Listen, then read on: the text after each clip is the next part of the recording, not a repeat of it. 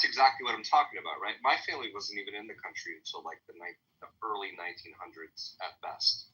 Right, my family had nothing to do with slavery. In fact, we were running away from our own forms of oppression in Europe. I think with that, so why is it that I should be saddled with the history of slavery?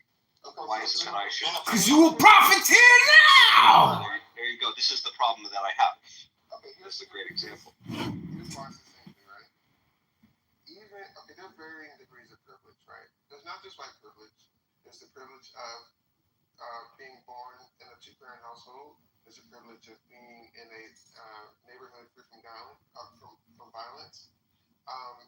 There's a privilege for just showing up in the world more presentable than other people, right? There's varying degrees of privilege. The problem is when you wear your privilege as a crown instead of a responsibility, right? Because you think that somehow privilege you are morally superior, or you are. I would disagree with that. The responsibility of others. Because here's the thing: it's a lack of history. When you get so Chris, that you have, it's a privilege to be able to remove yourself from reality. Chris is projecting his moral superiority. Chris, do you believe that you are privileged at all? Tyler, here's a better question. Well, hold on. Sorry, let me just one quick follow-up to Chris. Chris, do you believe that you have any forms of privilege yourself? Yeah, it's a privilege to get on this app and be safe in my apartment and be able to think creatively about this when other people. Well, no. Are you? You're a man, correct? You identify as male. Last time I checked. Okay, so you have privilege there, according to you. Are you a straight male? It's a long story. Well, I'm sorry. I'm not trying to put you on the spot, but so it seems to me that if we parse this all out, right, we can always play. I'm sorry, the oppression Olympics, where people have differing forms of privilege and differing forms of responsibility and guilt. But to be honest with you, I don't necessarily know what it fully accomplishes. I mean, could you maybe just explain to me sort of what it accomplishes, right? You have privilege as a male. Maybe I have privilege because my skin is lighter than yours. But again, my family came from definitive forms of oppression in Europe. Wait a minute. With all due respect, I don't think it's a privilege to feel safe in your home. I think it's a right. I would agree. I think it's a right to feel safe in your home. Tyler, you made a statement about you feel like you're saddled down. Let's talk about your feelings. How is this oppression that people bring up about other races, how is that affecting you? And if I may, when we're talking about this oppression, and we're talking about MAGA and white Christian nationalists, they make up 67% of the American population. I find it fascinating that a part of the 67% is feeling oppressed by 2%, 3%, whatever percent of the population. That blows me away, y'all. Yeah, I want to be clear. I do not in any way feel oppressed. I just want to make, if that's what people heard, I mean, for sure, my ancestors were oppressed in Europe. I tell this story often here on Clubhouse where, my family was from Ukraine and Poland, and especially during World War II, my grandmother was a forced laborer under German occupation. She was forced out of her home, brought to Germany, forced as an Ostarbeiter, an East worker. She had no choice. She was essentially slave labor. I mean, if we don't call that oppression, I don't know what it is. But, me personally, I do not feel any oppression. But at the same time, claiming that somehow, because of my, white skin, or because you've labeled me as white, that I somehow bear in the responsibility or the historical, oppression of white people against black people here in America, I fully 100% reject that. I do not feel any responsibility, as a white person for what other people who may have shared my same shade of melanin did to people in the past here in America. Well, it's a good thing you don't set up like stages, right, for events, because one of the things that people who, because I work in like events and film, you have to make sure that like when you go to an event and they have like a stage, like at a workshop or whatever, you want to make sure that that stage is wheelchair accessible. I mean, even if you can get up on the stage by yourself, right? Like you still have to consider the needs of other people. Um, that could be a big problem. Well, well, Chris, of course I would. Why wouldn't I consider that? Like, if there are people who are you know need a wheelchair accessible stage, like of course I would consider that. How is that in any way commensurate with what I just said? Because you're not going to come to making those consistent type of decisions in life if you're only thinking about yourself. What? Where did he I'm still not. I'm still not following this at all. It's Hang on, analogous to being Chris. more having I've never ability, heard right? I didn't hear Tyler say anything about him being self-centered. No, he was saying that he's never been oppressed, but he doesn't feel a sense of responsibility to the black condition. Oh, very much. I don't feel a sense of responsibility for other white people who, in the past, in America, oppressed black people through slavery or through any other means. When, like, I was not involved with that. My family sure as heck was not involved with that. Like, why should I share in that? I mean, maybe there's some tangential benefit or some ancillary benefit, that we can work to correct. But how am I responsible for that? Is the part that I'm wish failing we to see. were. Yeah, I apologize in advance if my analogies don't seem to be aligned, but they're arriving as you're making this Wish statement we that's were. relevant. For instance, right, if I'm in a group of people, say I'm hanging out with a bunch of guys now, this happens all the time, right? It's just locker room talk, like, but somebody says something that I don't agree with, but I just laugh, accept the little hurt mentality validation that I'm going to get with it, and kind of go against my own opportunity to like say, no, I don't think that's funny. That's not right, Very much looking forward to and then tomorrow. really assume the qualities Wish of tomorrow leadership, was now. within myself, and to be willing Wish tomorrow to was stand now. alone if I know that I'm standing on the truth. But if that validation that I'm getting is some type of benefit because it maintains my status or my power in the group, or it's not disruptive, I continue to benefit, and whatever I get from being a part of that group, right? I'm also complicit in perpetuating that toxic behavior because I make no difference to it. So when you're benefiting in spaces and places because you're not willing to be divergent enough in whatever that looks like to go against the grain, that therein is the problem, because you're not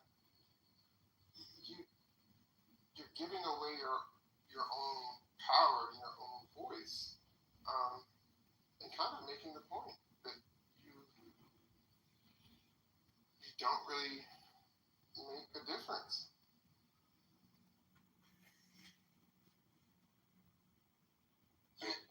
I'm sorry. How dare you? Yeah. I'm sorry, Chris. I'm not. Well, you are. Yeah, I'm still not completely following. So you can certainly call me out if you believe that maybe like in a situation I didn't call out, say, like racism or other prejudice or other harmful sort of interactions where I could have. I mean, that's certainly a reasonable critique to lay at me, right? But that's just me as a person, as an individual person. There's some white people who do it. There's some white people who don't. There's some white people who harbor, prejudice. There's some who are more open-minded, right? But that doesn't necessarily have to do with me, and my particular shade of melanin. My main critique is, laying something at my feet as a member of a race is completely fucked as far as I'm concerned. It is saying that somehow I share in responsibility for the injustices of the past, but I have no part in those. right? I mean, you can say maybe I'm not doing enough to try to correct them, but to say that somehow I'm like responsible, or I bear like the historic responsibility or something, that seems to me to be off the mark. I can't understand that particular viewpoint. I mean, to me, it's kind of analogous to like going to another country and they have certain laws and they have certain customs and ways that you're supposed to behave in that space. And because you respect their history, respect their culture and stuff like that, like you yield to that culture's standard. Shambles. Also, because you don't want to be thrown behind bars, but please continue. Yeah, exactly. You don't want to be thrown behind bars. You know that there are consequences to going against the grain and going against the norm. But we live in a country where there is a culture, it's a shared history. Black culture is American culture. And be it as it may that we feel that those experiences are like not linked to each other or that they're separate in some ways, they actually are very much inextricably linked. And so if we're to, on one hand, say that we are for people, we are for what these principles entail in this country, but we don't authentically show up in a way that actually respects the fullness of it, then I ask why not? You know, because I think in the example that even I laid out, like in locker room talk, that there is some benefit that people are getting out of not speaking up. They're getting some status, some power, some privilege, and it's at the expense of personhood and people. And so that is going to inherently weaken the society because it's a society that is not aligned with the people, but it's aligned with power. It's not aligned with personhood and the dignity of people's stories and their lived experiences, but with just labor and productivity. So if those are the things that you value so much, if it takes looking at a budget to determine right and wrong, yeah, it will be difficult for anyone to try to make a moral appeal to someone who looks at a budget to determine right and wrong. Like, are these values? I was about to sound like American, but I was like, do you know these values to be self-evident? You know, is this who you are, or are you just operating within the system? Excuse me, but 50% of the responsibility of any government is to look at and execute a budget. 50% of the responsibility of any government whatsoever is to formulate and spend tax dollars. The other 50% is to protect the rights of its citizens. Don't you agree? Well, I don't. That's you don't what? You're educating me on that point. I don't know. Okay. Why did you bring up budget? Because you were talking about Tyler and you brought up budget. Because I'm talking about like you're gaining some value, whether it's money, whether it's just a pat on the back from your friends, whether it's just continuing the moment even though you're like really talking horribly about people, right? You're getting something from it, and it's allowing something else to present itself in its place. And so this is almost like, why are you even complaining about the issues that you've been complicit in creating? Yeah, so Chris, I guess I'm still a bit confused here. So on the one hand, I agree with like most of what you said, but on the other hand, I also didn't hear you address my specific concerns, right? So, my direct question is, Chris, how is it that I specifically, solely because I am classified as a white person, how do I bear responsibility in the historic oppression of Black people? Like, how is it that I, simply by virtue of my white skin, am complicit, responsible, involved in benefiting from the historic oppression of Black people? Is it just simply because of my inclusion in a particular race? Is that my guilt? I think that this is like something that maybe we don't touch on a lot. But the entire construct of being white is a political construct. It was created for political purposes. An entire political system was created with laws like redlining and Jim Crow and stop and frisk, and the list goes on, that within this society were built to maintain order against another group of people. This entire system was built in tandem with whiteness. So if you don't recognize that, if you still agree, because some people are changing their minds, that race is just a social construct, then part of it is recognizing that the system that you're existing in asks of you, are you just what the system has called you? Or are you your own person? And do you have ethics and morals that extend beyond the status quo and the way that things have been shaped and formed, as a recognition of the way that things have been shaped and formed to benefit one group of people disproportionately at the expense of others?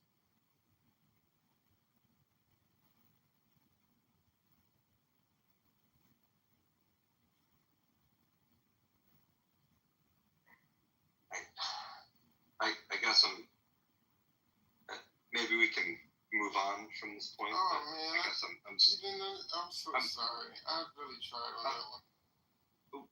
I'm sorry. I'm still just not understanding like how this is a direct addressing of my question, right? So for instance, like you said, being white is this sort of broad blanket umbrella term, but in the past they kind of parsed it out a little bit more specifically, right?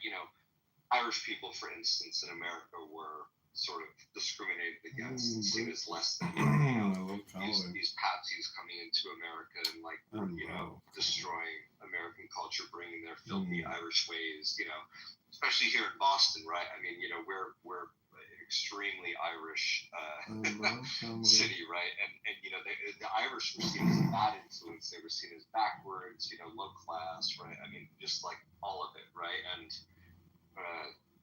eventually they became sort of assimilated into this quote unquote white identity, and now they're just a subset of sort of white identity, I guess. But maybe that's how it happens, right? Is that they try to assimilate into this larger group for the sake of getting ahead, advancing, becoming more quote unquote American or homogenized, right? And for a long time, there was a ton of animosity against, and somebody in the chat said too, the Italians, right? I mean, the Italians were seen as, the stereotype was, right, they're criminals. Systemic white racism that only benefited whites, all to the detriment of only black people.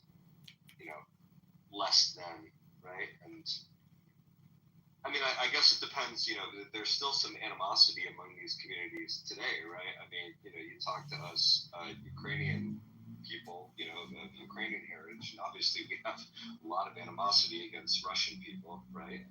I think rightfully so, but to break it down to being, just a matter of pure skin color, I find to be a bit reductive, a bit simplistic, a bit missing the point of the complexity of, as you said before, Chris, the lived experience of people, right? You can't just say, well, it's like, white people are oppressing black people. It's like, well, not necessarily, right? I mean, there's a lot of different kinds of white people that, white people have been in different parts of the U.S. from different origins, from different roots, throughout American history. And to lump me in with people who were here, long ago, good roast. doing certain things to certain populations of people, I find to be fundamentally unfair. And I guess I just personally I don't accept it. I don't. I kind of don't. It's kind of like, Yeah, well, a classic example would be the white Christians versus the white Jews. As I quoted in the group chat, Christians make up 67% of the American population, but the Jews, not even white Jews, but the Jews make up 2%. And believe me, a lot of Christians would like to see Jews go bye-bye. Great point, Steve. I mean, they still blame a lot of Christians still blame Jews for somehow like Killing crucifying Jesus. right? Yeah, exactly. But we're both white, right?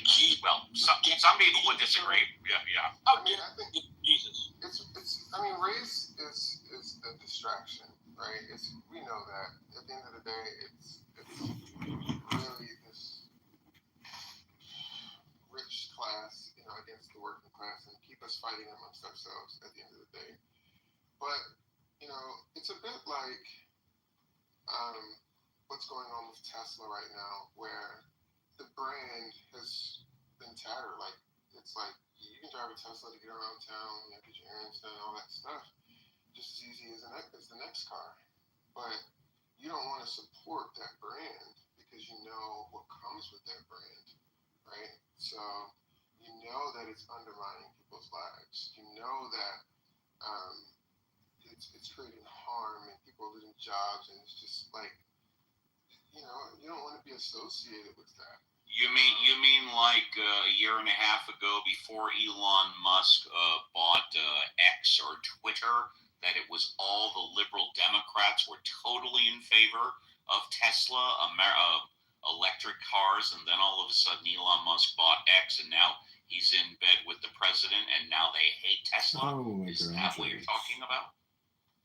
Yeah, that like people like. I had a feeling. People like a brand so much. It's like what it represents, and it's like.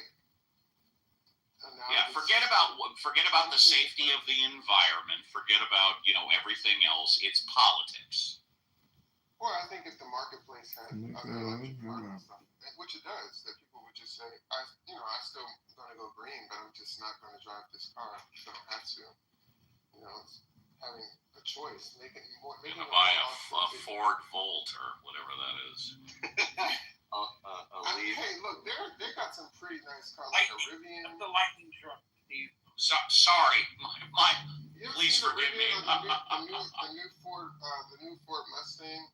You got the Rivian. Like there are different types of cars out there now. The point that I'm making we need is to get the infrastructure better.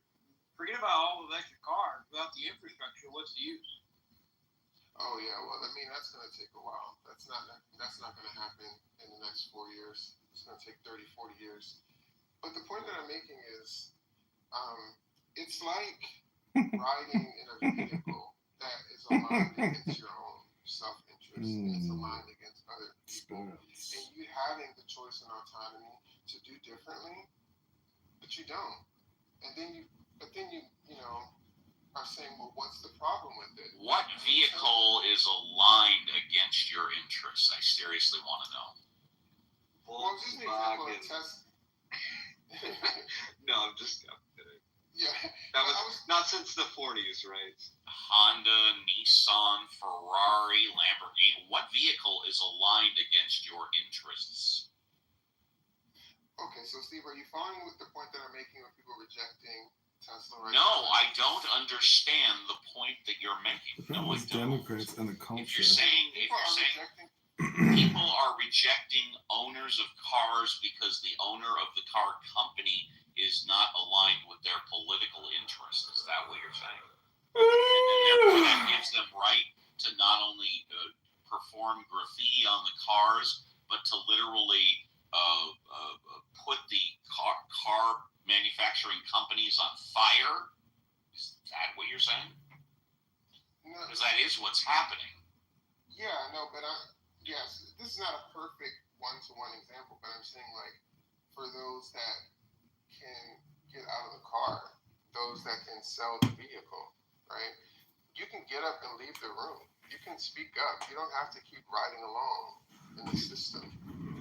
In this right there's little small system. things that you can do. Maybe you can't leave your job, but you can be a little bit more authentic in your day-to-day conversations around your parents and stuff. You can ask challenging questions. I mean, look at. You can commit vandalism, and you can light buildings on fire. Yeah. Steve, do you think it's a valid? Steve, do you think it's a valid form of so I tend to agree with you, right? That like destructive forms of protest generally are not. The answer to your question is I always have been and always will be in favor of peaceful protests. Okay. How about like boycotts? So if yes, I'm in favor of boycotts and canceling people. That's a right of the First Amendment. If somebody says something completely stupid and a million people want to stop buying that person's product, I'm totally in favor of that. Absolutely. That's a form of peaceful protest. Exactly.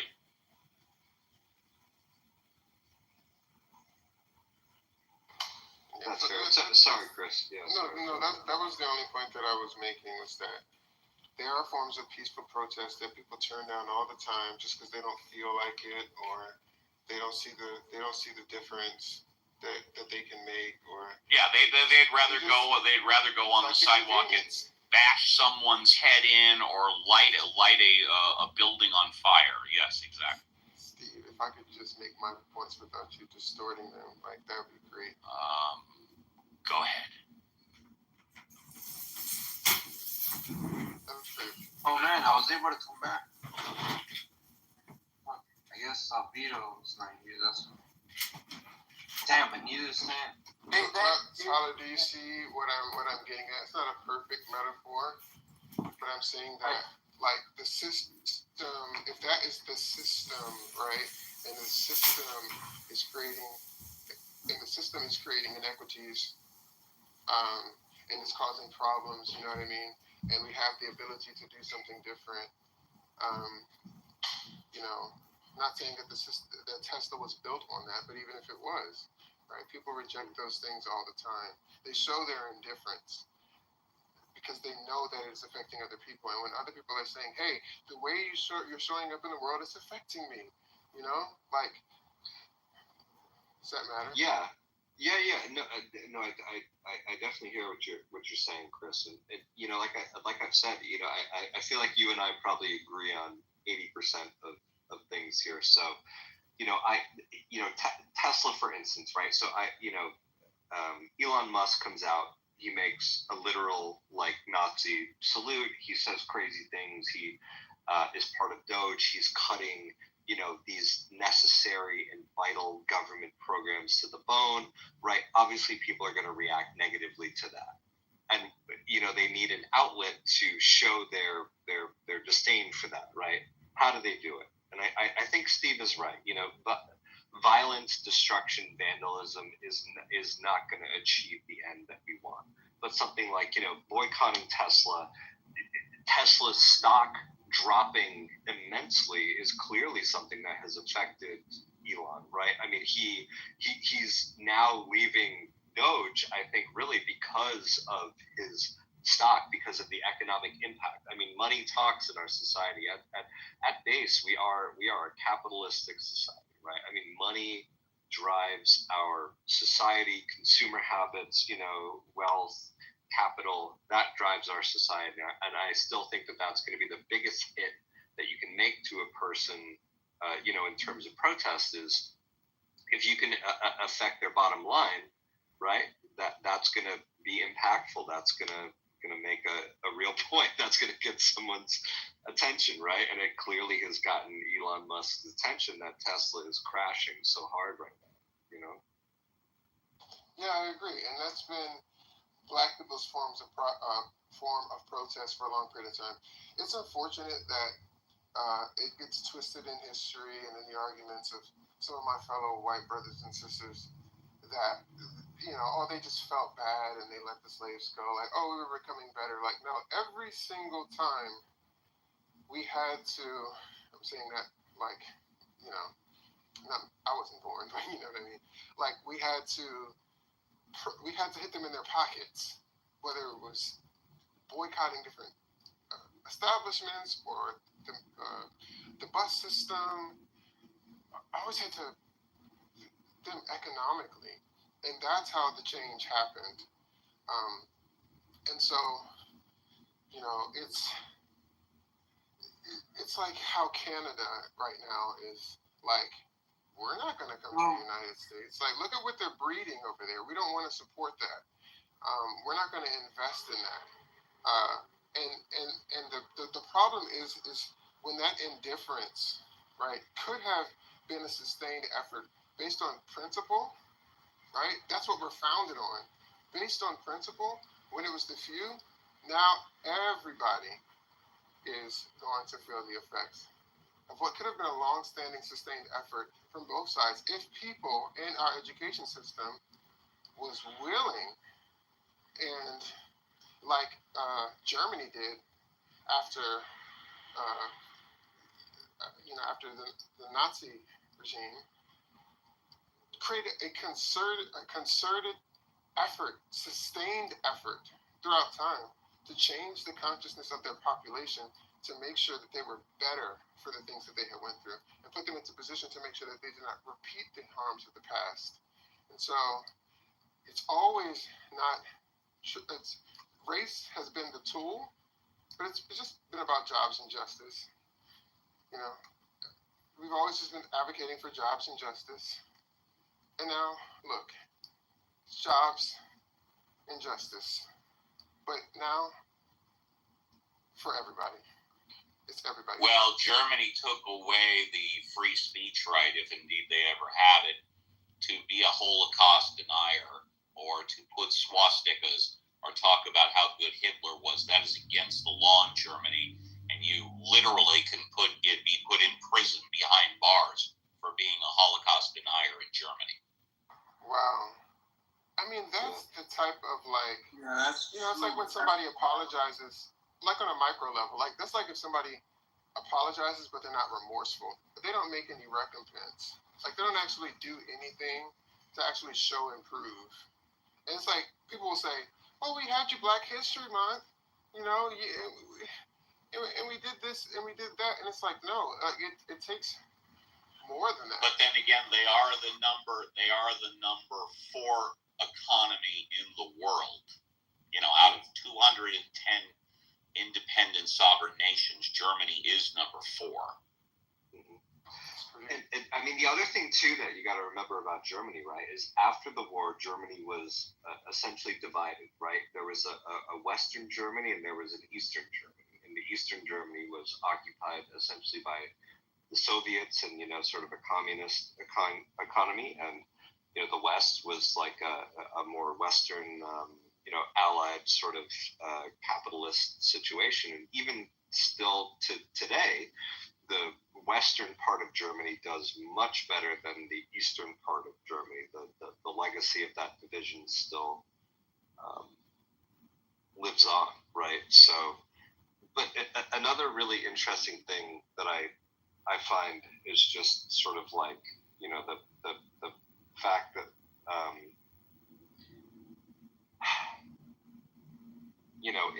in terms of like post-war dynamics, right? We obviously have this sort of like East versus West type situation going on, U.S. versus Soviet Union. And the idea was that it was sort of like, the capitalist versus the communists, right? And in reality, we have to say sort of like the West won, right? Communism fell, right? The Berlin Wall came down, but, Eastern Europe has never really, recovered. And, to me that, Chris, that can be kind of seen as the same sort of idea of like, the legacy of past, oppressive systems, right? The same way East Germany still lives under this legacy of communism is maybe what you're saying is, the way the West, America kind of still lives under the legacy of slavery and of sort of racial oppression, and even though I don't think it's necessarily as severe a problem as it was, I'm not one of those people who wholly denies it and says like, it does not exist, right? That there is certainly racism definitely exists still, especially on an individual level, and also, there is some systemic racism that we need to account for and correct. So I don't want you to think I'm like, the same way, like I say, Eastern, Europe communism still has a lingering effect that we need to reconcile. Racism still has a similar sort of like lingering effect in the in the West. It changes, right? It's not as physical or external, but sometimes harms that are emotional are even worse. I've really had to check in on my mental health over the last few weeks with the removal of Black history and whatnot. Like that can really mess you up, man. That's really disappointing and really sad. People who laid down their lives, right? Who took the time to create whatever they created, to write these books as an offering to transcend wisdom through generation, right? It's just being disregarded. And it's going to cause people to come to false conclusions about people who look like me, and for myself included. That's really sad, and that can really mess with you. It's like somebody coming into your house, and maybe they don't take your laptop, they don't steal your car, but they steal the urn with your grandmother's ashes in it. They take the pictures of your parents off the walls, the last copy that you have of your grandparents. They take the diary of your godmom, that was your favorite person, and you know what I mean? And they remove that. That's a different type of like trauma. And people, the word on the street in our community is that they're trying to get Black people to be violent so that they have justification to use military force against us. And that's why you don't really see a lot of Black people at these new protests that are out there. And also because it's not really our fight. It's never really been our fight because we weren't the ones who came up with the subjugation of ourselves in the first place. It's white people's responsibility to figure out within their conscience why they needed an NIGGER in the first place. Well, I mean, the crazy thing is, like, look what they're doing right now. Even, so here in Boston, right, we very famously had somebody taken off the street. She was a student here in Boston, and her only crime essentially was going to like a Palestinian protest, right? Like she protested in a way. She exercised her free speech rights, whether you agree or disagree with it. She peacefully protested. There's no evidence that she committed any crime other than, peacefully protesting, and she was taken off the street and, essentially is now in the process of being deported for no other reason than the fact that she was a protester, right? And I mean, that is not only a direct assault against, immigrants, it's a direct assault against free speech, it's a direct assault against, personal freedom, it's intended, I really believe, like you said, Chris, it's intended to have a direct chilling effect against people who would think of taking action against this administration, right? I mean, that's what I think that's what you're getting at, right? Is that like, this administration essentially wants a reason to like start snatching people up and to start, like to take a very harsh action against people who do things that they don't like. Yep, and this is why history is so important. And it's really a failure of the American education system that so many white people I run into, even on this app, I ask them, have you ever taken an African American studies class? And it's just wild to me that you can become a teacher, a doctor, and never learn about the history of people who have also contributed to the society, who will show up in your offices and rooms and whatnot, and yet still have an opinion that is totally uninformed. So then all of your assumptions are coming from a place of bias. But this is the sequence of events. It starts by picking on the weak ones, the people that are most peripheral, the margins, and then it encroaches in. And it's a due process issue when it comes to a person from El Salvador, but then it becomes a due process issue for the white man next. They encroach in from it's a warming. It's like that phrase when the frog is in the boiling water and if you just warm it up slowly, he'll never jump out. because he couldn't tell that it was he.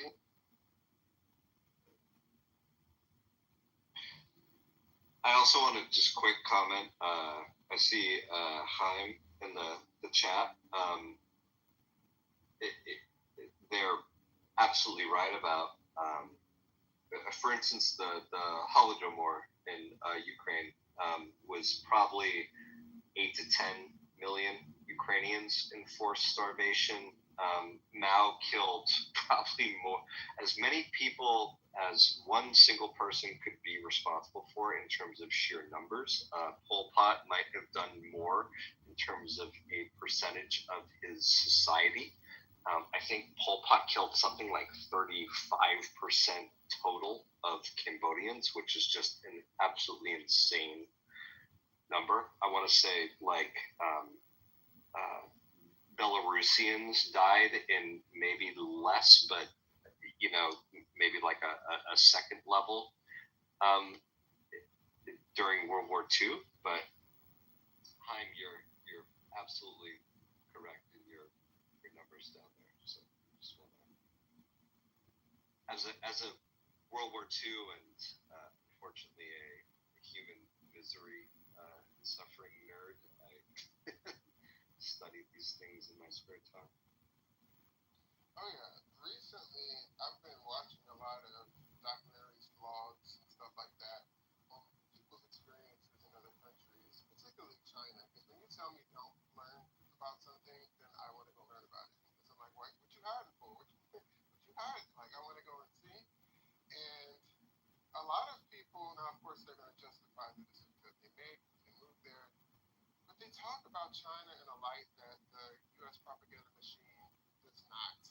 Right? Like, there's this whole propaganda machine that paints China in a bad light. It doesn't want us to like China. But China has lifted 770 million people out of poverty over the last 40 years. Right? Yes, they do have a lot of surveillance, but they have low crime.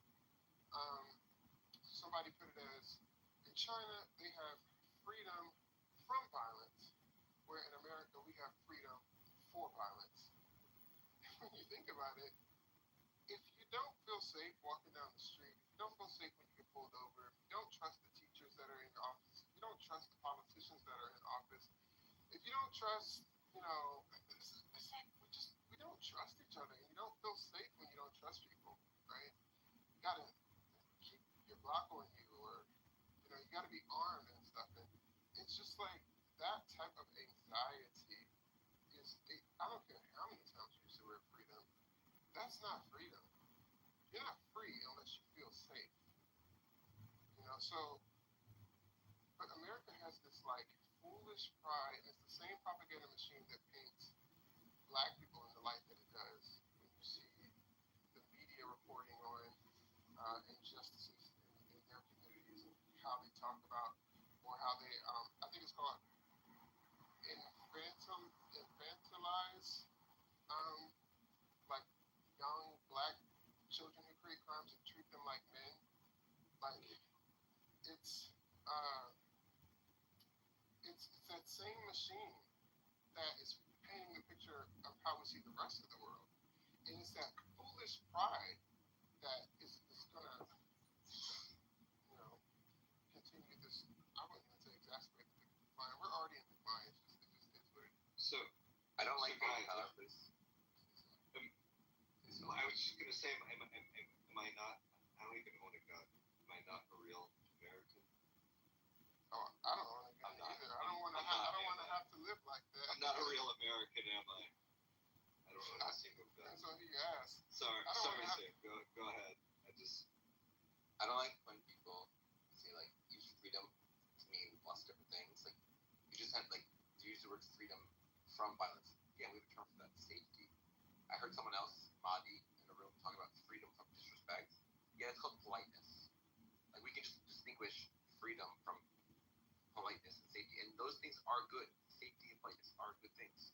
But like when maybe we shouldn't just have this mashed potato concept where just everything is thrown to it. No, when we talk about the value of freedom, it's that you can do things, and the people that are not obstacles to you doing things. So this is a concept that we think is a good. This is a sort of a cardinal virtue, and there are other goods. Yeah. That's Sam.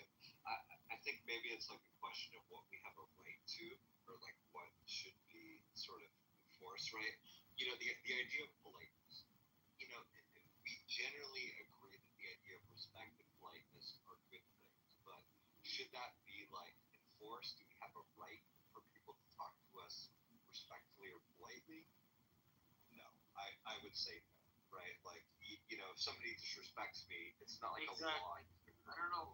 Somebody tells me to go fuck myself. I mean, that's just a daily occurrence on the internet, right? Well, here's what I think is more important. And we have a culture of being nice. We smile at people. We do the no teeth smile. When we walk past people on the street, people ask you, how are you? You say, I'm fine. And that's a problem. Because we're nice at the expense of being honest, particularly with our own history, right? We're not being authentic enough to be as representative of better generation of living off of the things that we do. You know, it's almost risky to society for us to have this situation. But that honesty is also through the lens of critical thinking. No, exactly. So that's why, whatever Sam said, I don't know, something about it sounds suspect. But what you said, damn, we should have some level of niceness, of course. I mean, that's just like common sense, etiquette or whatever. But you understand this metaphor? You guys heard the metaphor about whatever New York, right? New York people are kind, not kind. Whereas LA people are nice but not kind. Now, you guys heard that before? And like, do you get it? Yeah, I get it. I never heard that before, but I definitely get it. Like a New Yorker will tell you to go fuck yourself, you know. But when they actually try to help you, they're genuinely trying to help you. Whereas in LA, everybody's trying to help you, but it's like in a false, pretentious way. Like, they almost, if they don't have somebody like seeing them doing it, they won't do it. Like, they're doing it for like brownie, for like social brownie points. From Clubhouse, order So from that's the the rest of whole this weekend nice because versus there was a kind. technical issue. It's just like To the order LA has like a fake form of Sorry for the kindness, inconvenience. Refund which is mostly processed within it's 24 like hours. summarized by being called nice. Oh, yeah, the South is even And they're nice worse. to everybody. The South, Whereas New York people are not nice to everybody. yeah, But the people that they're nice to, they're actually genuinely being kind. Chris, I want to comment on something you said earlier in the conversation, which is about like taking away critical race theory texts from stuff. I think a lot of the reason why people object to those things is not because they don't want to like know the full history of race in America. It's just that, can you understand how psychologically damaging it would be if all I did was to show little black kids all the harms that black people have done throughout history? Oh, the children that were killed during the Haitian Revolution, and the Rwandan genocide, and the Dahomey human sacrifice rituals, and the people selling each other into the black people that sold other black people into slavery during the Arab slave trades, and just nonstop brought up every bad thing black people done, and just only told that side of the story. You'd be like, yo, that's fucking obviously a damaging thing to do to a child. Yeah, And so like a lot of the grievance studies adjacent material, which is about like just pointing out everything bad that white people have done in history, is just that. It is a like biased view of what history is like. It is only showing the flaws of white people, not showing their strengths. It's giving people an unbalanced sense of what history is like, in order to basically humiliate them and to make them feel ashamed of themselves. Yeah, I mean, a couple things came to mind. One was like, one of my favorite movies is The Color Purple. The first time I watched it, I cried. Maybe even the second time. But after watching it a bunch of times, I don't cry anymore. Like, eventually the emotional undercharge goes. You know, the first time, it feels like everything that it was. and sometimes that's necessary, right? It's a part of growth, being uncomfortable. I think sometimes people don't have the ability or the tools to be able to help someone to navigate, you know, the difficulties in life. Some things are just difficult truth. The truth is it's not a comfortable thing. The truth is what it is. Sometimes it's insulting. Sometimes it's blunt. It is what it is.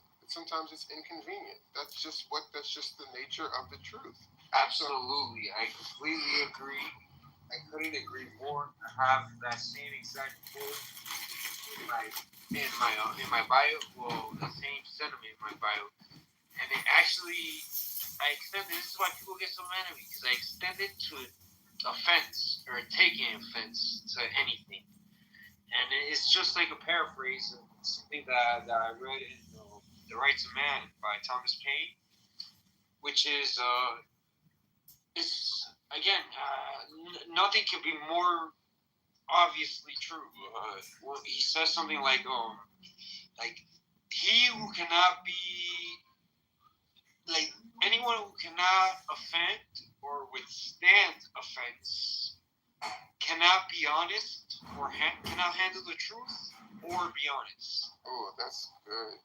I love that. I mean, I know with kids. You gotta, No, it's one of those people that gets offended for everything. Then you'll never be able to handle the truth. If you're one of those people that just that is again so nice to the point that it's fake nice. Like you're being nice just for the sake of being nice, not because the person deserves it. Again, then you're also in a way kind of lying. You're also again able to tell the truth. Yeah, and the thing with that too is like the truth will always be there. It's at the bottom of my mind. I commend you for that. But it's like if you keep running. Thomas Paine. Read it. He's great. Gotcha. If you keep running from the truth, eventually it's going to catch up with you. So it's like you can try to ban it. The consequences and the experience it arrived for a reason. Still going to. That's the of course the truth is going to come. Of course the truth is going to come because there's two things that are relevant. One is that there's always a question of context, emphasis, and framing. So how much do you emphasize it? In what frame do you bring it up? And and then also, how much context, emphasis, and framing.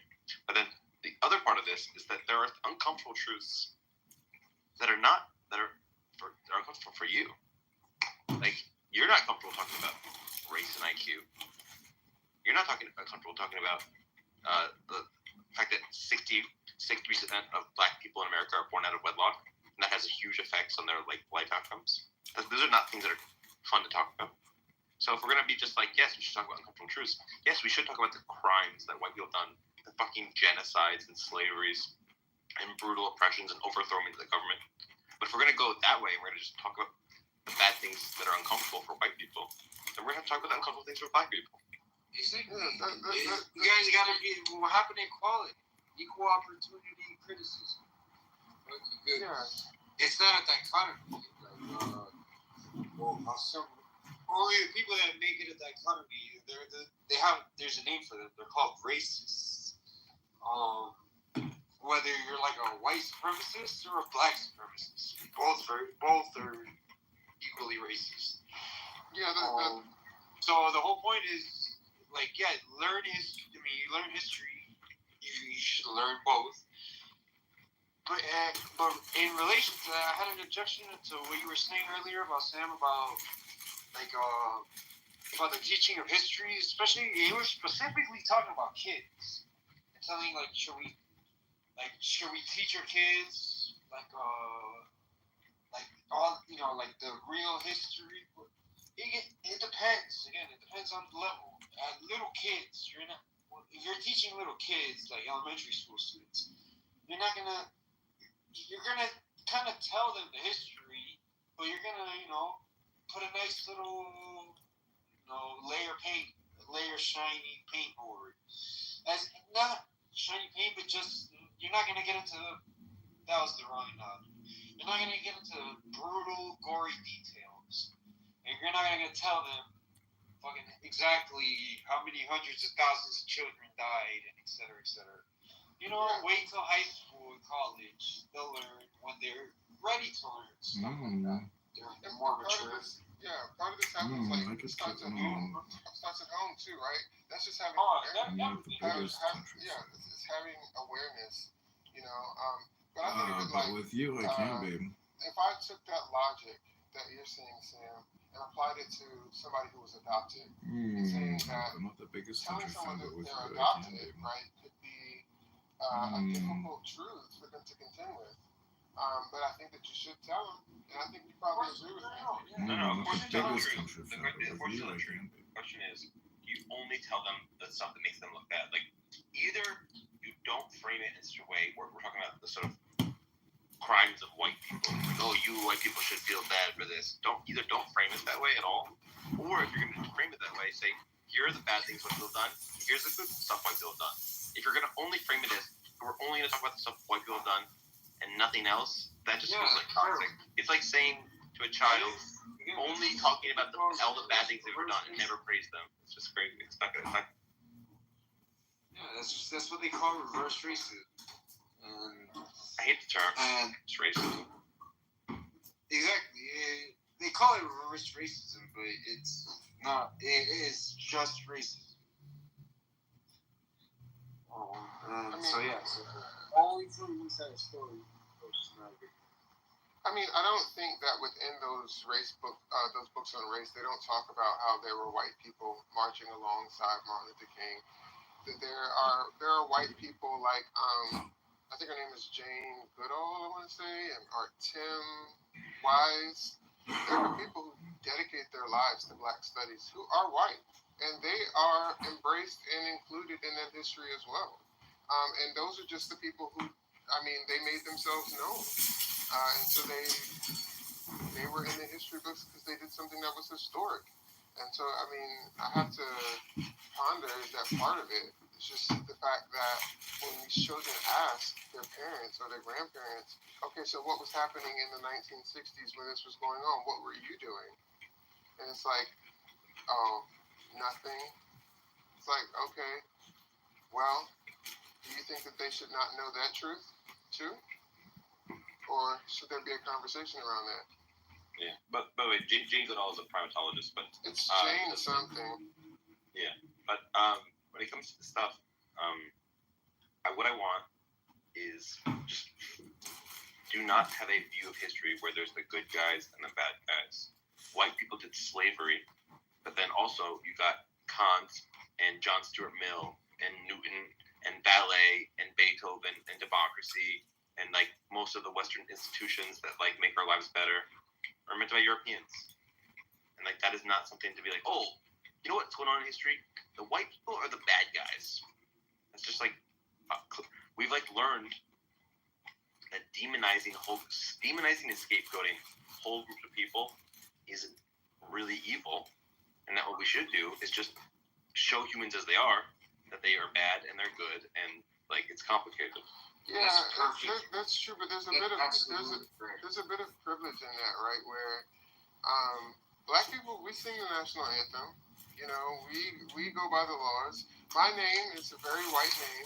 I'm speaking English. I'm meeting American English people on their territory. I don't know my full history. You know what I mean? My lived experiences. No, you don't. You don't. You know, you're shaped.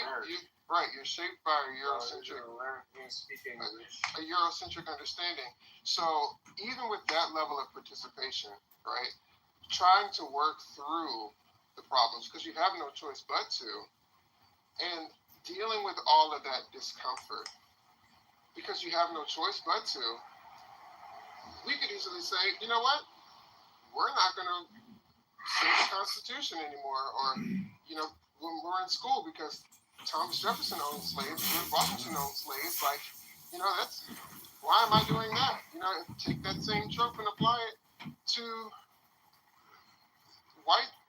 white people, and you know, but it's a privilege to be able to walk away That's from other another realities that story. some people have to subject themselves to.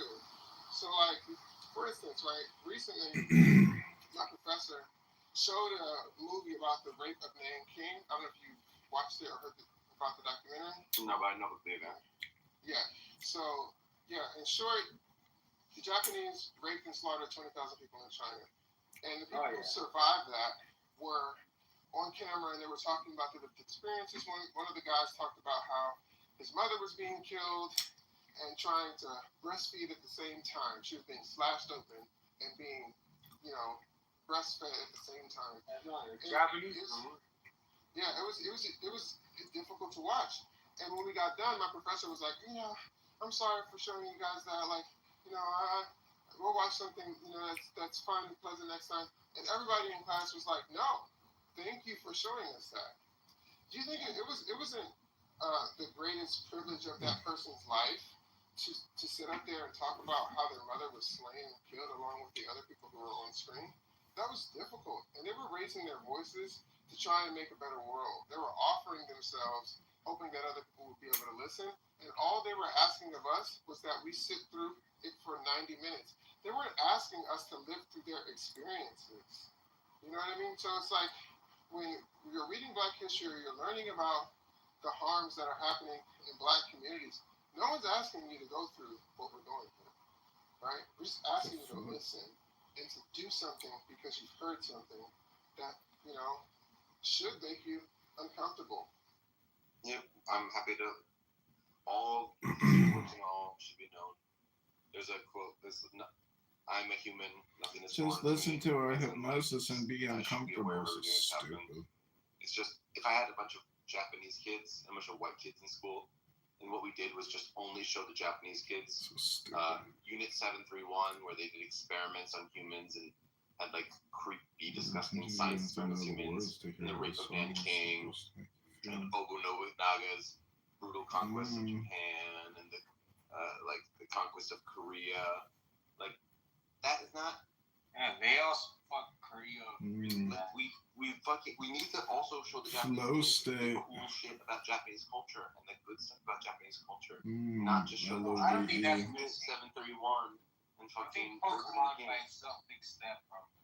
flow state. I think it also helps to teach white people to have a sense of pride in what Black people are able to accomplish. Because that's a given for Black people, right? We don't even have a choice. We don't have a choice but to find the good in all the harms, right?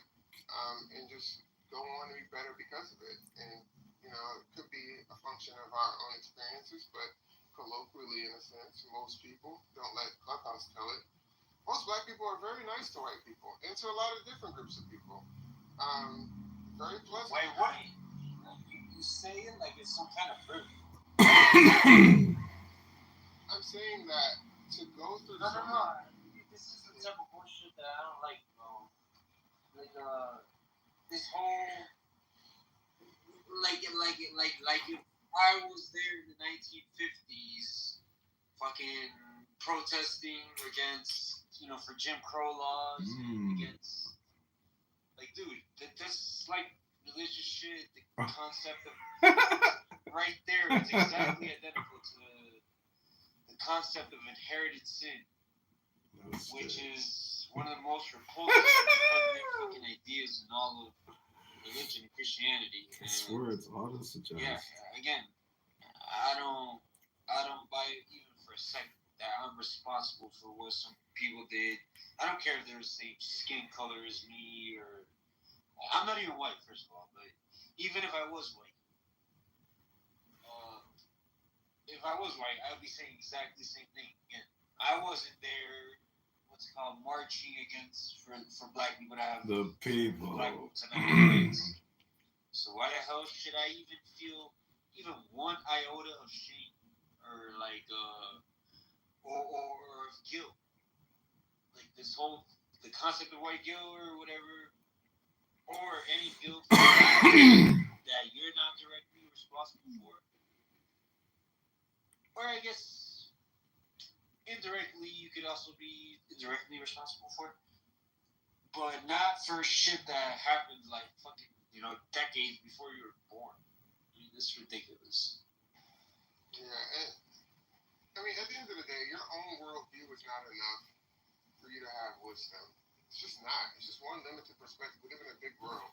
We should be interested in the stories of other people. We should be able to contend with those difficult truths. We should also realize that while we are reading it in books, watching it in movies, that we're not reliving that experience ourselves. We should also have a sense of hold on. We should, yeah, it is. We should have a sense of awareness. At the end of the day, be uncomfortable and spend 90 minutes listening to my racial identity politics hypnosis. From working with people or with difficult truths that you don't like, whereas other people have no choice but to support your business, to pour into your system, to act to make space at your table, and at the end of the day, it's not really about race at all. It's just about what real, true, ethic and strength really means. And if we lose the opportunity to learn from people who look different from us, then we just lose outright, because Black history is not just about pain and suffering. It's about joy. It's about perseverance. It's about responding to adversity. It's about Chris is a politician and a racial. circumstances. He ain't about God. That, or is too worried about the fact that it can be painful. It is an admission. He's a bullshit artist. A lot of times, beautiful things come out of pain. Purpose comes out of He pain. ain't about God. It was just a bullshit artist. It is just a human experience at the end of the day. And sure, other groups of people, given certain experiences, being taught savages, wicked savages. I mean, there's still savages in Central America, but a lot of them are converting to Judaism, the truth. Assalamu alaikum! America's the biggest. Hey, remove the comedian, sick annoying. I'm a comedian. What do you expect, Habibi? Yeah, but you're not funny. You're not really, just. Well, you're not funny either. I'm way more funny. I get way more. You don't get more laughs than me. I'm the #1 laugh maker here in Clownhouse. Go ahead, tell us a joke, Habibi. Assalamu alaikum. Okay. See, bro, it doesn't make no sense. And about Shway Arabi, Habibi. Tell us a funny joke. You're so good at putting people down. Tell us something funny. You get a point, but you're just annoying. Yo, Ron, what do you think about Just kick him. He's not funny, and he's not making any points. Kick him. Habibi, Afwan. It's annoying. This is gonna get trouble, bro. Like, he doesn't add nothing to the conversation. Well, you're projecting. That's you. You don't add anything to the conversation. Remove him. Kick him.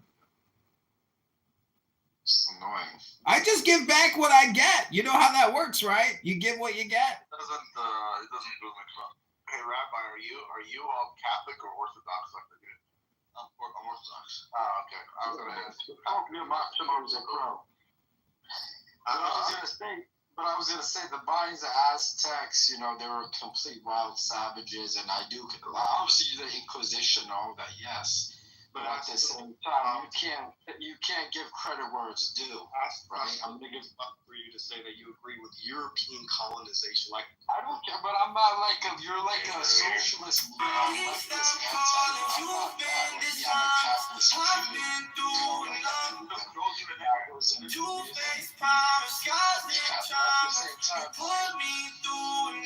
I'm gonna give you credit where it's due. Charlie Friday.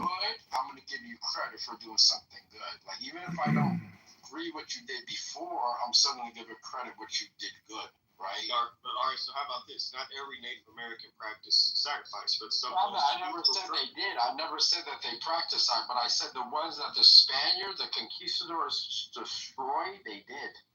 Like the Aztecs. Conquistadores, por favor. See, this guy is annoying as hell. Why didn't you remove this guy? Let's back in place. Yeah. They're projecting. Get this 24/7.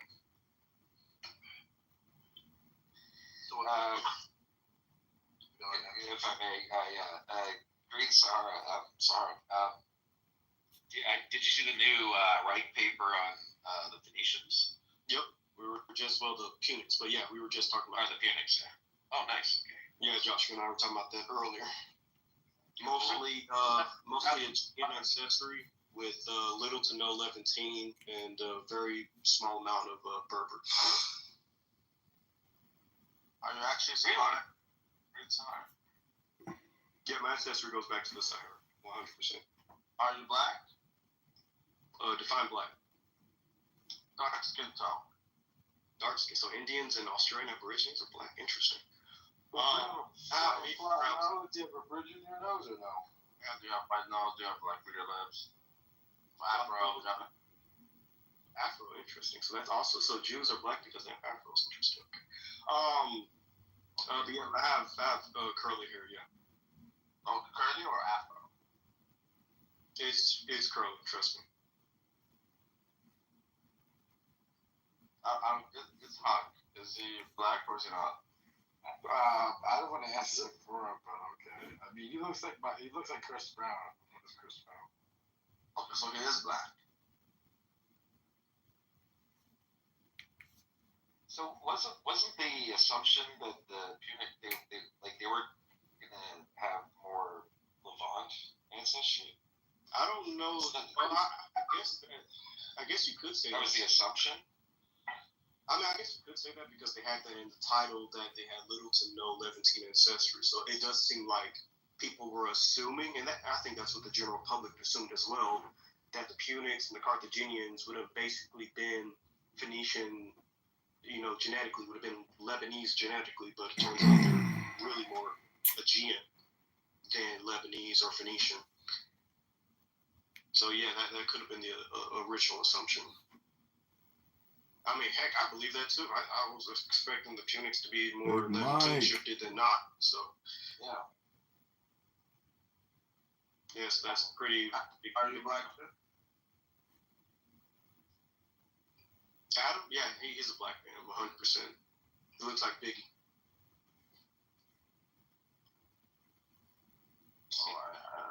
I don't feel safe anymore.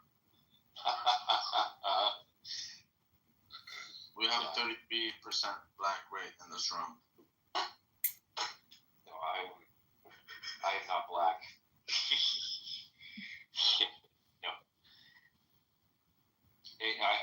The opposite of Biggie's Falls is me. I'm just saying. I mean, black people in the U.S. are 13%, but they do more than half the crime. So if you guys are 1/3 of this room, oh God. I mean, I'm not even from the States. So. But better safe than sorry. I'm the most black criminal. My mom, yeah, right. My mom's from Ireland. Yeah, no. You better watch out, because I'm bigger than bad. I'm better and better than the mafia, because I'm black. Well, there's nothing wrong with being black. I'm just saying Yitzhak maybe not. He might not be comfortable, so don't take it personal though. Oh shit, I'm Jewish, I keep the Glock. I was gonna keep the Magen David, but I got a Glock beside me. In case something happens. I'm better safe than sorry. Every Jew with 22.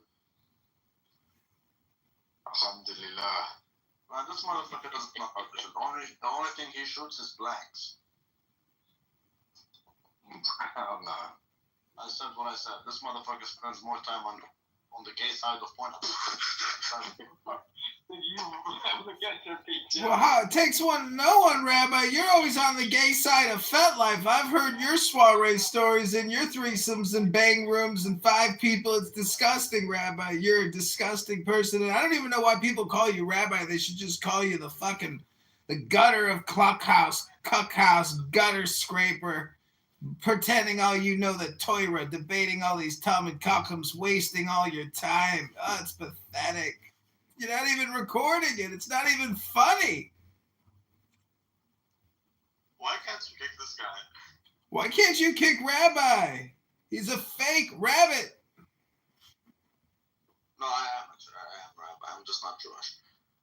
Oh, you know so much about the Torah and the Talmud. Oh, what a big man you are.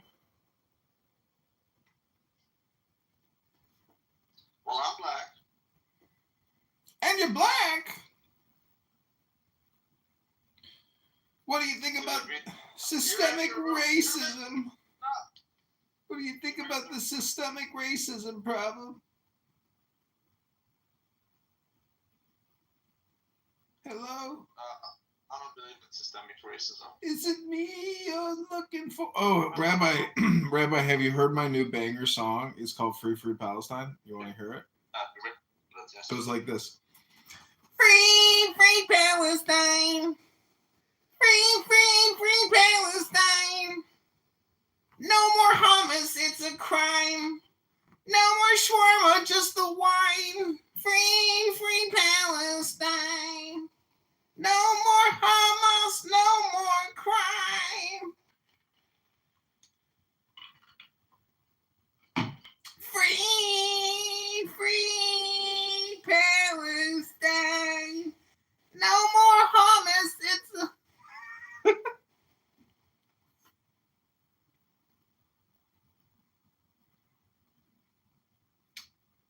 He had to leave. He couldn't take it anymore. Oh, everything is shutting down. Hey, from us, we're the worst or best at it. In surveillance, you're saying. Go back to Snowden files, like, Yeah. see how it was literally spying on every single fucking American conversation that took place with anyone outside of the U.S. Yeah, I guess we don't know it publicly, but you can find it up, right? Like, look at MK Ultra, all the projects, Project Paperclip, and you're like, oh, that's true. By far was the low tech stuff was the most sneakiest crap. That wooden carving that they gave to the Kremlin, and it had a little oscillation needle. It is not better for a man. It is not good for a man to labor throughout the night and have nothing to show. When the disciples met Jesus, Peter said, "For we have tried all day and all night, and we have no catch. We have not even catch anything." Oh, praise the apostle, speaking the truth and the wisdom of the earth. I love this apostle. Where did this crazy cat come from? He's better than James Brown.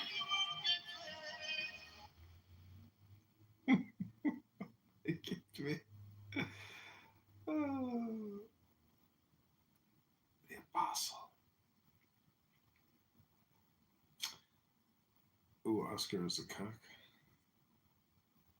Rabbi is a cuck. Free Palace. It's like the most annoying song in the world, and when you make it even more annoying, it makes it even more cringe and stupid. Why can't you have a normal conversation with people, man? Because, I mean, you know, everything here is just a total waste of time and stupid. Not always. Oh, shit. I mean, yes, people waste their time. That's why we troll them, right? But it's good to be able to have a conversation, motherfucker. I know, but I'm here for the comedy. You know, I come here to record things, and you come here to communicate with people. I just come here to record people being stupid. Depends who. Yo, today Mama Jazzy blocked me again. You know that? Amazing. Totally amazing. She's good at that. She's good at psyop Psychotic, man. games. This bitch is one of the most psychotic. I've never been. I mean, I've been doing social experiments on her. That is what it is. What kind of social experiment? Well, I'm trying to get psyop her. Like, this is it. I'm trying to psyop her into believing that I'm being super racist to her, but she accepts it because she thinks I'm just trolling the black people, and I'm trying to get her to help me troll them, when in reality she is the target audience of the troll, and she doesn't even know it. You know? So there's like some, like, what do you call it? Linguistic programming. There's a lot of things going on there. Anyways, I told her that black women are more likely to have a higher body count because they're more likely to end up being single mothers, and then they need to get their source of dick from somewhere. And, you know, it's less likely to find a man who wants to raise your kids when you have children, right? So then they're more likely to end up with more dick. And then she blocked me because of that. And then recently she just blocked me because I told her that Nora has a recording of her mouth, which was a joke, but hey. Anyways, it's beautiful. It's totally beautiful. Oh, say hello to Yorick. Oh, man. 1 second.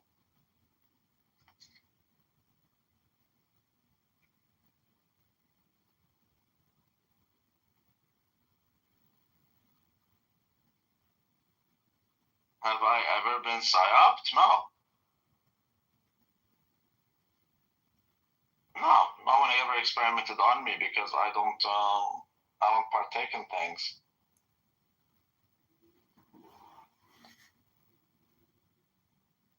I mean, unless it's without my knowledge, I don't know. But as far as I know, comedian here, he thinks that he's psyoping me.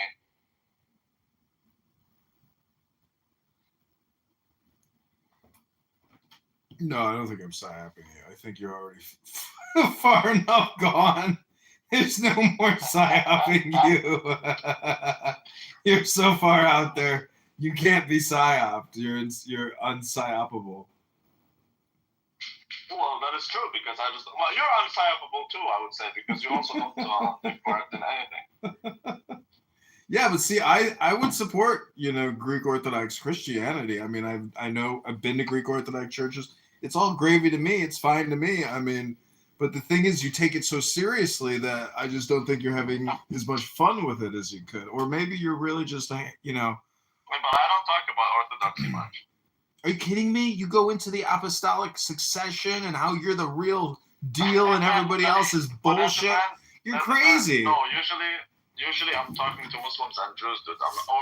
I'm talking to like Protestants or whatever, but I'm not really talking about my beliefs. I'm talking about how their beliefs are wrong. So it's educational, but it's also entertaining because I'm trolling half the time. How could you not see that?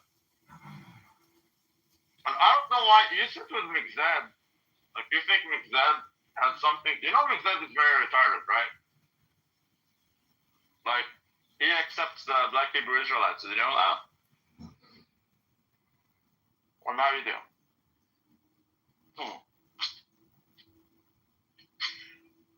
Alright, it's amazing. 1 second. Smoke me a cigarette. Listen, when you go into your objective-subjective debates with Simon, and Issa, the whole crew, it's the most cringe shit I've ever heard in my life, and it's just like, it's unbelievable. Yeah. It's entertaining because it's so stupid when you actually listen to what people are saying. It's like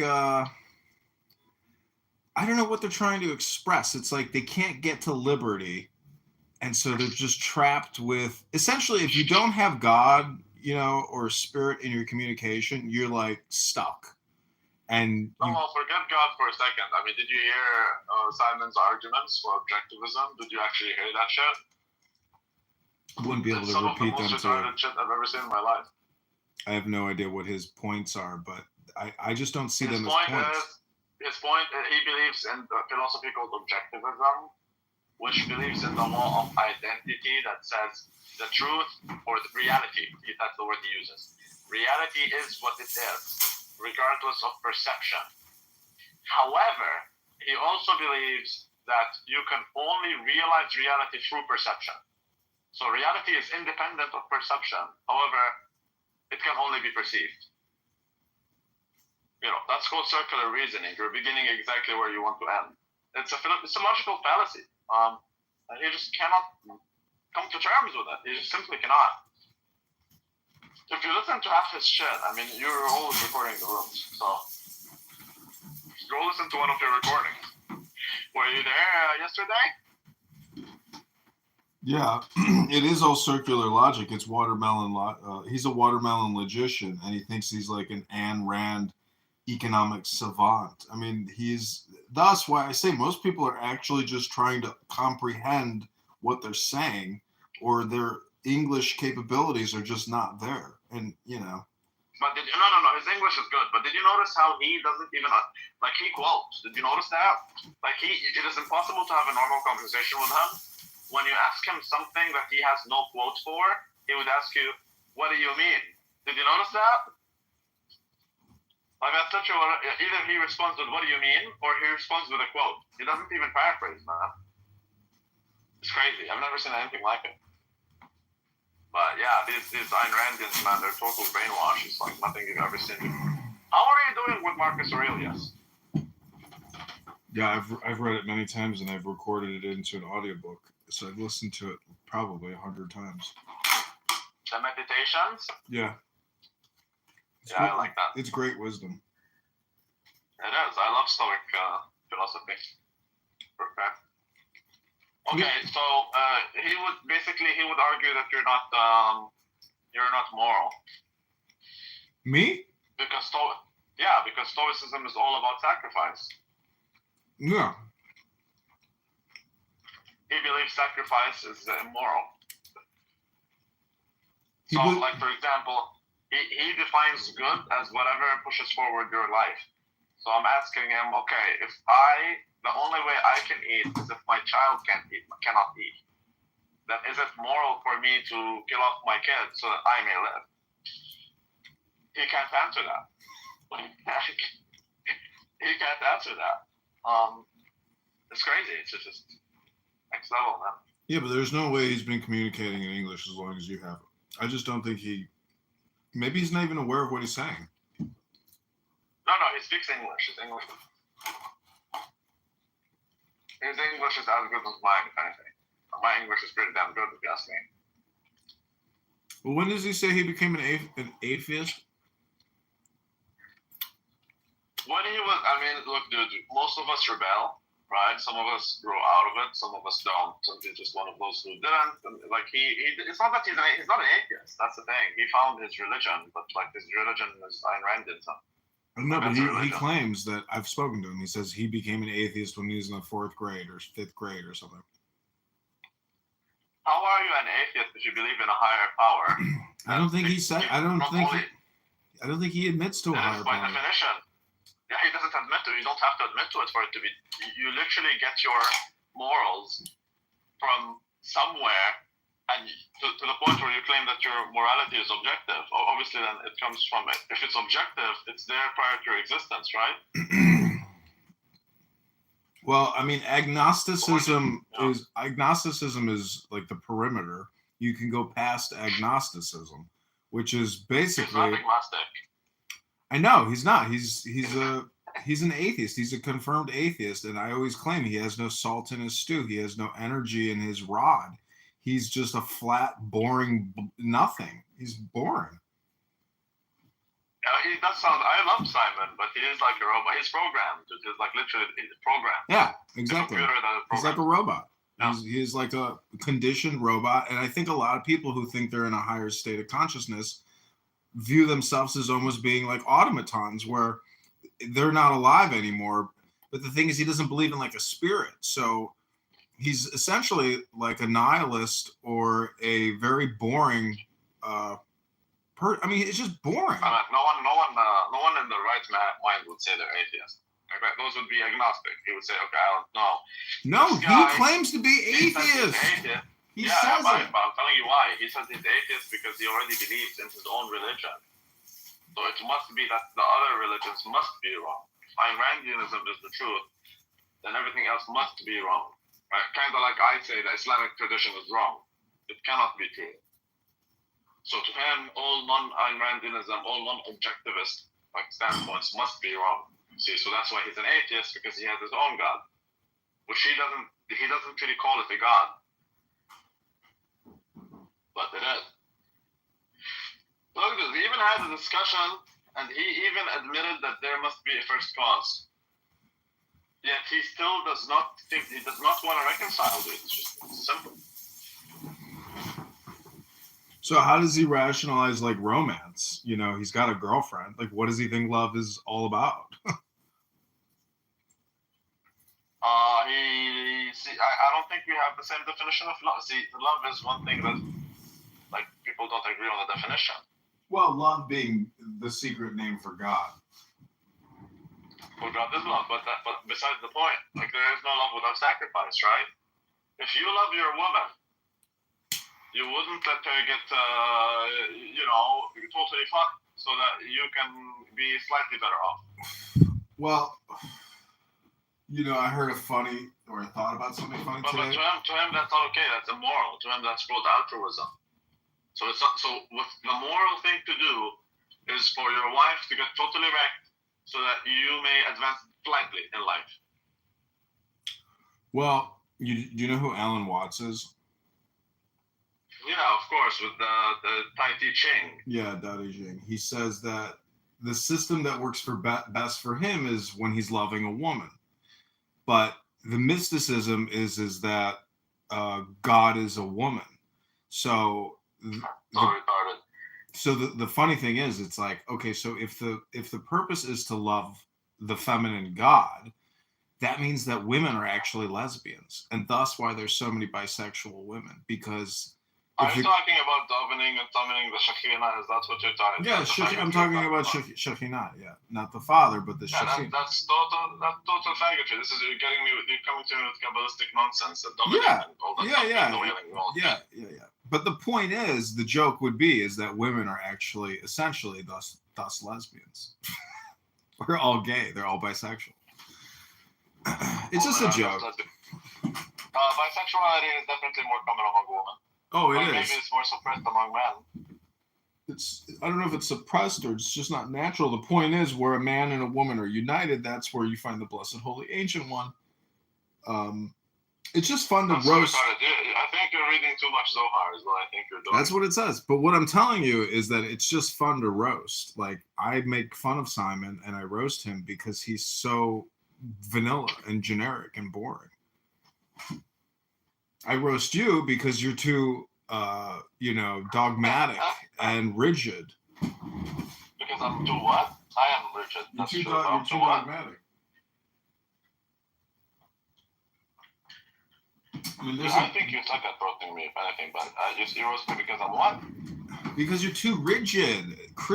Christ was a Jewish mystic. He was a Kabbalist smoking weed, being a subversive against the Roman government and against the Jews that he actually found to be annoying. I totally disagree with that, dude. The Kabbalah is the most retarded thing I've ever seen in my life. It's not. What do you think the crucifix? What do you think the crucifixion is? It's a man and a woman united. It's the lateral and the horizontal. The lateral is the woman. The horizontal is the woman laying down. The lateral is the phallus, the energy, the spirit. That's what the whole pole system is: above and below, below and above. I mean, it's just symbols. But see, the thing is, well, it doesn't matter if you think it's retarded. It's in the books. The point is, Simon would completely disregard this as well. Yeah, let's take care of this, please. We descended into total retardation. Take care of it. As if your conversations all day long aren't retarded. Please, this is the least of the retarded conversations you've had on this app today. Dude, the Kabbalah, I am not into the Kabbalah. Kabbalah is so stupid. That means you don't like books. You don't like chapters or words. It's fine. Don't read it. Dude, I read parts of it. I didn't read the entirety. It never ends. There's hundreds of books on it. It never ends. The point is that the genders, the masculine, the male, and the feminine, when united, that's where. How do you think a baby is made? It's technology. Sex is technology. It's genetic technology. Think about it. I mean, it's very complicated. How the heck does a man and a woman make a baby? It's like magic. It's like the power of the universe to create. It's something from nothing, so it's a powerful thing. The whole universe is set up to baby. What do you think about Zohar there? Yeah, maniac. Well, you know what I did today now? What kind of food I did? Wait, what kind of food did you make? Makluba, again. Maniac, you've been making that a lot, huh? I've been making it so much, but this time it was amazing. Motherfucker. Did it come out? Has it been coming out better? This is the best time I make it, actually. So every time you get a little bit better, bro. When you come to Canada, I'll do the best makluba, and I'm on my way, bro. We'll eat it on top of Mount Royal, as if it's Mount Sinai. Yeah, let's do it, bro. We'll eat makluba. We're gonna have a real Shabbat on top of what is it? Bodhi up there? Mount what? Montreal. We'll go to the CN Tower, bro. We'll just pretend like There's this. not that in Toronto. I got the wrong city, my bad. Well, you can do that. Look, I mean, we live in a world where you must partake in people's delusions. So, I mean, look at my picture. So. Yeah, no, bro. You're not getting gay on us, are you? Yeah. No, but I'm coming out as pro-trans. That's for sure. Too much, bro. Well, I mean, so this is how you can inspire people. Oh, my question is what do you think about the Zohar? Because the comedian here seems to take it like pretty, I think it's probably trolling and he doesn't worship the fuck, but to be honest, I don't know enough about the Zohar.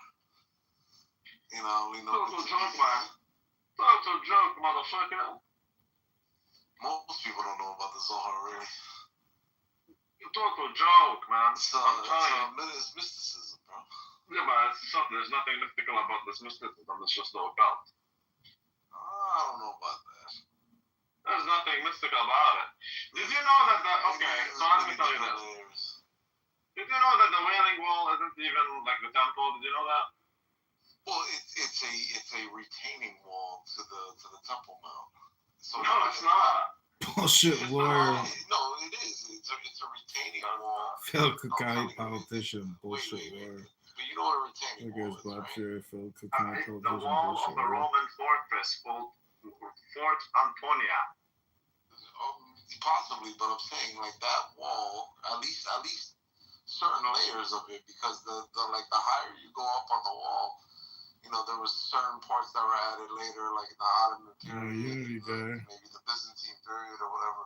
But the large stones at the bottom are all from Second Temple Roman period. So do you think that's so false? That's so untrue. That's the crazy part. Do you know just the antiquities of the Jews? Unity guy's a local Polack photographer who's friends with Elon Musk. Josephus made it. My God, shut the fuck up, motherfucker! Sorry, I thought I was on mute. Josephus made it very clear that when the temple was destroyed, it was as if it never existed to begin with. Not one stone was left on the other. Right. It is as if the temple does not exist. Okay, yes, I understand, but a retaining wall, in the sense like the mount that it sits on, it's like a mountain. Well, not quite what we would consider a mountain, but it's like a big hill. And they built retaining walls around certain part of it to keep the earth and the rock and everything in place. That's what a retaining wall is. So it's not a wall of the actual temple sanctuary, but that's a claim. The area surrounding it. That's a claim. Now I'm coming to you with. I understand that, but that is a claim. I'm coming to you with a counterclaim. I'm telling you this is a Roman fortress Fort Antonia. I mean, it's possible, but you know, it doesn't mean that no part of it was. It's factual. That's the whole point. It is factual. You can just Google it. It's very clear. It is Fort Antonia. And what you're doing is you're doing some Kabbalistic shit. You know the davening? The what? The davening, they call it, where they start thumping the wall, basically. No, davening that's just a word that just means praying. That's all. But no, it's the movement you make. It's the humping movement you make. No, it's like a dove, you know. It's Kabbalah. It's in the Kabbalah. And you do that humping move in order to stimulate the feminine energy of the Shekhinah, and then you can emancipate the freaking masculine energy of Allah subhanahu wa ta'ala. That's just like an interpretation of like what some people might interpret while they're doing their prayer. No, I could read. People praying and like swaying and stuff like that is like, you know, it's not like it didn't necessarily exist before. It's just that is maybe some people's interpretation of a certain movement during prayer. It's like most people are not sitting there humping. Well, this is Kabbalah. This is Kabbalah. Literally. Let me read you a verse from the Igareth HaKodesh. It says, "This means the light of the Lord, the blessed Ein Sof, which radiates with great illumination above in the upper worlds, which are the Hekaloth, with the angels and souls in them, explained in the sacred Zohar, by their names according to their places in the order of prayer, arranged for us by the men of the great assembly, is in a state of so great and immense a manifestation that they are truly in a state of self-dissolution, and esteemed as truly not before him, absorbed in his blessed light. Now this light, which is good, radiates from there to this lowly world upon those that fear the Lord and esteem his name, who desire to worship him by the service of the heart, meaning prayer, as it is written, and the Lord will enlighten my darkness. Now the descent of this illumination down towards this world is called chesed of the Lord, referred to as water, which descends from a high place to a low place, etc. Now, what the fuck are you reading? I don't get it. I'm reading Tanya, which is the Likutei Amarim. This is Hebrew. This is Kabbalah. Yeah, I get it, but I'm telling you, the Kabbalah is about this highly satanic. You got to understand, this is Jewish philosophy and esoteric Judaism. I get it. It's a it is a spirituality. The Zohar isn't the first line of reading. The Zohar isn't even authoritative. It doesn't matter. Have you heard of science fiction? Have you heard of things that people just make up and keep creating new shit off of old shit, and therefore you get this shit? It's the same stupid shit. It's the Holy Spirit. No, it's not. It is. No, it's not. Ein Sof is nothing more than the Spirit. The Shekhinah is nothing more than the Spirit. It's what it is. That's retarded. Very boring. Christian polemics is so boring. Polemics? We haven't even gotten into epistemology or My- subjective my- morality. And this is not Christian. This is Jewish. Not even Jewish. This is Kabbalistic nonsense. It's Jewish. Which is so easy to refute. It's so easy to refute, nigga. Listen, if you're Jewish and you don't know this shit, you ain't Jewish. You're boring. That's not true. It's true. I know really boring Jews that don't know this shit. And I'm like, you never heard about this shit? You never read this shit? And they're like, nah. They're like, can't read it till I'm 40. I'm like, oh, I guess you don't like cheese pizza. And they're like, it's not kosher. And you're like, you are so boring. Get a life. Then you're like Simon. You see what I'm saying? You're stuck.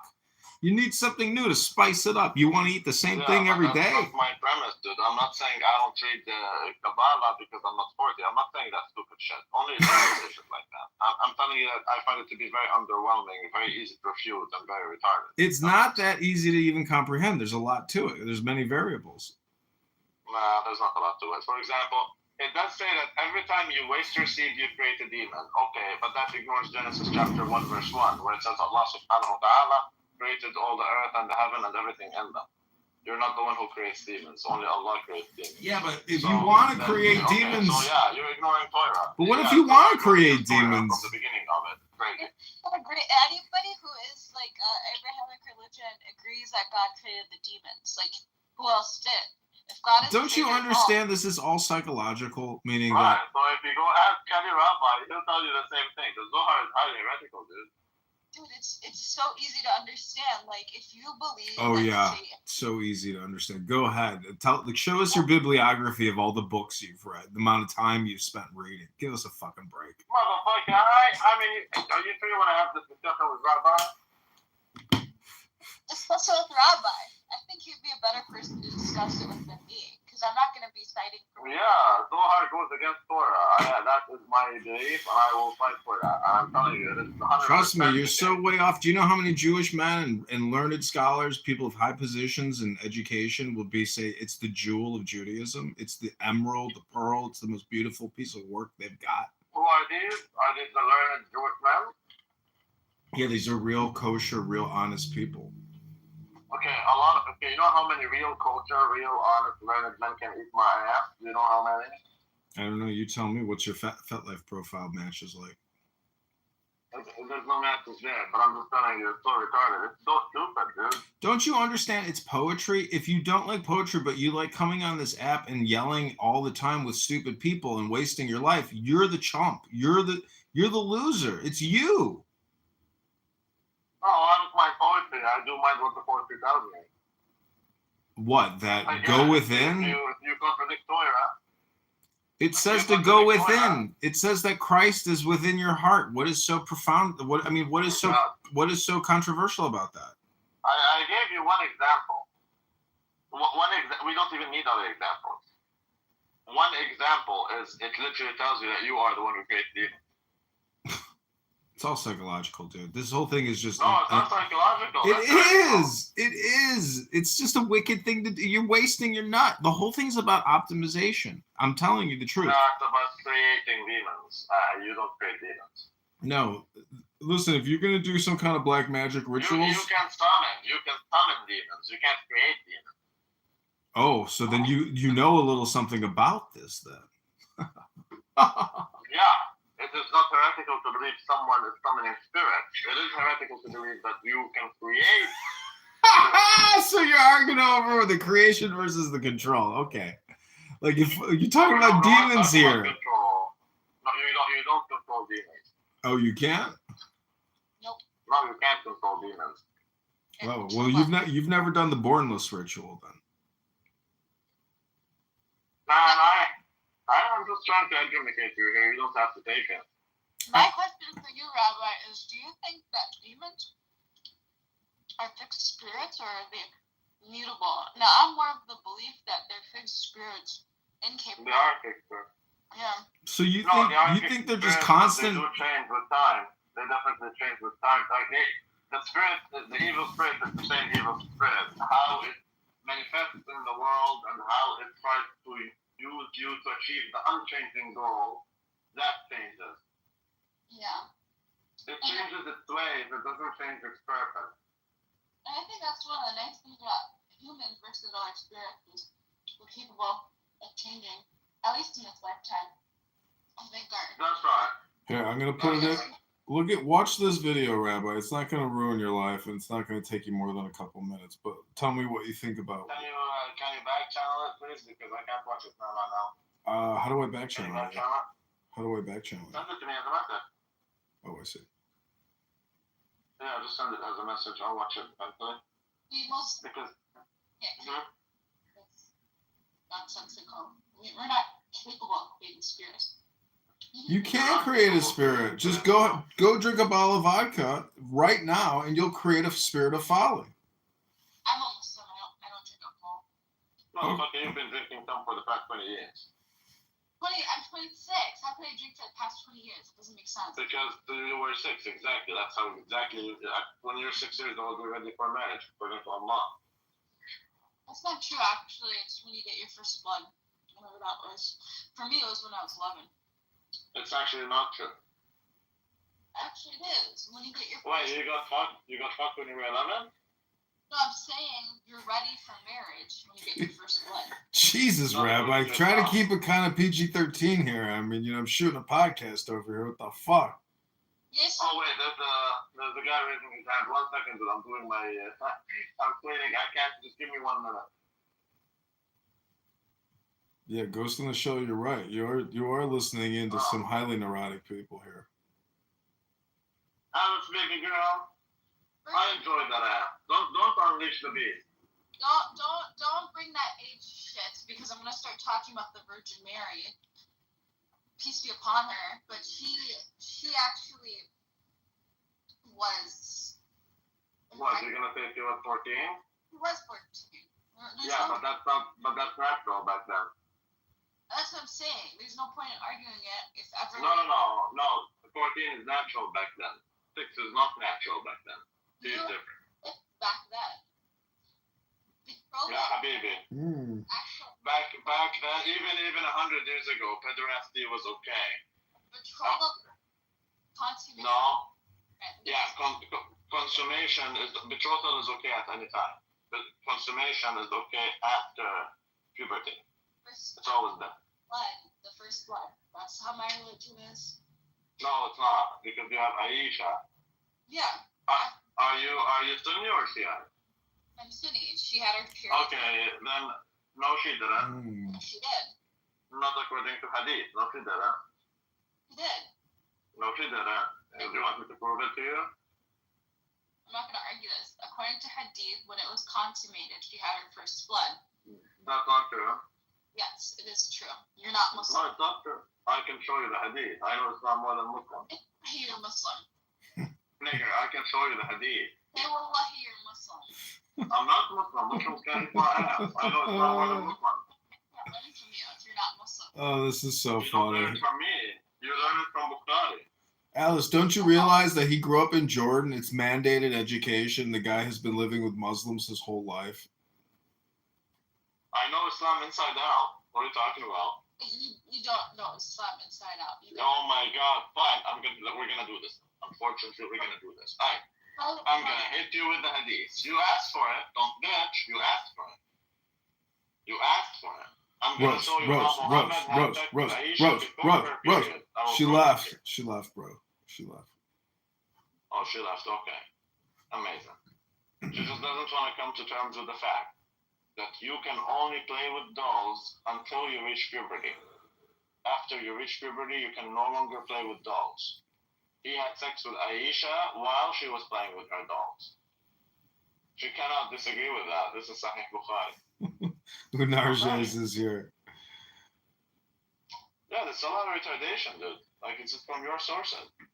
Come to terms with the fact. Well, people don't want to read the source materials because it's uncomfortable. Right, but I'm just telling you. Okay, fine. You don't want to read it, that's fine. Just don't say opposite. Don't say it's not true. No.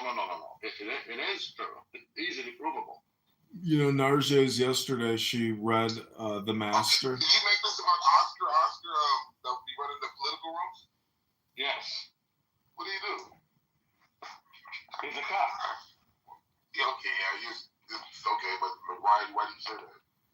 Because he's a cop. He's an actual cop. And he sends for Mama Jazz. So you think he's a cop for Jazzy? You didn't know they got a drug trade going on? He brings the blow from Baltimore down to Tampa.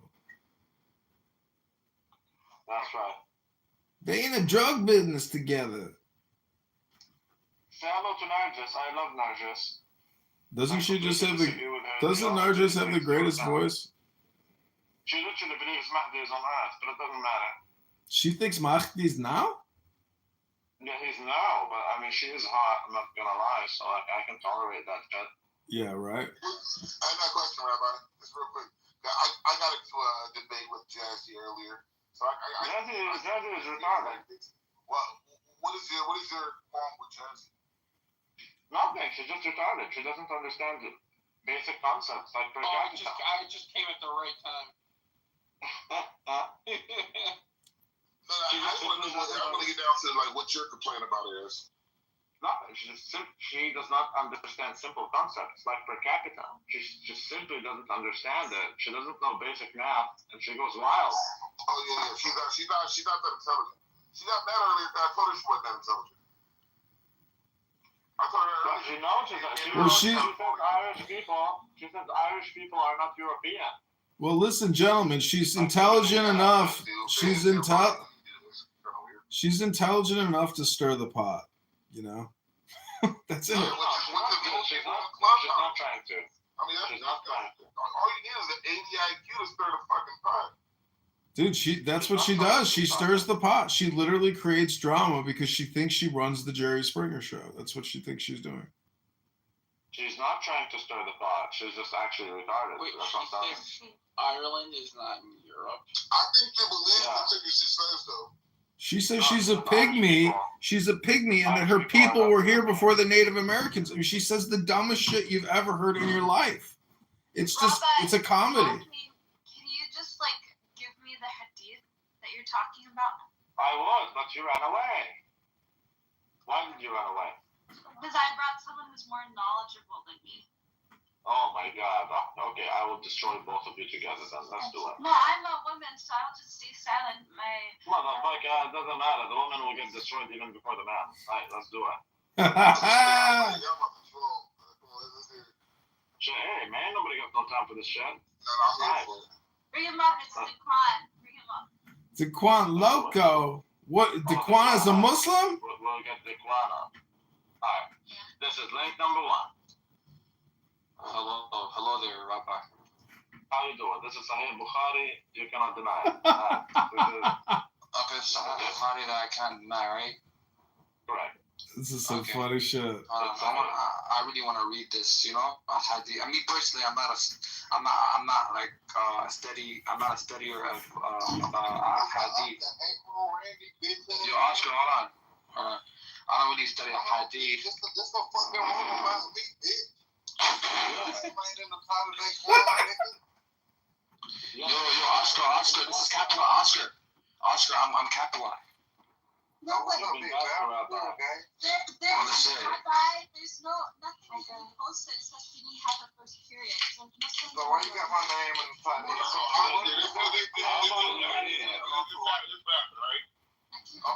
They had the Facebook book. In the room, there's the Facebook. Oh, you see, this is not a debate, bro. Now a lot of people ask me a question. I told Jazzy that she was an idiot, basically. They're saying that she's an idiot.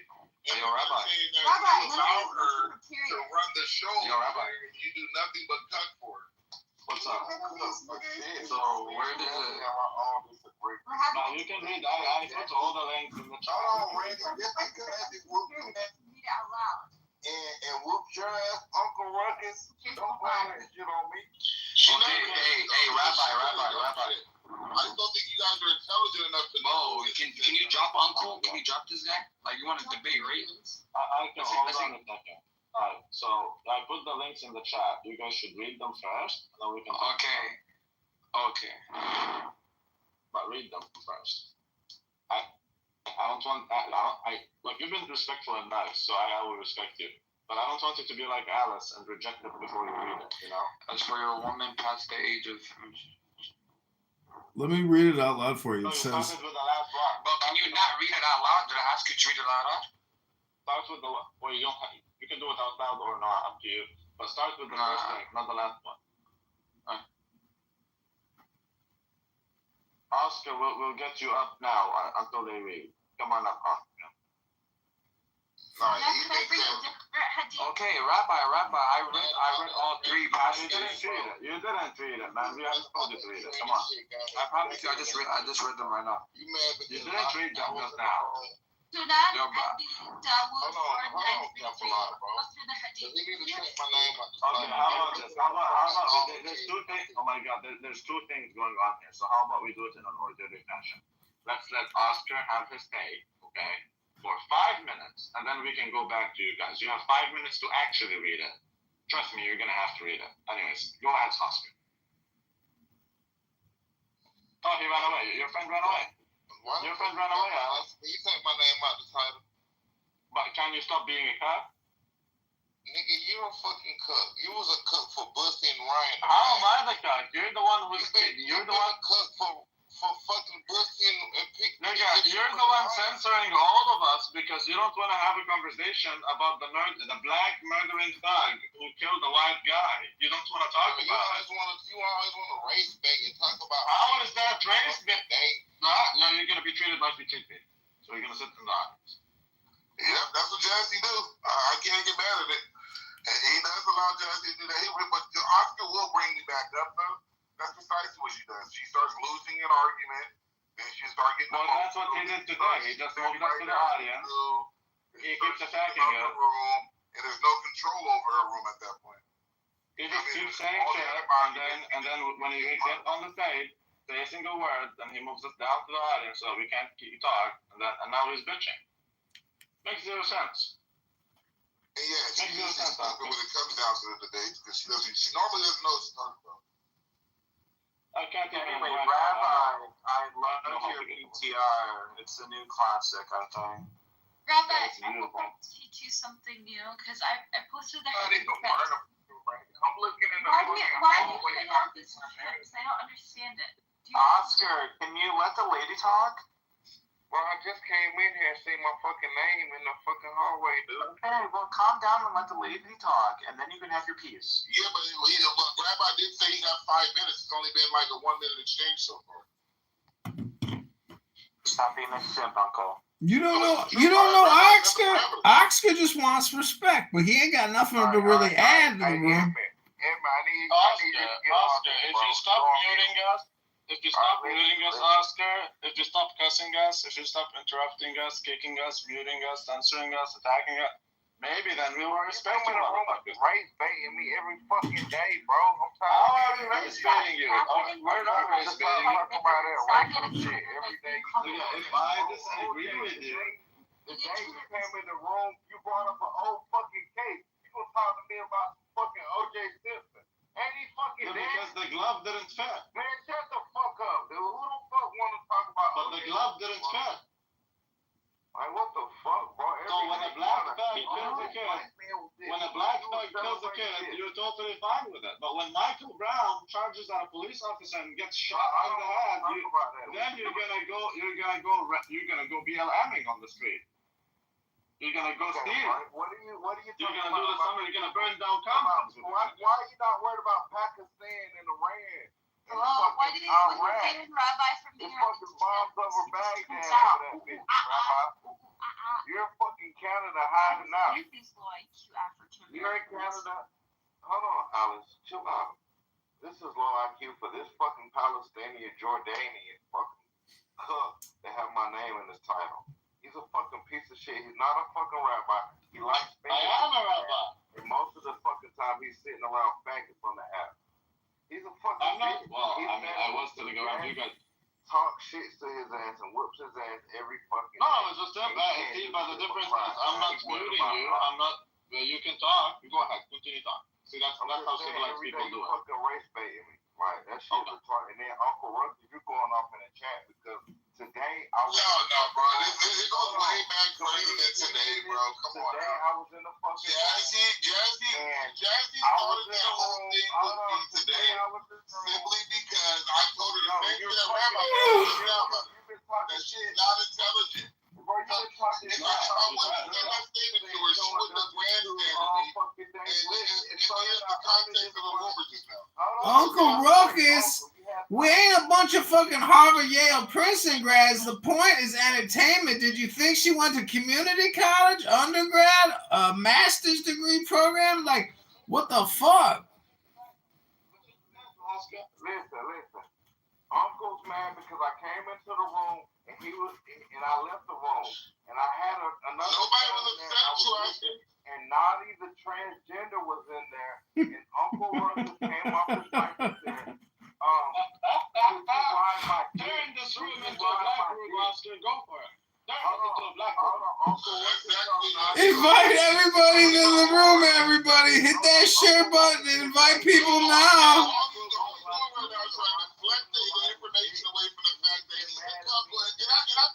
It's the coupling. I told Oscar many times that he's a sucker for letting her run the room. I tell the nigga all the time. Months ago, years ago, right? And then I get to a Jazzy all the fucking time, right? But right now, he's going to try to deflect away from the fact that somebody else has to fight against him. You're trying to deflect away from the main point of everything. Based off of what you're trying to do. And what's the bullshit? That's all you're trying to. She does it to me every fucking day, though. So what about all the other days? So is it the same excuse every day? No. After one question, I'll be quiet. I'll be quiet after one question. Just one question, right? Every single day that she does. No. Is this going to be your excuse every day for all the last days that she's done the exact same shit? No. Faster, right? Listen, bro. That's what I'm saying, though, because you know you're wrong. You know we've had the same issue. We've had the same issue before today. So right now you're trying to deflect off of today when we've had issues long before. Man, there ain't no deflection. It's an entertainment room, Uncle Ruckus. You're taking it so seriously. What the fuck?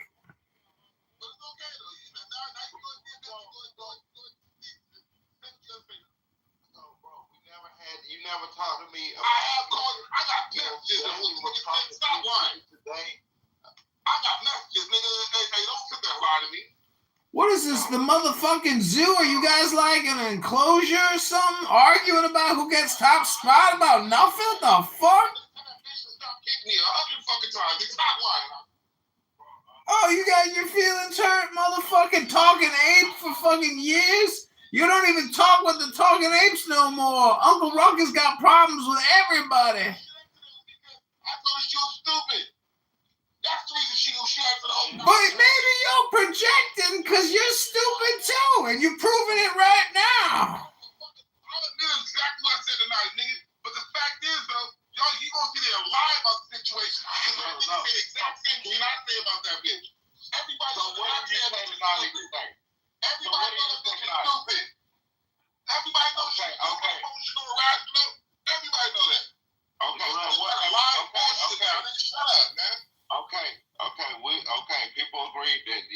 jalapeno and Jackie. What am I supposed to do, guys? Nigga, mod the room. Tell the bitch to stop giving her green beans all the time. That's all we been asking your ass. Do you guys hear this shit, man? Yo, Uncle, nobody creates a morning roast room like Dr. Jazzy. She's the queen of loud miking. Her and Dr. Adams, they got the gold microphone, man. Uncle Ruckus, it's a you problem, dog. It's this pathetic behavior. Oh, my Lord. You ain't even a fucking man. You ain't even a man. If you upset about Jazzy, if Jazzy gets you upset, like Rabbi earlier said that she blocked him. I get Jazzy mad every day, right? I get it, but that's still a you problem. That's pathetic. I was Jazzy all day, but that bitch like shoot niggas to the goal.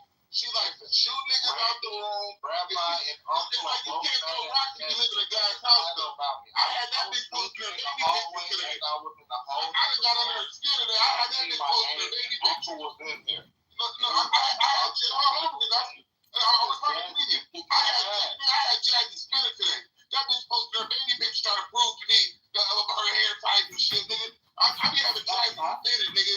It's ridiculous. Bro, you had a spin because you said today that a transgender looked better than Jazzy.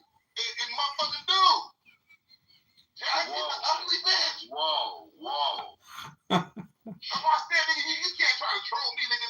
Man, how dare you disparage one of our clown house queens and compare her to worse than a trans? How dare you do that, Uncle Ruckus? You evil, wicked, angry man. Where is your love and your compassion? How are you helping our beautiful black queens on this app be more productive and optimize their lives? How dare you, Uncle Ruckus, disparage a beautiful woman like that? If you was just talking shit about Jazzy before you came into them. So thank y'all for this. That's right. Evan always talking shit about Jazzy. I know Evan and Randy and Uncle and all these guys. Okay? We all know how Jazzy is. Jazzy has her opinions and views. I have mine. Just because she's because you a cook. Man, you a cook, Randy. You don't even have any kids. You can't even nut in the bitch yet. You're sitting up there putting butt plugs and fingers in your ass, bro. You tell me all the time. You were sitting around faggots on the app talking about playing in your ass. Damn. Rabbi, is that true, Randy? With a fat ass. That I've been with for like 13 years, bro.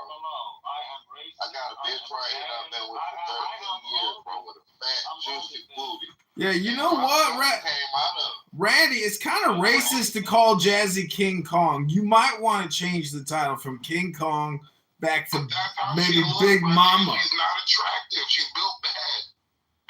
She's built back better, baby. This is the new infrastructure bill. She's already wired back. We got to get her to tone down and go to the gym. Everybody here has got to go to the gym and read a book.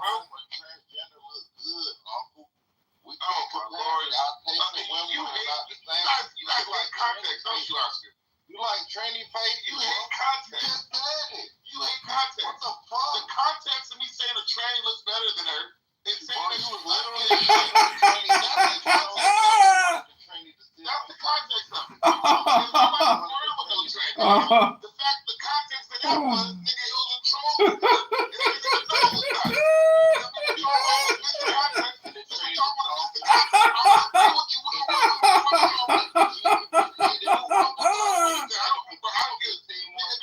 The transgender body look better than fucking ugly ass Jasmine at Fairfield, yes.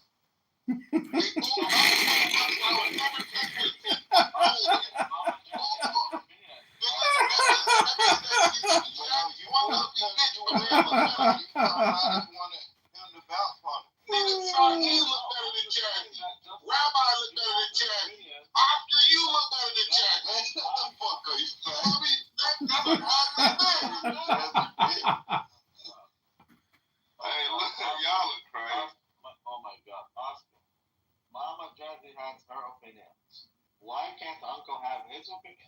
I don't care about his opinion. His opinion is matched up with a tranny. That's all I'm saying. Man, Oscar, they're just dunking on you and roasting you because Jazzy is worthy of being roasted. Therefore, you're worthy of being roasted. That's why they ain't replying to me. I know, but now this is your roast. Show up, but she don't got no green bean. And Uncle can't roast me anymore because he told her Trini. Nigga, bro, I got so much ammo, nigga, but I don't even want to go beefing with you. We ain't beefing. I wasn't even beefing with Jazzy. I told Jazzy the truth. I said she don't really know what she's talking about 90% of the time. We ain't have a room, but she is entertaining. I told her that. I had a room. I told her she's retarded 90% of the time when she talks. And everybody in the room agrees. That is true. Man, I think you guys don't know what. But she's interesting enough to entertain people because most people know that she's full of shit. No, she's not full of shit, bro. Uncle, what you have to understand is that Oscar. Y'all tribal haters. Oscar is super tribal. That's just what it is, and he has no opinions of his own. He's a guy. So I got my words on Oscar about that already. Two different opinions. But I mean, I just told Oscar about that for a long time. But I mean, he's not gonna change. Just because Jazzy talk shit to y'all and he put y'all in y'all place. I used to be Oscar's folks. Oscar used to give me a green bean until Jazzy told him not to no more. Then the nigga never stopped giving me green beans. Nah, because you was. So I do agree to a degree with the title, nigga. Welcome back to another episode of Super Low IQ Dumb People talking literally about nothing, wasting all the fucking time on a Thursday night, complaining about a 300-pound silverback who wastes their time every morning talking about nothing. This is literally a conversation about nothing, and they are talking about nothing. This is the dumbest shit you'll ever hear. It's a super roast. Said that shit to you the day before this room. I said Jazzy the man in the room. I said in your room when you was there. Nigga ain't had a room really. This is my first room. Jazzy doesn't speak up so much as she is essentially. She got bad take after bad take, and then she laughs and screams, and it's just a big ruckus. And Uncle Ruckus was used to having his ruckus with the talking apes till he had a falling out because he beat up his woman. And then everybody abandoned him because he's a wife beater. So it's kind of hypocritical that he's coming in here donking on a fucking big ass silverback when he beats his own fucking silverback. The man is abusive, ladies and gentlemen. Whoa. Gotta call spade a spade. Niggas have heard my wife on the phone, including Baby Steve. You feel me? For all the whole bullshit, nigga, is stupid. You feel me? It's the narrative. The point is, why can't you run your own space? Why do you have I do run my own space. The point was today that you came in that race bait. Let me continue my question, dude. Why do you have... You turn every room into a black room, dude. I don't see why. Nah, you do that shit, bro. Man. Okay, so can't we talk like normal people, man?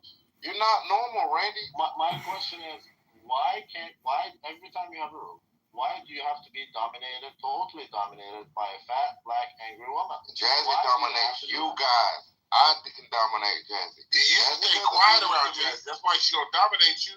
Yeah, I can. Jazzy do this to y'all bitches. Y'all because you stay quiet. You don't want fucking big Oscar. Yes, man. Don't want fucking big Oscar. She say, Oscar, shut up. I said, Oscar, be quiet. Jazzy, my homie. She don't pull that shit with Big Oscar. Yeah, I some bitches. I guess. Let me write down that quote. Jazzy is my homie, and she don't pull that shit with Big Oscar. All right, quotation. Put it in the chart. She call you a bitch and ostracize you like that's the. This stupid bitch Yinka in the chat, man. She's so stupid. Yinka is cool. Of course she is. Like, I used that word. I was like, do not make any IQ assessment. Why do men think that? I'm not going to say any fucking A.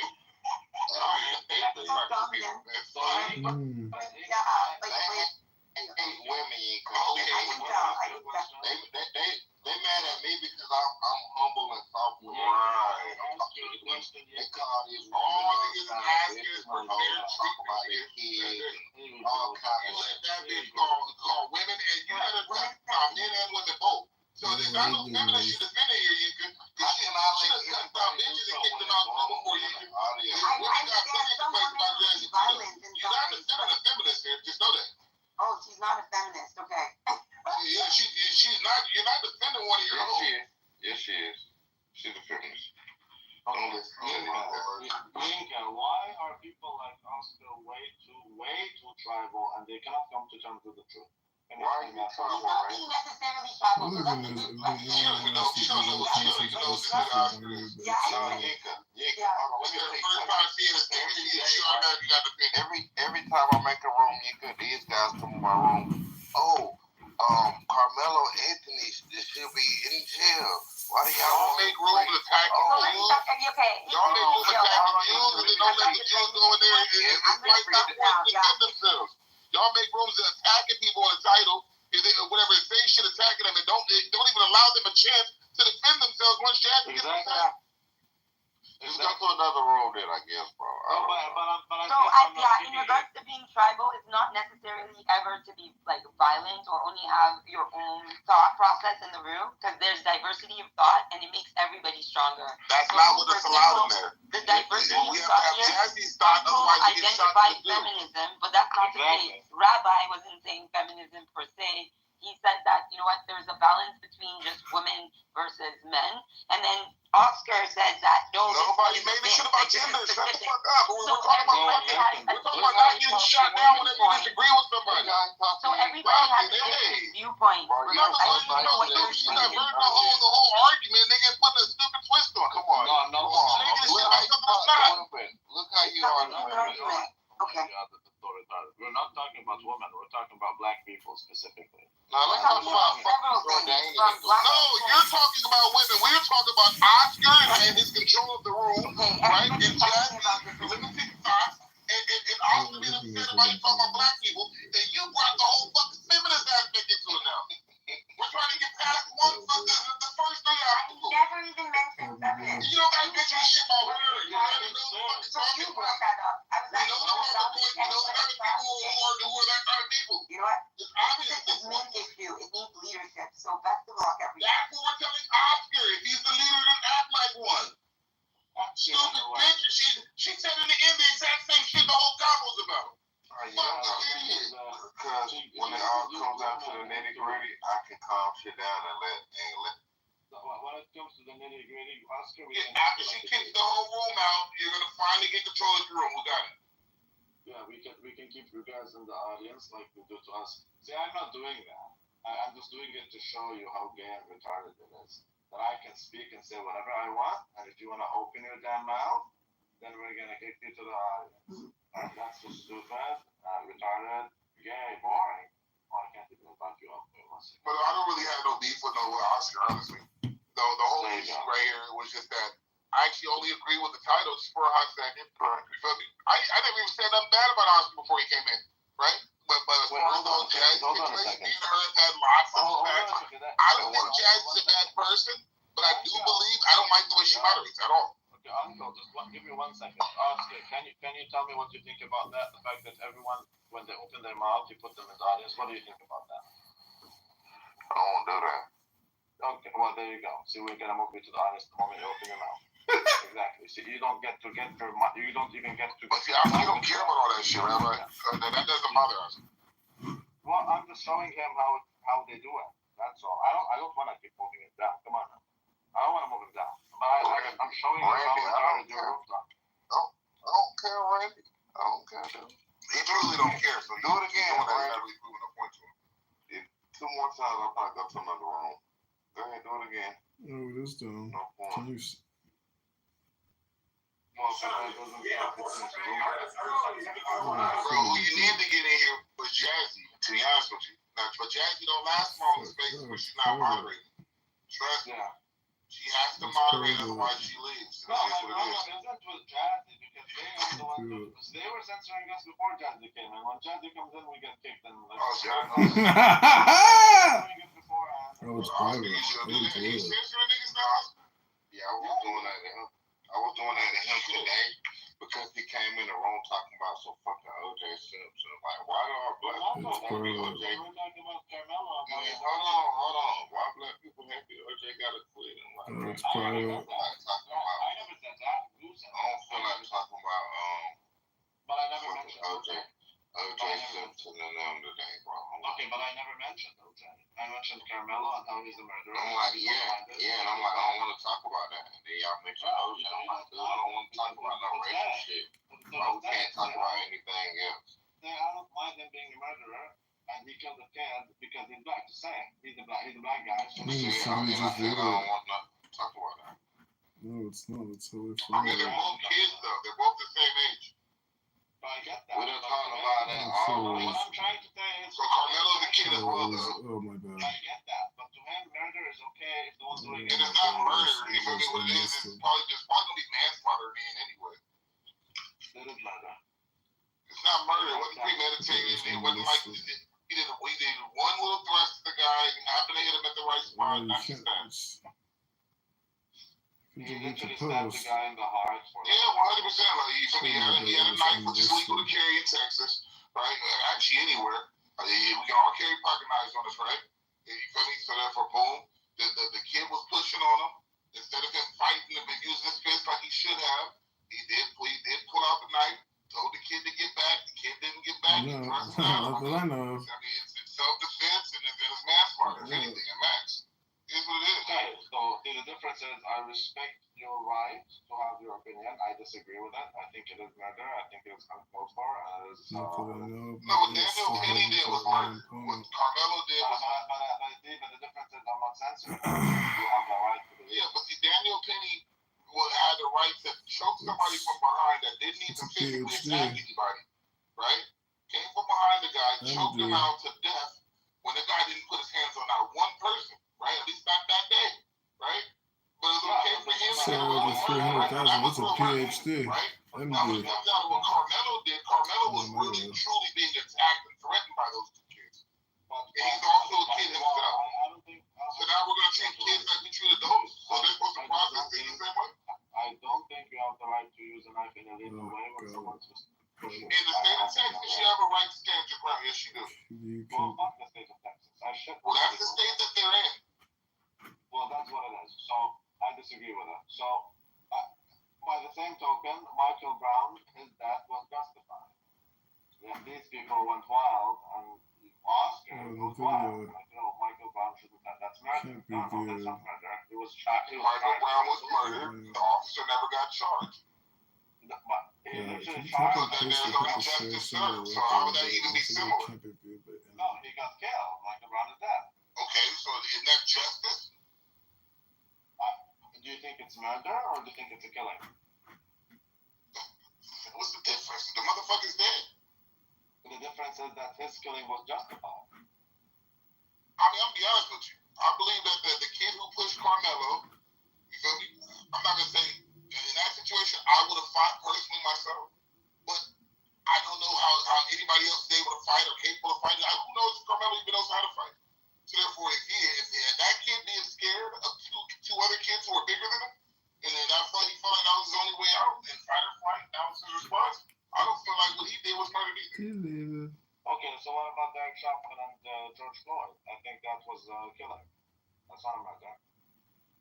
That's your opinion on that, bro. I mean, what can I say about it? Either way it goes, George Floyd is dead, and Chauvin's in jail. Right, I think Chauvin shouldn't be in jail, and I think that Carmelo should be in jail. You see that's the difference? Well, Carmelo was in jail. He made bail. So what did Derek Chauvin do? No, I think you should always be like. If you want to delete the video. His job and stepping on the guy to subdue him after he told him to take him out of the car. George Floyd asked for that. There's no reason to keep your knee on somebody's neck like that for 9 fucking minutes. Yeah, there's no reason to stab someone. It'd be different if the suspect was not in handcuffs already, but when they're already in handcuffs, you do not need to keep that much pressure applied to their neck. You don't. Well, when he keeps resisting, you kind of do. If you want to delete the video by YouTube, instead of 9 minutes, it was 14 minutes, delete and no one cared because he was white. Tony Tampa. Who killed him? The police officer. Which race was the cop? Black. How you know no one cared? What happened to the cop? Bro, this is a forever bet. Oh, shit happened. I mean, there's no nigga. Oscar Grant got murdered in cold blood by the police. The cops got off. Fernando Castillo got murdered in cold blood. Cops got off. I mean, sometimes cops get out, sometimes they don't, bro. It's just the luck of the draw in America. Sorry. It's Tony Timpa. No, it's not black. It's simply the fact that he's not black. This is a failure that this Congressman proposal will take 4 years. I'm just telling you that when a black man gets killed, whether it's murder or the same outcome happens, bro. Black men have been murdered a lot by police. The police have not looked at it. What I think should happen, there should be retaliation. That's what should Bro, what it is this is what you need to do here. You need to take one thing away from yourself, which is a political violence. 7 or 13. Nothing is new here, I Pops. mean, I understand it. I'm conservative as well. But see, when it comes down to certain things, Nothing is new here, Pops. So conservative shit go out the window. already That's where you being blindly loyal to something, thoroughly right? explored. Judge it based on the merit of each case. There have been black men who've been murdered by police and the cops got off. Only bankruptcy was solved the problem. 7 or 13. Nothing is new here, Pops. We've already thoroughly explored the situation.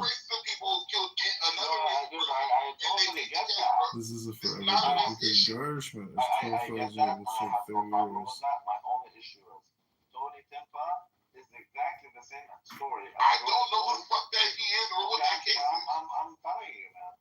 Tony Timpa. Well, show me an article, please. It's your choice. Tony Timpa. You can see the video. It'll always the same story as George Floyd. be a choice for me. Number one, he didn't ask the police officer to trust you. out of the car. Number two, he was white. I want to Number give you three, options. it's not 9 minutes, it's 14 minutes. I want you to trust me. Did the white community protest? I want you to trust me. It shouldn't I be the want white you to trust community me. protesting. I mean, was anybody protesting on I behalf want of you to trust me. I'm trustworthy. Only black people. Has anybody demanded justice for Tony Timpa? Of course, but the way people demand justice is different than. So it sounds like there's a problem with white people rallying around people like that are victims. I did the right thing. Well, okay, so I agree with you. I think white people should start rioting, and every time a black man kills a white kid, we're gonna go and kill 10 black people. I mean, that happens already. Right, go to their neighborhoods and lynch them. That happens already. Right, well then I don't want to hear all the black lynching. That's not going to get rid of the problem. It's making it into a full-blown race war. Exactly. We can in America. We can have another one. Now, will you share the link with? Second off, you're not even fucking white. Share the bag for Luke. Which country are you from, Rabbi? I'm in Canada. So which country are you from? Oh, I'm from Israel. You're not. Okay, yeah, you are white. You're Eastern European. Anyways, I'm from Israel, so I benefit from all the divisions that you have. Regardless, I don't benefit from anything. You're probably a poor Jew, but I mean, whatever. No, because I have the luxury of being. Because most of the people who were in support and fund BLM are also Jews. Exactly, we benefit from all these divisions. But what I'm trying to tell you is, I do believe that if white people decide that, hey, we are no longer going to be civilized, since you are the only ones who are civilized, now we're going to actually start the concept of reciprocity. You know, like Trump's reciprocal tariffs, we're going to do reciprocity.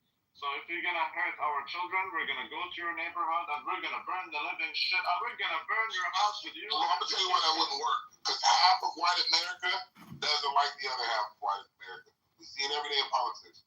Democrats, Republicans, those are white people on the other side opposing that the Republican side. It's not like it's a whole bunch of black people turning to fucking needle, number one. Number two, right? No, number two to that right there, right? Number two, the racist South already lost the first Civil War. You feel me? Then they're going to win the second one? But nobody hates the blacks more than the blacks. And I don't think the South lost. I think what? Okay. I don't have to think nothing, but they lost. What do you think the South lost? What do you mean by that? You mean like the slavery? And they didn't win. In what sense? You mean the slavery thing? The Civil War, the resolution of it. Who gave up? Who gave in? Who won? The Union or the Confederates, bro? It's history, bro. It's simple. Who won?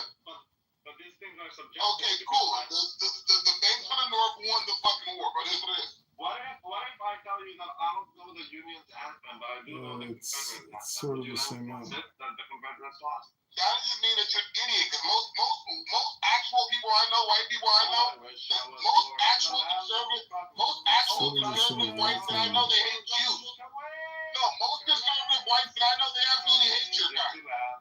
No, I'm letting you know the most actual conservative Christian whites I know, they hate Jews, bro. They don't even like you. Let's go for it. They like me more than you. But I'm just letting you know though, most white people in Texas that voted Republican probably like me more than you. Respectfully. So I just think you're on the wrong side of history right here. What is race? Away down south in Dixie. I don't know the. Oh yeah, and by the way, they had a White Lives Matter rally too in Texas after the white kid died, whatever else, right? And nobody showed up. None of all those outraged white people that you on the internet showed up. None of them showed up. So hey, bro, I hate to say it, bro, but hey, white people don't know how to organize and get together, and they don't do shit about nothing. And most of them don't want to. Do you understand that they're more civilized? Most of them are just not interested, bro. They just don't care. No, I think most of them don't want Still to. the same outcome. Long term is most impacted. But now is my point. All we want is just my combine. Create good vibes for myself. That is all we always be well. Why do you have no problem rioting, bro? Philadelphia doesn't count. I don't know. Well, every year when their team wins, they white people riot, bro. Go to the gym. So, Uncle, are you a Trump supporter? 100% to my bio. Oh, he's black. He's black. Oh, taking care of yourself is the career. Why do you support Trump? I like his policies. Taking good care. Not necessarily every single one of them, but overall, Taking good care of myself. Do you like the reciprocal tariffs that are not reciprocal at all? Is the career priority. Bro, what's your argument now? Taking good care of myself is the career priority. Reciprocal tariffs, but they have nothing to do with reciprocity. I want you to trust me. No, I am trustworthy. I trust others. So what are you claiming that they are? They're not reciprocal at all. They're based on the exports deficit, export deficit. They're not based on any reciprocal tariffs. There's not it has nothing to do with how much other countries are taxing. It's in the math. You can just check the formula. So you're basically on the side. You're a Democrat now, bro. What side are you on, bro? Yeah. I don't even know. I don't even know where you stand. I am a Democrat. Yeah, I'm just a Republican, but I'm a Democrat. Okay. I vote Democrat. Yeah, you lost me, dog. Why? I just don't know. I don't fucking know anymore. I'm just telling you. If you go check the map, you can find a document. They released that, and you can even use the formula to come to the same numbers. Remember when he had that billboard thingy with the numbers on it?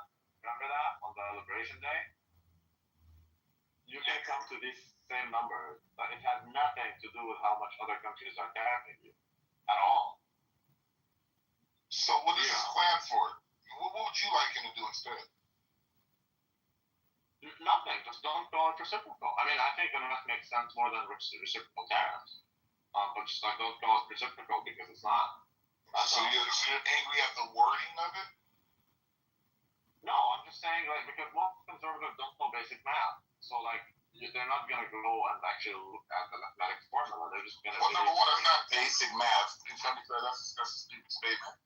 I mean, none of that math. 100%. No, and it's literally exports minus. Most people What don't about know income? what tariff is or what it does. Oh, that's determined in heaven. How simple, quote unquote, the math is. Now, that's stupid. Per capita, God will work now, out per the capita is details. simple math, right? Now, if you made that argument, I God don't knows want to my AGI before I do. calculating the tariff and import-export. Man, people go to school for a long time. It's determined in heaven. God knows my AGI before I do. Minus price of imports, all of that divided by imports. That is based on that. You make. Taking good care of myself is the That's what career you know. priority. Taxes It's on both determined in sides. heaven. God knows my AGI before I do. Also, other bullshit that's no it's the equation. No, it's not in the equation. It's literally. When you're okay. It's literally exports minus imports divided by imports, which gives you the trade deficit. It's definitely not true. I'll tell you why. Because for the longest time, who was trying to do it? I think they're still doing it. They're purposely devaluing their currency, right? So therefore, are you going to charge them based on what their economy is actually worth, what their money is actually worth, or the price that we just want to stamp on it? No, because you're going to have to charge them based on what their economy or what their currency is worth as well. Otherwise, you have to do business purely in American dollars. Okay, I understand that that's what's being claimed, but the math isn't mathing. The math is literally simply exports. I mean, that's why it's not simple math, bro. People have to have literally people with economics degrees still don't halfway understand that shit. Yeah, they do. I mean, we're talking about right now. You guys are the same motherfuckers that put us in this mess. There's no way you guys understand what the fuck's going on. Are you talking about Jews? Nah, he is the Jew. They get pension or Social Security. That's what Hey, $75,000. So we'll wait and see. Okay. Hey, was Oscar playing defense for Jackson as usual? Always. Yeah. Oscar is a total fact. That's just his friend. Yeah, I don't think he wants it. No, he doesn't want it. He doesn't want it. He was here, and well, we don't know what he wants and what he doesn't want. It's up to him to decide what he wants. I mean, I know he doesn't want Jazz. Yeah, me too. He doesn't want it. But he knows Jazz ain't cute and shit. Like, he knows that. But I mean, it's more so like he is loyal to his friend. But he knows Jazz is in on it. He is the one who cleans the dishes. You understand? In a sense, yeah, basically.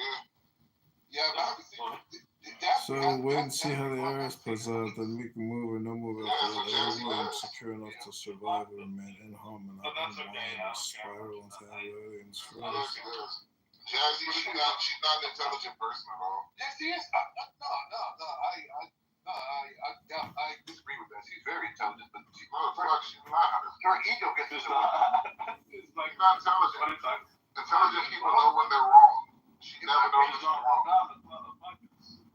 I mean, she's an absolute idiot.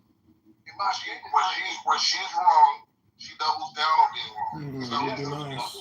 Yeah, she's stubborn. I'm saying her ego gets in the way. So that makes her stupid, but it doesn't make her intelligent. No, I'm just saying her ego gets in the way. She got a big ego. Okay, okay.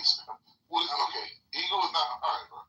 I wouldn't say stupid, but she's definitely stupid because if she can't check her ego while having an intellectual debate, she's stupid.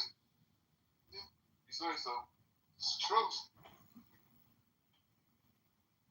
She's just a very stubborn bitch. She's very wrong 90% of the time when she speaks. On most subjects. It could be worse. She was talking earlier about. Could be worse. I got a sunset every day. Some bullshit, bro. She's very wrong a lot, bro. I'm surprised she doesn't have you blocked with the She probably does now. It'd be nice to move to Florida, but if it's my fate to live, survive, and live out my last days in Jefferson Park, so be it. It could be worse. I got a sunset every day. Yeah, today I went there today, and I basically told her that, you know what I'm saying, she's not that intelligent. Fucking, just kind of like.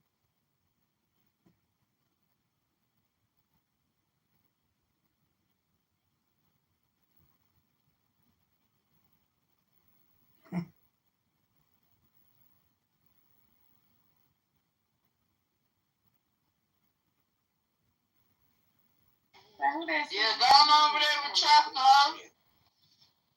Singing that nigga. My bad. We'll circle it back.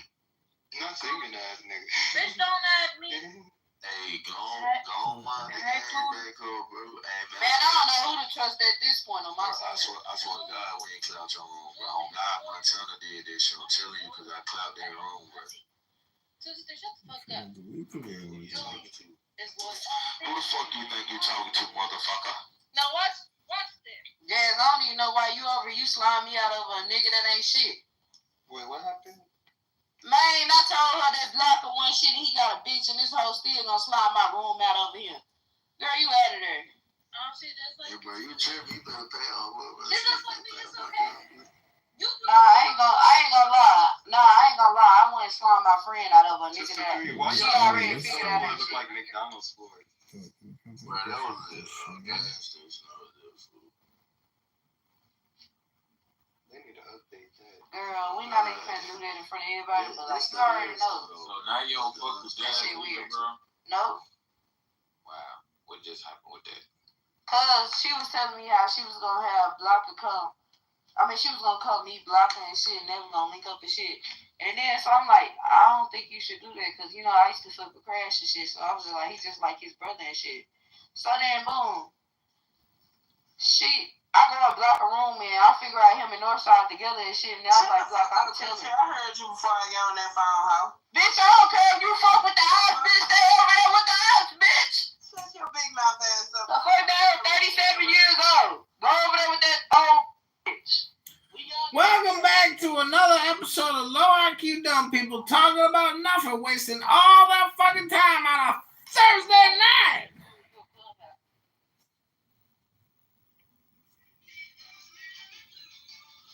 Ooh, I'm with Dr. Sasha. We're chilling at his house. We're listening to some music. Dr. Sasha, he's having some fun. Listening to music is a lot of fun. Bye, Miss American Pie. Sold the Chevy for the levy and the levy was dry. But the old boys looking whiskey and wine, singing this will be the day that Sasha dies. That's okay, man. Let's sing. Sing it, Sasha. Dude, this song is all about religion. If you didn't know, listen to all of it. It's fucking crazy. I didn't even know it was about religion. I want to get into all your gushy goose, and trust me. Oh, just like you like to get into Sasha's gushy.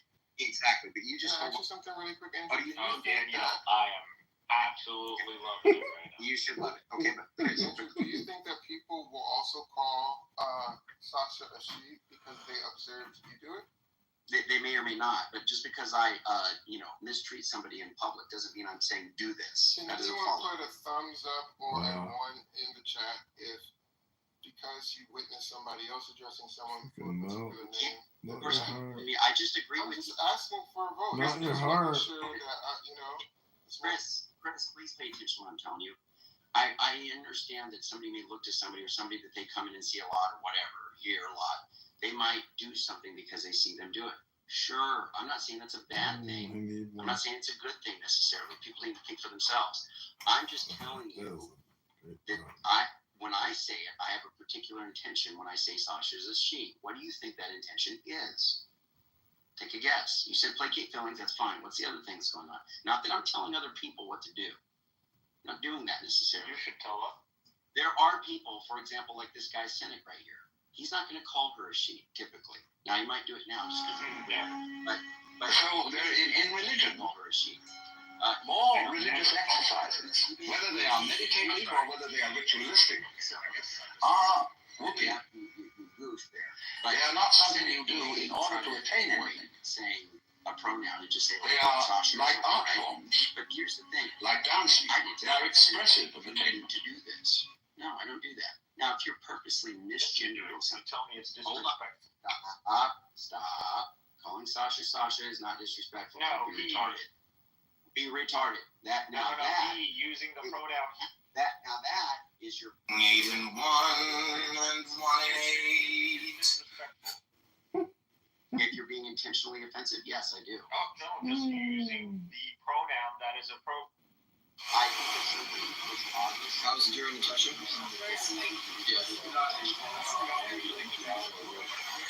didn't hear what I said. You didn't hear what I said.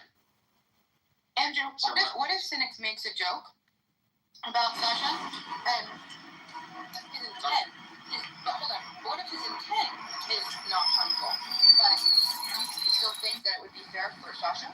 Well, hopefully the intent isn't what the intent is when somebody's doing something. Look, you can only go with what's presented. I don't think that was a good answer, Andrew. I think the correct answer, an honest answer would have been no, because we already know. Natasha, what are your thoughts about this black? Do you look at it or? Even making a joke about her being it could potentially come off as offensive. Even if the intent is to be funny. Because it doesn't matter about intent. Saying like anything. I mean, in fact, probably some people. Well, I guess this is and that's exactly the question that I want to ask you, and that's what I wanted to finish. I wanted to finish what we were talking about, because you had mentioned, like, I don't even know why you're bringing up like comedians as like, oh, these big comedians. Oh my God, I'm choking. Are making these racial, they make these jokes about. Yeah, of course they say. We've been asking before, but it's my fate to lose survivor and more of my last days of the subject. It could be worse. I get a Being sense so of it. dishonest about context, timing, and audience. Right, We're talking about people who, these people, comedy is also a form of art. People do this, and they could be doing it for a multitude of reasons, but it's an art, right? But hold on, but when people go to a comedy show, they are already in the mind space to go to a comedy show. We're not in a room. And do you notice that you like, that's for my ADHD. If I could just land, then I'll be fine. Did you notice I didn't interrupt you? Like, you talked for a really long time. No, you didn't, but I'm also taking a position that I'm getting a lot of flack for, and I'm trying to interject at the points that are so stupid. You gotta listen to what I'm saying. I know that you think that they're stupid, but I have a problem getting out everything that I need to, because when I hear that in my mind, I completely get distracted. Please don't take too much time to do this, though, because you're saying a lot of stuff that's fallacious, and I'll have to deal with it, and it sucks because I can't write down every freaking thing that people say that's so ridiculous. But go ahead. Okay, all I'm saying is that I understand that intention matters to you. Whoever, please, thank you. Thank you for meeting. I understand and I hear you that intention matters to you. You're saying, you mentioned it's my intent and it's my intention that matters, and they're not, racist intentions. But what I'm telling you is I think that I would hope, I'm inviting you, right, to potentially consider a deeper distinction, because there is a difference between, going to a comedy show and being prepared to hear that, and then also coming from a historically dominant group making a joke that are jokes of mockery and things that were weaponized to use to degrade and oppress a group. And I don't think that that's just about intention. It's about the entire it's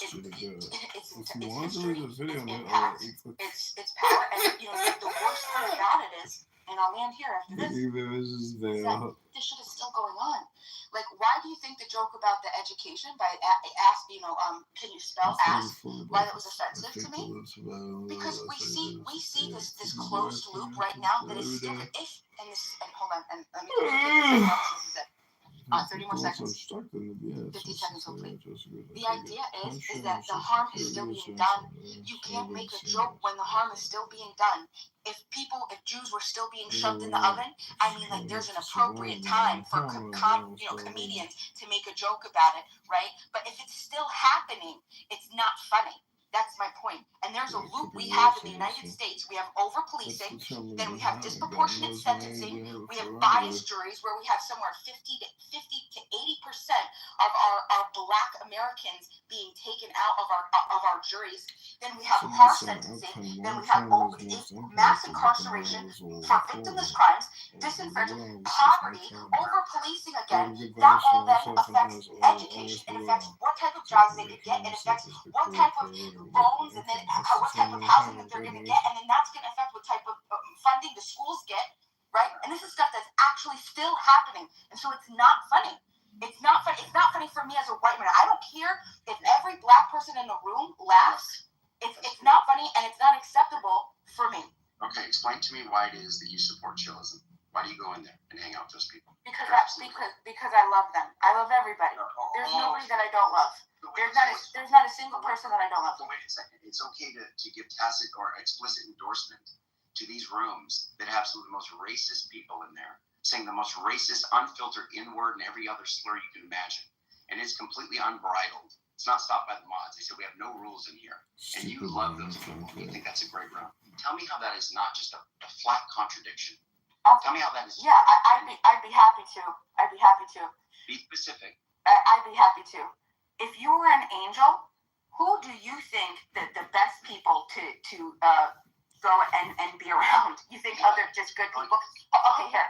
Okay, I'll make my point. There are people in that room that unprovokingly attack me every single day. And it's surprising me. Okay, hold on. Just let me finish. I'm trying to communicate this to you. It might take longer. I might be slower, but just bear with me because I'm answering your question. I'm telling you where I'm coming from. So you either want to hear it or not. Okay, this is my point. Okay, I go into all types of rooms, but I love chillism specifically because it doesn't police ideas. And I don't believe philosophically that something like the Socratic method, if someone's honestly offered for seeking truth, then it should be censored. I've gone to other rooms. I came from Roger's room, and around the time of October 7th, okay, when so many people were being silenced and everybody couldn't talk. I mean, it was disgusting. I was so upset that we couldn't even have a good discussion. The discussion was shut down completely. I think that is harmful to humanity. Good ideas don't require force. You could logically discuss things peacefully, and the better ideas are always, and truth is belligerent. You said it yourself, okay? So this is my point. I love chillism and I respect chillism because they don't censor ideas. And anybody could go onto their stage and they're not going to get kicked. It doesn't matter how bad your idea is. You could come and we can talk it out. Now also, and this is the last thing that I'm going to say, there is no person that I feel is unworthy of giving my time and discussion and attention to, especially if I feel that there is an imbalance in some type, maybe something that they don't see, and maybe a place of improvement.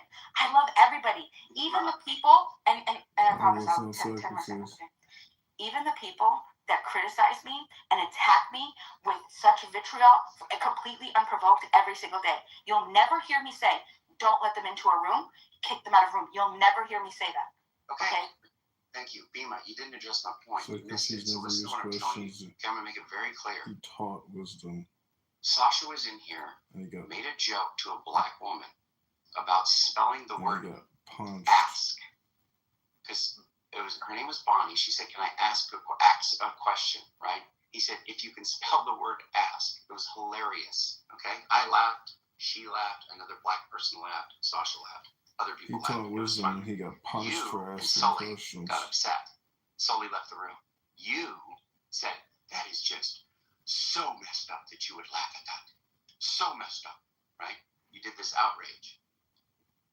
Meanwhile, I have seen you countless times in chillism where they are explicitly using every slur known for the sake of insulting, for the sake of humor, for the sake of everything that you can imagine. And I don't hear a peep of policing from you. And what I'm saying to you is that is an inconsistent metric that you are applying. You know it as well as I, that everybody in that chillism room, whether it be Pepe or any of the black people in there, they are saying on the daily, they are saying words that are completely unbridled, that absolutely offend people that are in the audience, that are absolute racial slurs. You see people in the audience say, this is ridiculous. What is going on with the modding here? What are people doing? This is disgusting. And they leave. I see it all the time. So don't tell me that I'm saying something or that I'm being messed up when I laugh at a joke that Sasha makes. I laughed at it. Okay? I found it hilarious. And I make no bones about it. It's awesome. When Sasha said the X thing, don't tell me how that's messed up. But when people are using the F, homosexual slur, the N word, the K word for Jews, repeatedly and even maliciously, you don't say anything. Yes, I can love people too, and I can accept them too, and that's my point. I'm completely accepting of people that come up here and express all manner of things. Now, I try to keep it away from people saying the N-word and stuff like that. I don't do that, though, right? I don't want people calling other people the N-word. I don't want people calling other people the F-slur. I actually stopped that. Andrew, will I be an American and give it more weight than it deserves? It's just words. They are just words. What actual harm have they done that is so important? Hey, hold on, Faisal. You're going to be needed to tell Bima that. Here's the thing, Bima. I'm saying that I'm all about free speech, too. So you kind of made a point against yourself. I'm all about free speech, okay? And if something is done in a malicious way, and I can tell the intent is just to hurt, I'm going to try to stop it. If something's intended to be funny, doesn't quite land, I might chastise it. Okay, that was distasteful. Like, you didn't do a good job landing that. You could have landed that better, right? Some people make jokes that are racial, that are not funny, because they don't land it right. If they landed it right, if the timing was better, it could be funny. And you're taking a risk. You're taking a risk of you could incur people thinking you're a racist or thinking something like that because it didn't come across as funny. So you got to be careful how you express your intent. What I'm saying is the people in chillism explicitly, vehemently, violently call each other porch monkeys, all kinds was of the stuff. standard, this would be And extremely nothing lower. is said about it to stop it, and nothing is said by you to say how wrong it is. So all I'm saying is, please be consistent. That's a huge problem. Secondly, I love people too. I want them to have free speech. Come in here, dialogue. I can accept you. Cool. Let's do it. I think free speech is under attack, and I think we should maintain it. But that doesn't mean I'm endorsing all manner of everything. People, I'm going to monitor our spaces and say, hey, don't do that to one another. I don't want that. I don't want people trying to hurt one another. But I'm not going to be such a rigid person that I can't take a joke. I'll change my name to Ritz Cracker right now, or to Saltine right now. I think that's hilarious. I went into a room full of African Americans with the name Saltine. I loved it. I think that's completely fine. I'm all about it. But I think that you've got to be able to understand how you deliver things and what your intent is. That's what matters. I think intention matters. So yes, you sitting there saying, well, intention, who cares about what your intention is? And then you talked about going to a comedy club or going to see somebody live. Well, you're intending on being there, so you know what you're getting into. No, that's not my point. My point is these people are huge. Louis C.K., Shane Gillis, Dave Chappelle, one of the biggest comedians in history. I think the number one comedy show right now on YouTube is called Kill Tony. It features racism and absolute sexism continually. And it's like the number one YouTube comedy show, I think maybe in the world. It is huge. It has Joe Rogan, all kinds of people on there. You got white people using the N-word. You got white people saying they're using slurs, slang, all over the place. Continually. And that is broadcasted. In fact, Trump had one of those guys opening for him, and he got a lot of flack for it. His name's Tony Hinchcliffe, something like that. And he actually talked about the dogs. He's like, they're eating the dogs. Remember that old eating the dogs, the Asian eating the dogs or whatever? Or the Haitians eating the dogs? He made a joke about it. And he's a freaking opener for Trump's inauguration. Okay? Or his acceptance speech. He made a joke about that, and Trump got a lot of flack for it. He's like, I don't even really know who this guy is. But my point is America and people generally, broadly, are okay with that kind of humor. It's all over the place.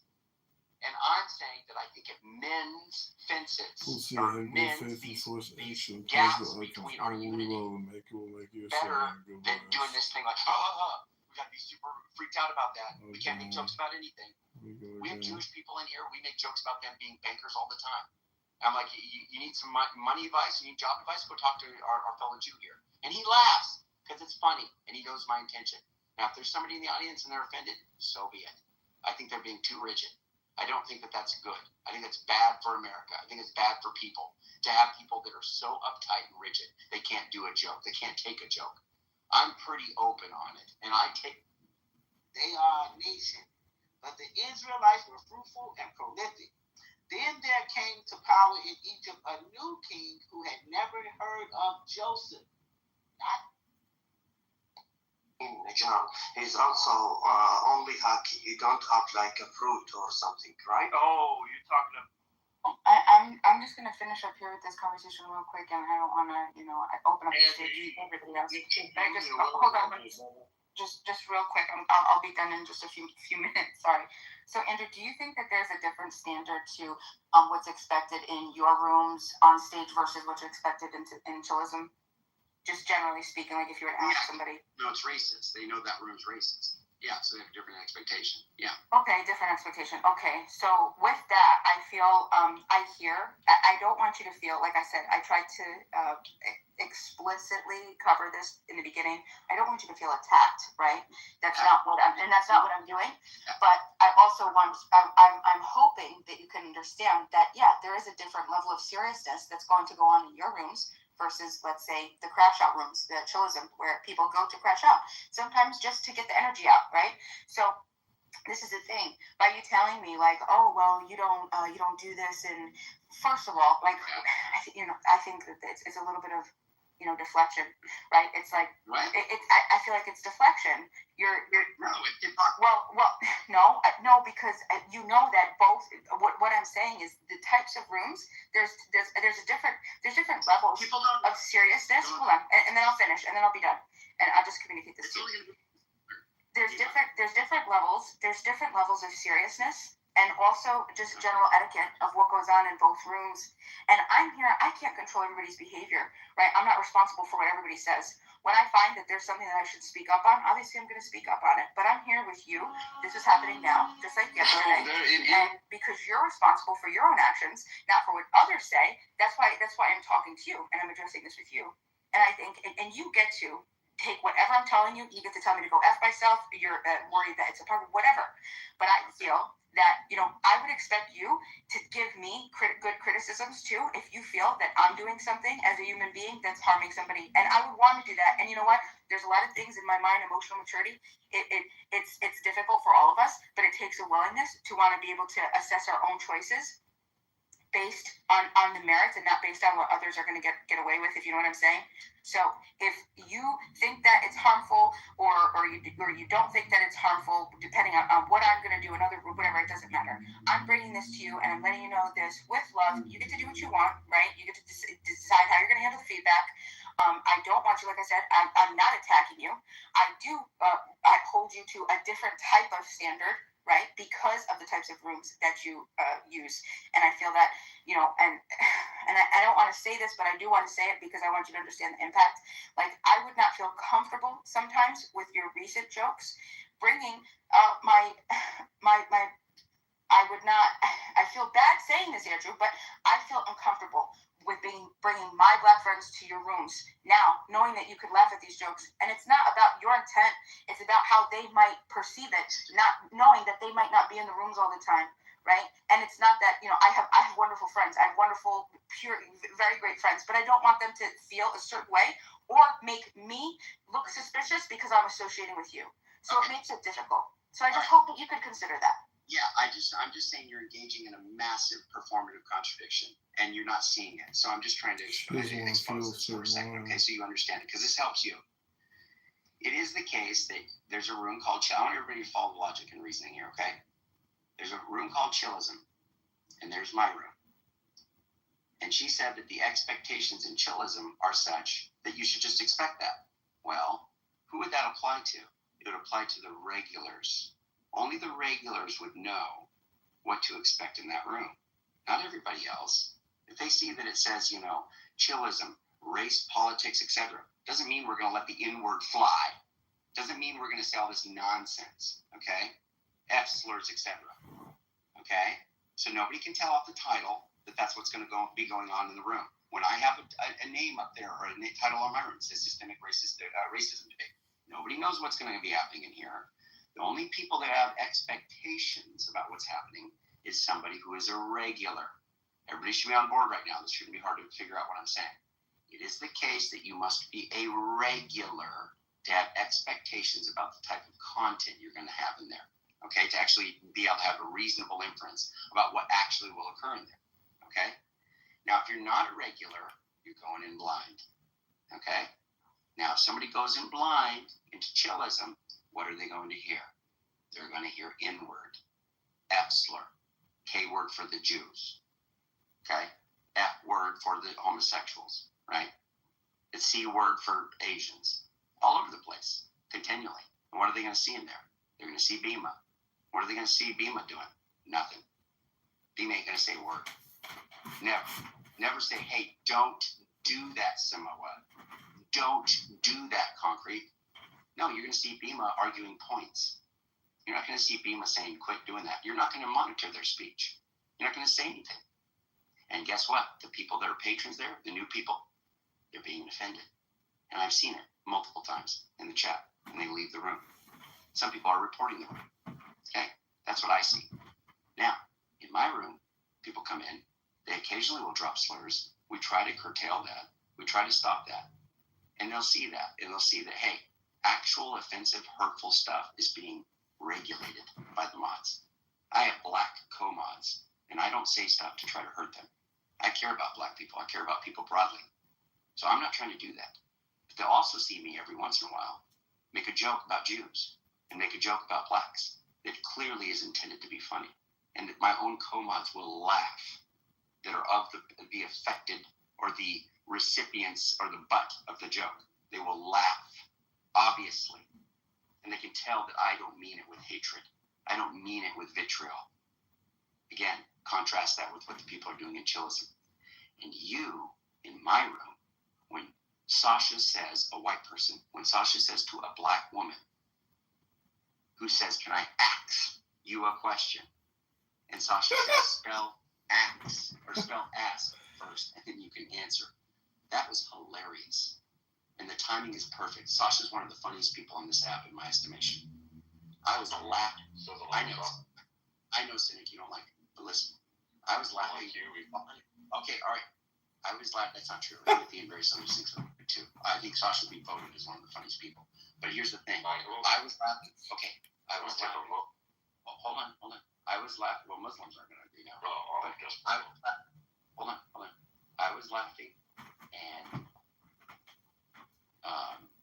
Sasha was laughing, right? So two white people, cool. But then two black people, even the one who was asked to spell ask, was laughing. And you, a white person, who again regularly attends Chilism, Sully, who doesn't regularly attend Chilism, both got mad. Sully left, said, I can't believe you're laughing at that. That's like a racist thing. And you said the same thing. And I'm saying you were doing selective outrage. And your whole point about they're my friends, and the other, you're my friend too, Bima. So accept me. The whole point about I care about free speech. I care about free speech too, Bima. Accept me. Of course I'm gonna accept Andrew, of course I'll accept you. Can I say something? Oh, but No, I'm saying accept it, don't show outrage. I went over every part of the symmetry there. Just now, every part of it. There is nothing that you're gonna be able to break. If you can have outrage if you can have outrage towards me in my room, okay, and you can say, hey, you're making a joke, and black people are the brunt of the joke, and that's something that you shouldn't do, and how dare you do the rest, then I don't care if it's for free speech purposes, because I want free speech too. Allow me to make my jokes. I don't want people to insult. I actually have some integrity, because I actually don't want people to insult people with slurs. I actually don't want people to say vitriolic stuff towards one another with intention to hurt them. I actually don't want that, okay? But when Sasha said that was freaking hilarious. And I do want that to be free, to be able to say that, right? But you got outraged about it.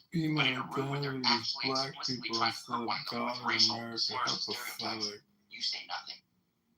And so I don't think that, first of all, I don't think that that's fair. Because because I'm in Chilism all the time, right? I'm in just literally all the time. I have to fight. Obviously, I can't attack every single thing, but everybody knows. But everybody knows me in that room for being a policer.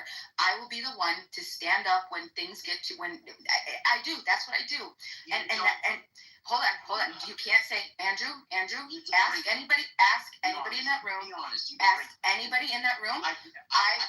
My biggest. Hold on. Do you know that my biggest enemy is Brad? Do you know why Brad hates me so much? Do you know why? Because I constantly tell him to stop talking. Just trying to sell some gold. That's why I became a point of attack for him. Okay, that's the only reason. You're trying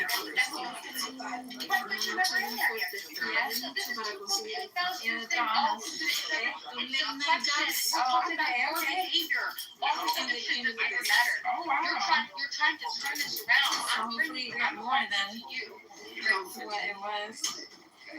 Hopefully I could get something. Went to the time. Por aquí queda, se me olvidaba. Por acá queda otro.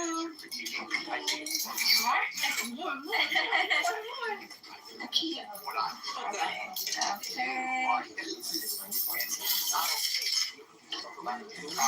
So it gives me 2,800 in total. And the 29. How much? 29. 29? Mm-hmm. Exacto, lo que tuve que ser anoche para esto. ¿Tú me puedes pagar un poquito más? How much are you looking for? You're not going to do three? Yeah.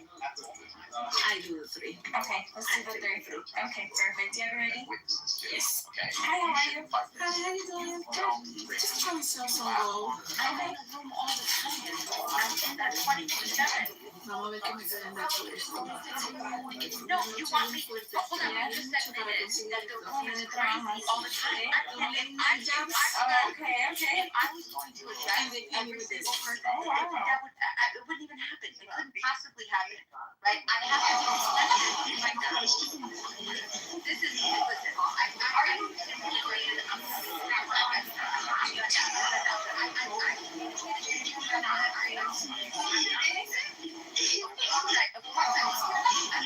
That there was an expectation, and maybe this is me, and maybe I need to sit on this. Okay, I had an expectation with you in my room, in your room. I had an expectation from going into your rooms all the time, right? Maybe that's my fault, right? And what I found is that the expectation you've I like humor, Bima. Right. I don't think that racist, right? And listen, and that's fine. You could continue, and that's fine. I have to reevaluate my own worldview now, right? That's all that I'm saying. I don't love you any less, but I have to be conscious about the decisions that I make. And I want you to know too, though, you can't act like you're not. I don't think that it would be a good thing or would be a beneficial thing for me not to want to invite good people that want to have good discussions into your room, because I don't invite people into chillism for a very specific reason. And if I do, I preface with, you have to have extremely thick skin. It's literally a free speech room. It's a no safe speech space. And that's what I preface that with. But when I preface your rooms, I say they're great philosophical discussions with incredible audiences and incredible speakers, right? The host is potentially suspicious of making racist jokes that are in poor taste. I can't, and I just can't do that. And that's on me. That's on me. If you have to, that's fine. I'm not mad at all, just so you know. At all. I got nothing but love for you. I just want to say this. Here's how you should preface it. Yeah, we have the top-notch thinkers in here. We do. I don't know any room that has the higher philosophical discussions than we do. We have the confluence of the sharpest of the sharp in here. Okay? I make no bones about that. I think we have the best room on Clubhouse, if I can humbly say so. And it's not due to me. It's due to the people that come in here. It's the constituents, and it's the entire body of people that come in here. So I think, yes, you can say that, right? And you can say that there's great audience, there's great dialogue, all that. I think all that's Who sucks and you were boring. Look, these people in here are generally good-natured. The mods are. And we got multicultural mods. We got atheists, blacks, all Mexican, whatever. We got all this stuff going on, right? Homosexual mod. We got all this, okay? But we have some edgy humor. And if you can't handle that, then stay out of the kitchen. But the point is just you don't tell them that there's not going to be any of that stuff. Look, somebody comes in here like a mass slick, or somebody comes in here that's got a PhD, or somebody from academia. I'm probably not going to be making jokes like that. Okay? Just because you got to have a little more understanding of who your audience is and what you're doing. But there are times when we're in the monotonous dialogue of philosophical whatever, or there's a perfect time to just bring out a joke or do a reference. It's a callback that Timothy's going to get, that Sasha's going to get, because a lot of these people are my friends. I'm going to make a joke that they're going to get. Okay? And it may have racist undertones or some kind of thing about the Jews. I'm making Talk about Miller noises, and Sam. My favorite redhead Jew. He's in here. He'll give you some banking ideas. That kind of stuff. I'm completely fine with that. And it can break up the monotony. And no, I don't mean anything bad. Chills and kicked me out 30 times this week. That's work. Huge. Intention is huge. That's why they try to prove intention when we talk about criminal cases. People's intention is huge. It's absolutely huge. Their motive. What are they doing? What are they trying to do? I'm not trying to hurt Millet. I love Millet. I love Sam. I love black people. The blacks. Okay? I love all these people. I'm not trying to hurt them. But I will make jokes. And if that can't be understood or accepted, then maybe it's not for you. But I'm definitely not trying to hurt you. If you can't see that, you just don't know me. You don't know me. But my co-mods do know me. And for the most part, don't think that I'm trying to hurt people. Sometimes Timothy might get a little edged out by some of the, or a little frustrated by some of the stuff that's going on, but he is not actually thinking genuinely that I'm against black people or genuinely that I'm trying to hurt people. It's not what I'm trying to do. So you just need to be able to infer better intention or use better inference. Your inference, the inferences you're drawing need to be a little more rigid or a little more precise, I should say, about what you're coming away with. Because it's not me just being slow and not caring. I'm trying to plant surgical jokes. Okay. Now sometimes I fail, but usually I land pretty good. Bully cat, you an idiot. That's pretty good. Now there's going to be some people in the audience, invariably, that are offended. That's just the cost of it, and I'm okay with that. I'm okay with it. Right. I'm okay with that. So that's it. I appreciate you being. I'm not trying to whatever, but yeah, just evaluate the consistency if you would, and we can talk about it again in the future. Then just think about it next time you hear the N-words fly. Say, hey, it's the free speech argument that I'm putting forward. You have any? Because it's not.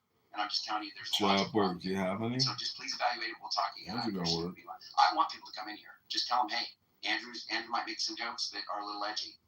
And just to be clear, the fruit patch, papaya, guava, and that other girl that come in here from Chillism, they are all about it too. They see racism. They were making papaya and guava told Converse contender, my white co-mod who is married with children, who hasn't been around in a long time, who I love dearly, who is in here, right? Haven't seen him in a while. They called him a homosexual continually. They said, you got them DS sucking lips, right? DS or D sucking lips. All this stuff over and over again, right? They were doing that. These are girls from Chillism. If those are the ones you're talking about, your friends, quote unquote, that don't want to come in here, if that's who you're referring to, those people are just flat contradictory then. They're just flat contradicting themselves in ways that I think you are as well. And it's just absolutely ridiculous. That was and Converse wasn't doing anything. He was being completely cool. He just didn't want them over talking him. He's like, please stop doing that. And you shut your D stuff. Thanks, Kitty, for the projection. You guys are homosexuals, aren't you? Continually. Papaya and guava. Thanks, Kitty, for the projection. Look in the mirror sometime. So that's my point. I'm just saying there's a lot of hypocrisy. I'll call it out, Bima, but I'll try to be consistent. I'll do edgy humor. You're welcome here. Anybody here is welcome. I want them to be here. I'm not trying to hurt them. That's it. I appreciate it, Bima. Yeah, I appreciate this. I appreciate this engagement very much. I don't think that anybody is without reproach. And Andrew, you definitely said some salient points that are to be considered. I do think that there's still room for growth, and I don't think that anyone is removed from considering what they can do better. Do you feel as if there's anything that you could do better? Yeah, I do. Yes, I do. I'm definitely. I mean, I'd like to say I'm perfect, but I'm not that deceived. So, read some books. No, there's definitely some things I could do better. My timing could be better on my racist jokes. I'm joking. But at times, it's like this. Let me just tell you guys something that's funny. Sure. Like, if a bunch of black people are being very rude, being excessively racist, like, I'll put up a GIF of the chicken eating water on. Absolutely. I think it's hilarious. Because, by the way, they're being evil with what they're saying. And so I respond with the trope that Texas makes me laugh. And some of the people that are laughing, some of the people that are even being vitriolic laugh. And I love that. I think that's great. I think it's a great way to handle it. So, anyway. Like this person here, look at this wall. I want to talk to this wall guy. There's a couple people in the audience that same picture. You see his picture? It's a cracker. That's a Ritz cracker on his face. Right? I know, Andrew, but I'm asking you, what do you think that you could do better? Where do you feel as if shut up about his comedy show? Here's the thing, Chris. I'm in constant criticism. People are constantly criticizing me. I have back channels that I don't even want to look at. From people messaging me from all different types of people, Christians like, why are you modding atheists? Why are you up there with atheists, allowing atheists to mistreat Christians? Why are you talking about women? Why are you talking about the LGBTQ community? Why are you saying stuff against homosexuals? Why are you doing da-da-da-da-da? I'm trying to be modified by the things that are the things that are coming my way, and so I'm in a perpetual modification mode. I try to and hone in, but I think for the most part, I don't feel convicted about what I'm doing. I think I'm being pretty legit.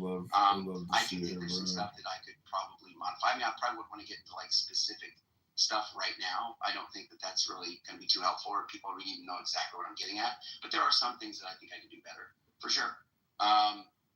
But yeah, for overall, I know my intentions are good, and I'm trying. It's difficult. And especially when we do as much time as we do in these rooms. I keep rooms open for 24 hours, 12 hours, 14 hours, 16 hours. Like, you're bound to have some stuff happen that's not good. No, I agree. I'm doing my best. I agree. And I think it's fair to say that a lot of people do look at you as a leader, probably getting a lot of flack because the spirit of the moment in this country and our lives is kind of reaching a fever pitch, and every piece of ignorance and every ill intention is coming to its boil, and so everything that is not clear or that's been hidden is going to be revealed. I think sometimes, like, maybe we don't recognize that people are looking at us as a leader, and there is a difference when you are a leader and you know that you're a leader, right? And you recognize the way you show up in the world is a consequential act, and people are looking at you and they are looking to see what you're going to do, and they're hoping that you're going to do something, right? I know I do sometimes. I message you in the chat and I'm like, Andrew, they kicked me. Can you speak up? Can you bring me up? And sometimes you try, and other times you don't, and that's okay, But like being a moderator is essentially like being a leader in the room. There's a difference with being in the audience. You don't have a microphone. You're not at the table. You're not the one making the decisions. You're not the one that's setting the tone. And sometimes you just have to put up in circumstances that you can't remove yourself from. Maybe you stick through the mess of it all, hoping that there is an opportunity for you to then be able to speak up. And if leadership is not set up in such a way that they protect your ability to speak up and those voices, then we all lose out. But being kicked out of this room is synonymous with being deported. You know what I mean? Being told that it's the thing about it is, like, to sit through the audience, right? To just try to make a point, because at the end of the day, that's all you want to do. Especially, I know that I do. I like to stick to the points. I don't like to talk about people. I just want to have a good conversation.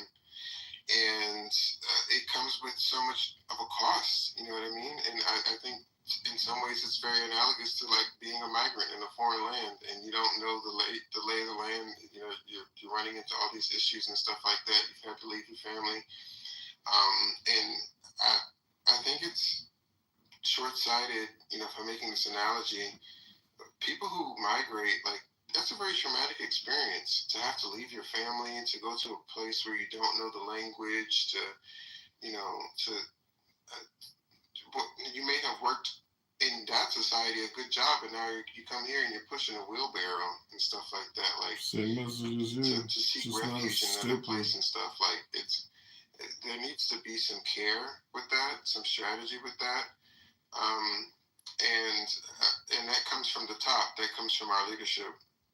So, as you uphold this standard in this room and you recognize that it may not be your intention, but impact is real. Pumpkin There are a lot of kindness. people with good intentions in very high places that are creating a lot of serious and harmful impact to people, and they don't care because they see it as a necessary harm, in the pursuit of overall justice. And I think that's really, really, really, really a problem. And so I would encourage you to, among all the great things that you do, to really, seek things that you could do better, because the reason why you're getting so much heat is because people look at you in a particular type of way. And so that's something to also exhibit, is that candor and that humility, and be able to say, you know what, sometimes I'm wrong. Sometimes that wasn't the point. Sometimes that was not cool what I said, and I recognize that may have impacted and hurt people in the wrong way. Because if we can just uphold that standard in this space, but it's not consistent throughout the rest of the decisions and throughout the rest of our life, it doesn't actually do any good at all.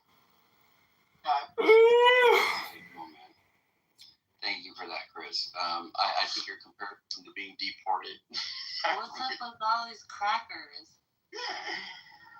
Sailor, don't be racist. Okay? Look, I know you have a problem with white people, but don't talk like that. Well, what's going on with all these crackers? You just call me a sticky leg cracker?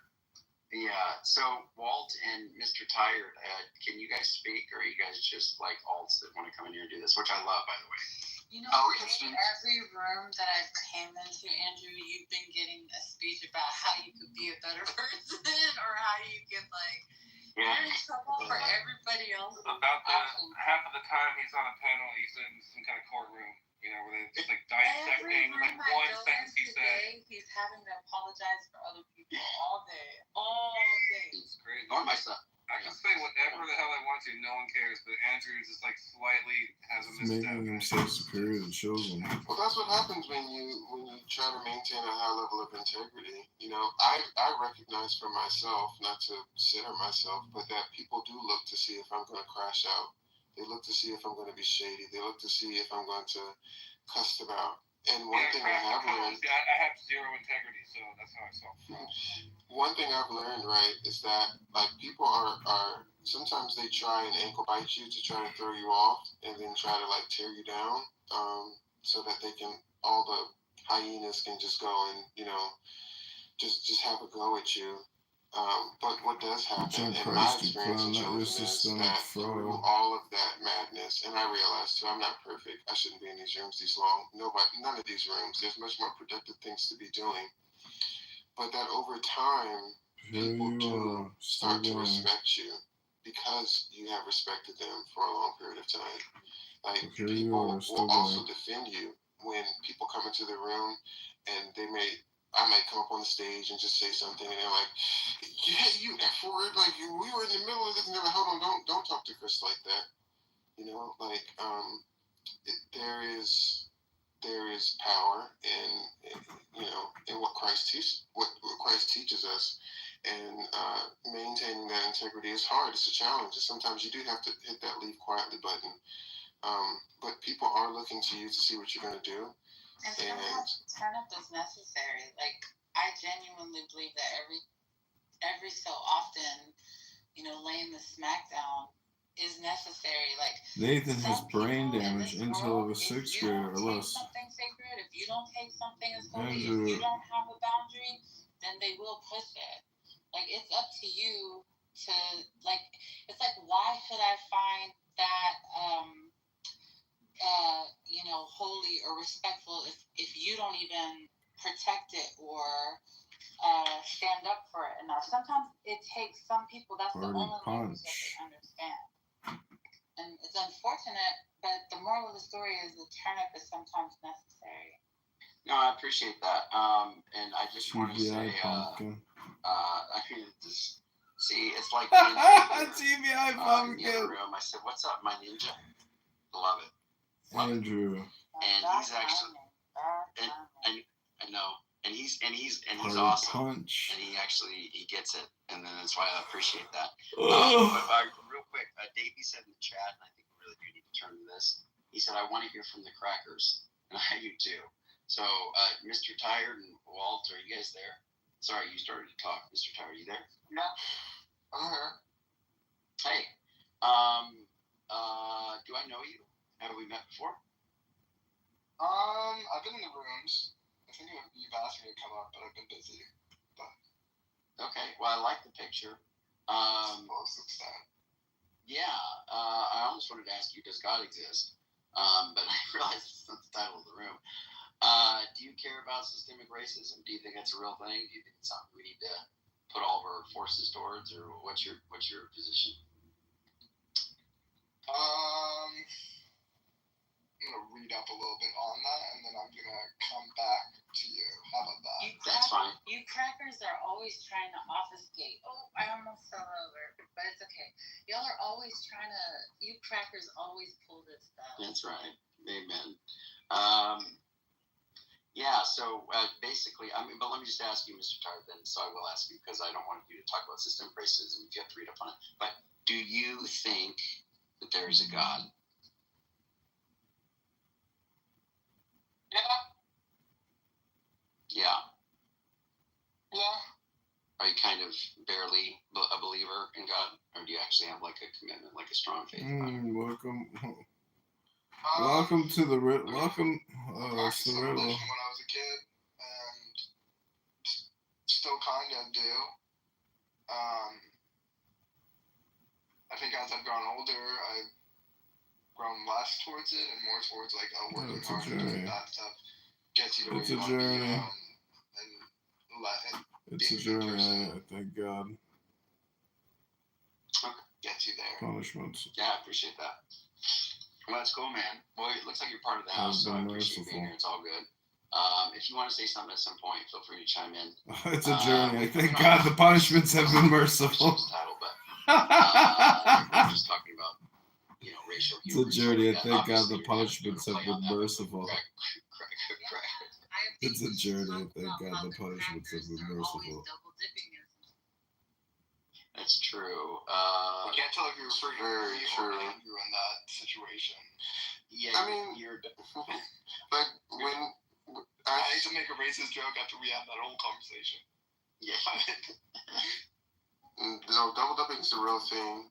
It's a problem. It's a journey. Thank God. When we align The ourselves punishments for our have been own merciful. gain and stuff like that. Thank God the punishments have been merciful. It was just interesting, like just listening to this argument, and I'm just like, wow, man, that would just be so interesting to hear aligned with another narrative that's going on. Like, and we're sick of you trying to put everything in the categories, like peanut butter and cheese. Oh yeah, I mean, so many people are conformed by the world, they don't even realize it. You're so funny, Chris. You're one of the most abstract speakers I've ever met. It's so funny. Yeah, and I would be. I know I like you, Chris. I do. You know I do. But Walt, do you want to give us some of your cracker wisdom? Yeah. So I first want to actually start off by saying that this is actually considered just like a Davies special. So this is your buddy Davies' actual skill set here.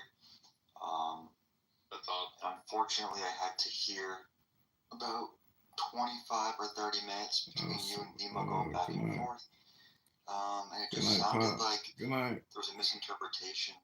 I mean, just from the perspective of that joke, as far as to actually spell out ask, it sounded more like a intelligence joke, as opposed to like a joke because of someone's race. So it was just extremely hard to listen to for a very long time. Well, wait. It targets black people because you got to understand that there's like this thing about acts, because you hear black people talk like that. They're like acts. I understand that, but I don't think that is necessarily towards that community. Well, I mean, that's kind of the predominant, I think. I mean, I don't know if you want to try to deracialize it, you can, but yeah, if you're trying to make the joke at somebody's IQ, then that's not the reference that you use to the particular people that you're talking to, and you know that. Well, like someone asking how to friggin' actually spell ask. Acting. Yeah, it depends on who you're communicating it to and like where they're at. And I mean, I could laugh at it or not, depending on how deep I want to be that day. Because I mean, I have a English name, and I'm a black person, and I speak an English language, and I don't know all of my history, and I was taught that my history began when I hopped off of a slave ship, and I'm already speaking, to you guys on your terms, and now, I don't say one word right, and it's like, you think it's funny, and I'm like, well, what else do you want from me at this point? I could take it that way. Yeah, crackers.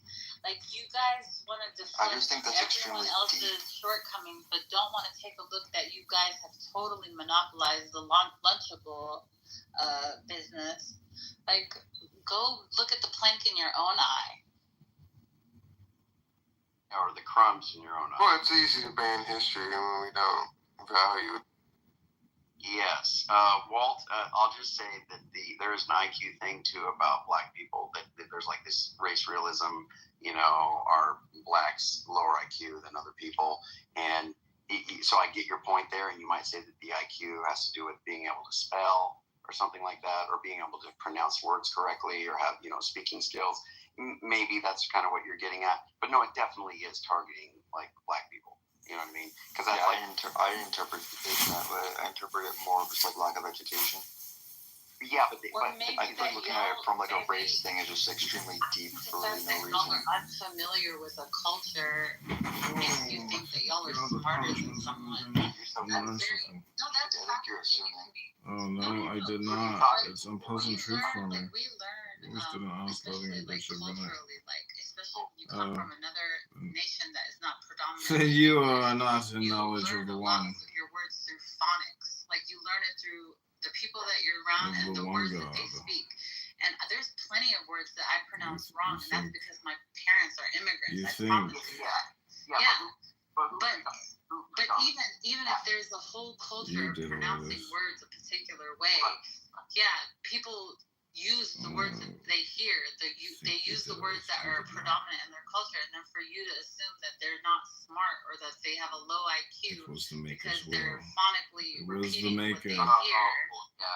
The creator. I mean, that's fine. I mean, he's just saying he inferred that it was an intelligence joke, not a racist joke. And I'm saying, look, you could probably. It's just historically understood to be racist. That's all I'm going to say. Let go it's of your fine. thoughts. You may not understand that. It's just like, you know what I'm. No, it's not that I don't understand that. Peace. Like I'm just curious for like your references. The more you the think. References is just my. Because like, you're still like assuming. The more you speak. No, that's not assuming. All of the interactions I've ever had in my anecdotal experience, all of them have been. It's been about black people mispronouncing the word ass. Okay. So because of your experiences, stop it's thinking. No, it's not that. A lot of black people can construe that as you basically just then you are not in knowledge of the one God. You think you did all this. You did not. It was the maker, the creator who engineered all this. Let go of your thoughts, be at peace. The more you think, the more you speak, the further from the truth you will be. Stop thinking all your problems. It is true that I've witnessed over and over and over again that the trope is that they can't pronounce ask correctly, and so you can say you can't invalidate my experience saying that it didn't happen. It is true I had it. No, but I think just by your statement, you're also invalidating. It's too late for you, but only you can make the changes, not just to survive. It's a journey. Thank God the punishments have been merciful. You always did an honest, loving, and great job. No, I did not. So the unpleasant truth is, you are not in knowledge of the one God. You think you did all this. You did not. It was the maker, the creator who engineered all this. Let go of your thoughts, be at peace. The more you think, the more you speak, the further from the truth you do. The recipient is of the Stop offensive thinking nature of the trope. Like, it's kind of weird. Like, where do you guys? But you are not in knowledge of the one God. What are you bringing to the table? Do you have anecdotal evidence? Do you have a life full of experience where you didn't see it apply to black people? Tell me what you're talking about. Maker, please. Creator, or are you just gonna be quiet? Who engineered all this. So that all. Yeah, it's just kind of like, to me, it's like foolish pride. You know what I mean? Like just taking foolish pride in things and like trying to use them as a way to like assert some sense of exceptionalism or whatever. And it's, the one God. I mean, for instance, right? You sound just like I was that. I hear Americans correct or pick out words that English speakers say. Like we said, it's just like mocking them, and it's just like you do know that You sound just like, girl, I will stop now. Good night. They should be making fun of the way you're not in knowledge of the one God. We've taken on the color and seasoning out of it. It was the maker, creator. But Americans just have this like foolish pride and just think that they're like exceptional and they think that they're better and whatnot. And I think it kind of branches up. Yeah, and just like I said something earlier, I just wanted to correct when I said I'm not going to. Look, if somebody has a deeply up view, I'll listen to it. But it's not like I'm not. It's a journey. I think God the punishments of the merciful. Ridiculous. You can make your statements. That's fine. But I think it's ridiculous. So it's not that I'm not going to hear somebody else. So that's the point I was trying to make to you, Bima. It's not that I want you to know that I'll hear your point and that you're trying to make about the watermelon trope, etc.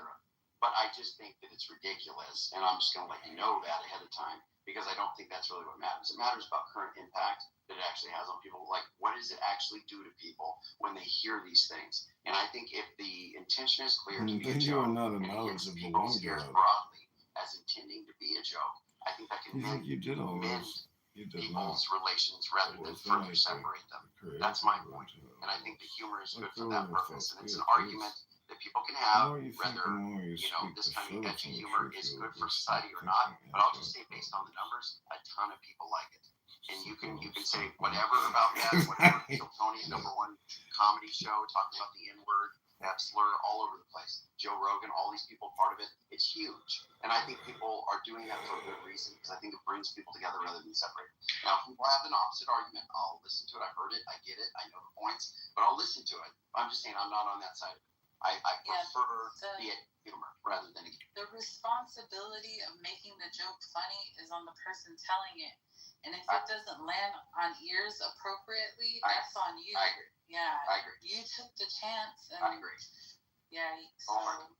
That's it. You can't blame the basketball because it didn't go in the hoop. Like, no. I think that context also matters. So if like you're making a rape joke to a rape victim, that's not going to be funny. Like they're going to look at you like, why would you possibly say that? Even if you're intending to be funny, and even if the joke is quote unquote good, that person is still going to be offended because their experience was traumatized. Yeah, you're right, Dale. That's a spot on, because you could not be. You're just being negligent of the context, and you intended to be funny, so you maybe absolved a little bit of that, but your negligence you're not absolved of. So if you're not being perceptive, You're you so are stupid deeply and going to hurt brainwashed. somebody, then that's something that you are at fault for. You're being negligent of that fact. So I agree with you, Dale. I think that's 100% right. So I try. You're I'm so not perfect. stupid I and always make brainwashed. mistakes, and there are people. oh, go ahead, Andrew. I hear it. You like it, don't you, Chris? There are people. They come at me and they're like, hey, I don't appreciate it. There has been a few times I've had to walk back some of the stuff I've said and apologize. Like, hey, that wasn't cool. Like, I shouldn't have done that. And I feel convicted. So Oh my gosh, I'm going to cry right now. Stop. A couple times. I mean, I try to be, I realize that, like, this stuff's getting recorded. There's people tapping in. We got live feed going to Discord, like, a lot. There's people that are beaming this into Discord because they'd rather listen to us than talk about whatever we're talking about. So they pipe our room over there. So I realize there's people that are being exposed. So I try to, I realize there's a lot of Oh my God, Earl. I say something here in Discord. Oh my God, Earl. It's because they're piping our room live. I was on Discord and on Clubhouse at the same time, and I came across a room that showed this room being live streamed over on Discord. And the dude was just playing it live. I was like, oh boy. So anyway, but you never know who's watching, and something that I hold to be true is that you cannot learn anything or be taught anything if your posture is anything less than humility, right? So we gotta stay in that posture of humility.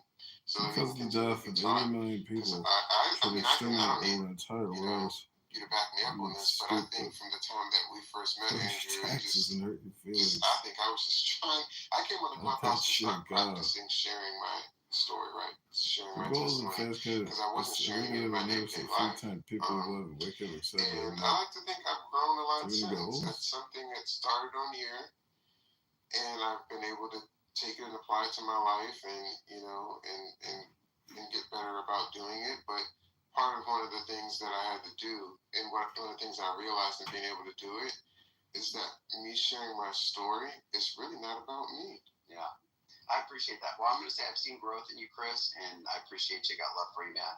I'm glad you're here. I just want to say this is epic what we're about to see right now, you guys. And I've been wanting this to happen for a long time.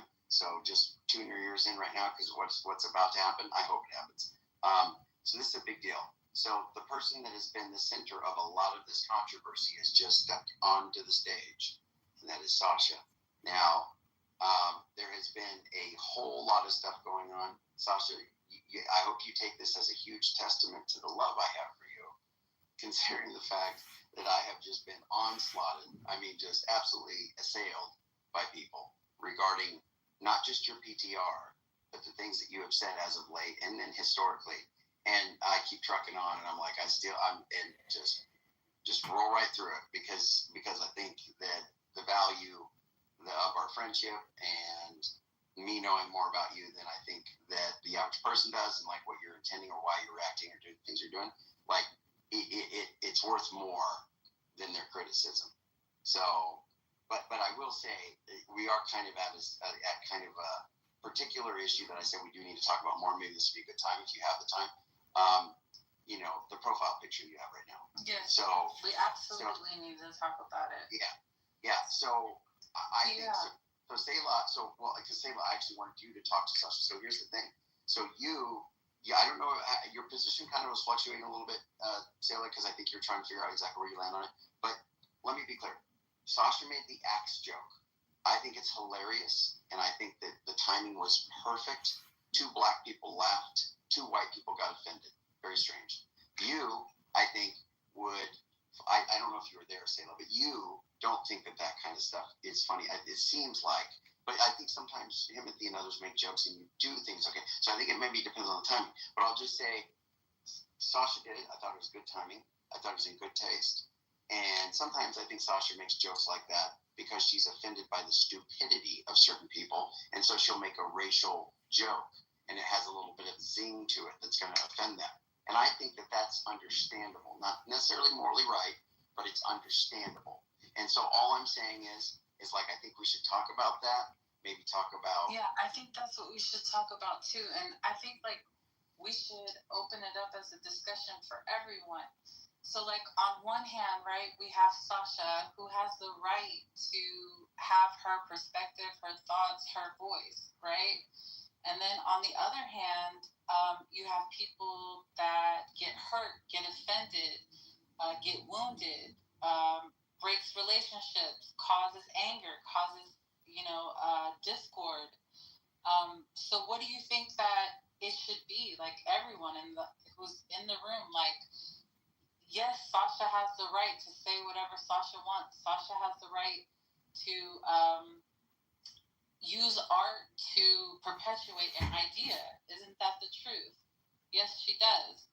On the other hand, a lot of chaos can ensue from it.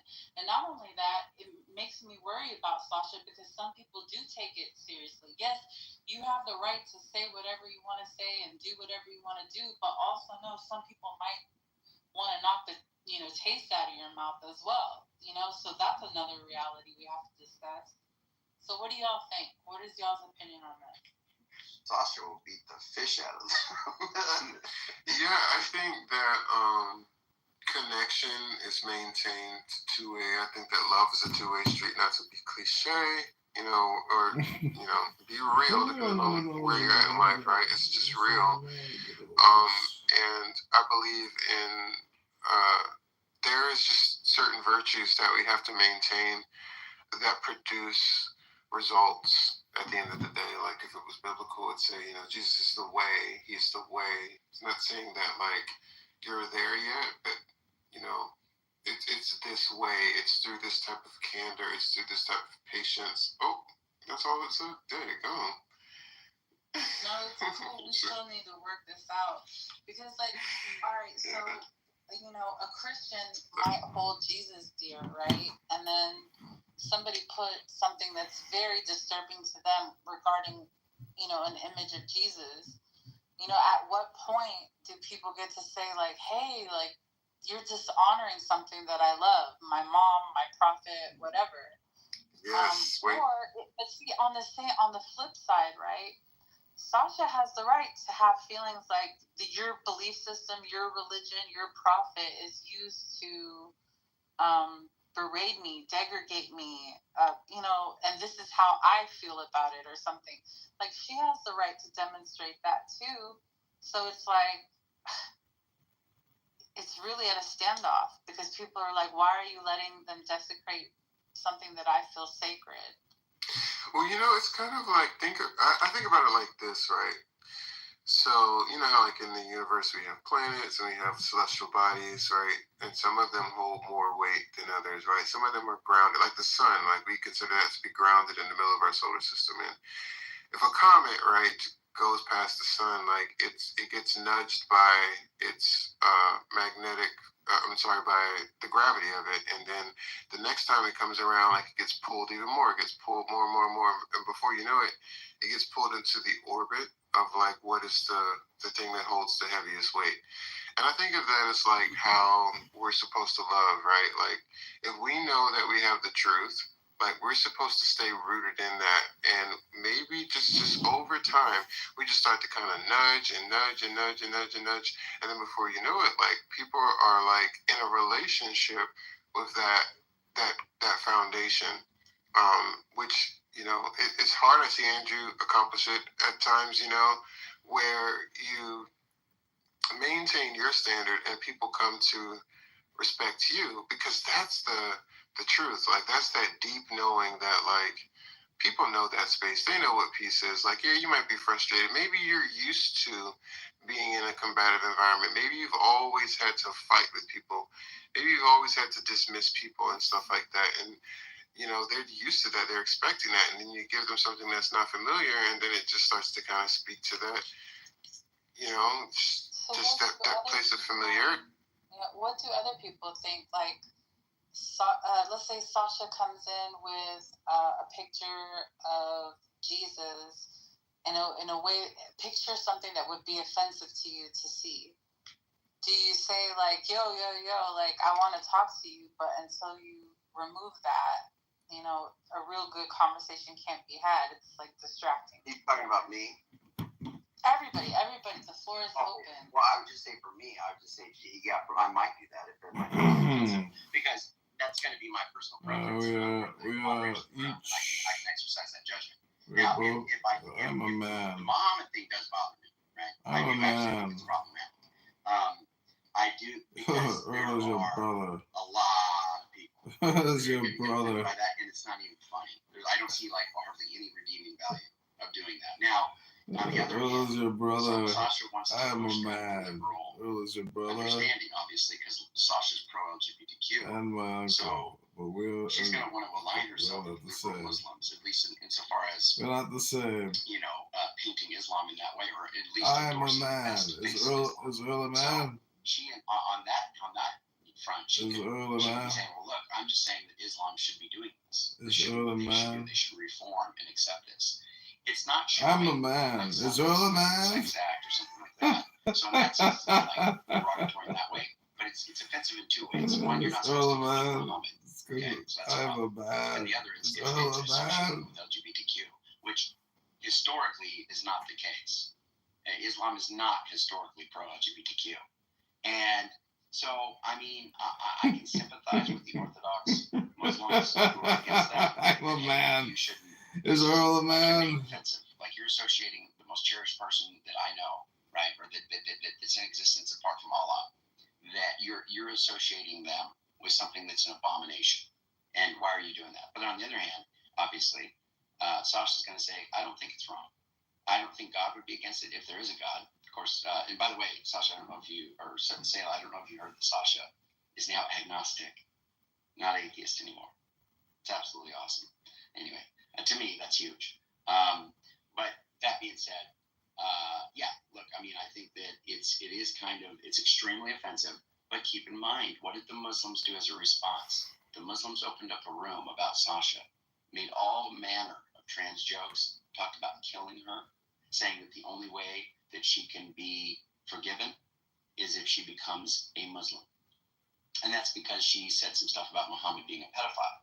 So as a result of that, she put up that PTR. Because she's like, look, if they're going to say they're going to kill me and do all this stuff because I said stuff. And she was being offensive, just to be clear. She was being very uncouth, no decorum, and purposely so, right? Her intending to offend.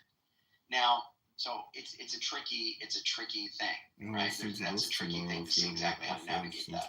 I don't want the Muslims to think that I endorse what she's doing, but oftentimes we're together in rooms and they see that. Or if we're in a room, we're both modded, and they see the room, and they see Sasha with that PTR. The Muslims don't come in.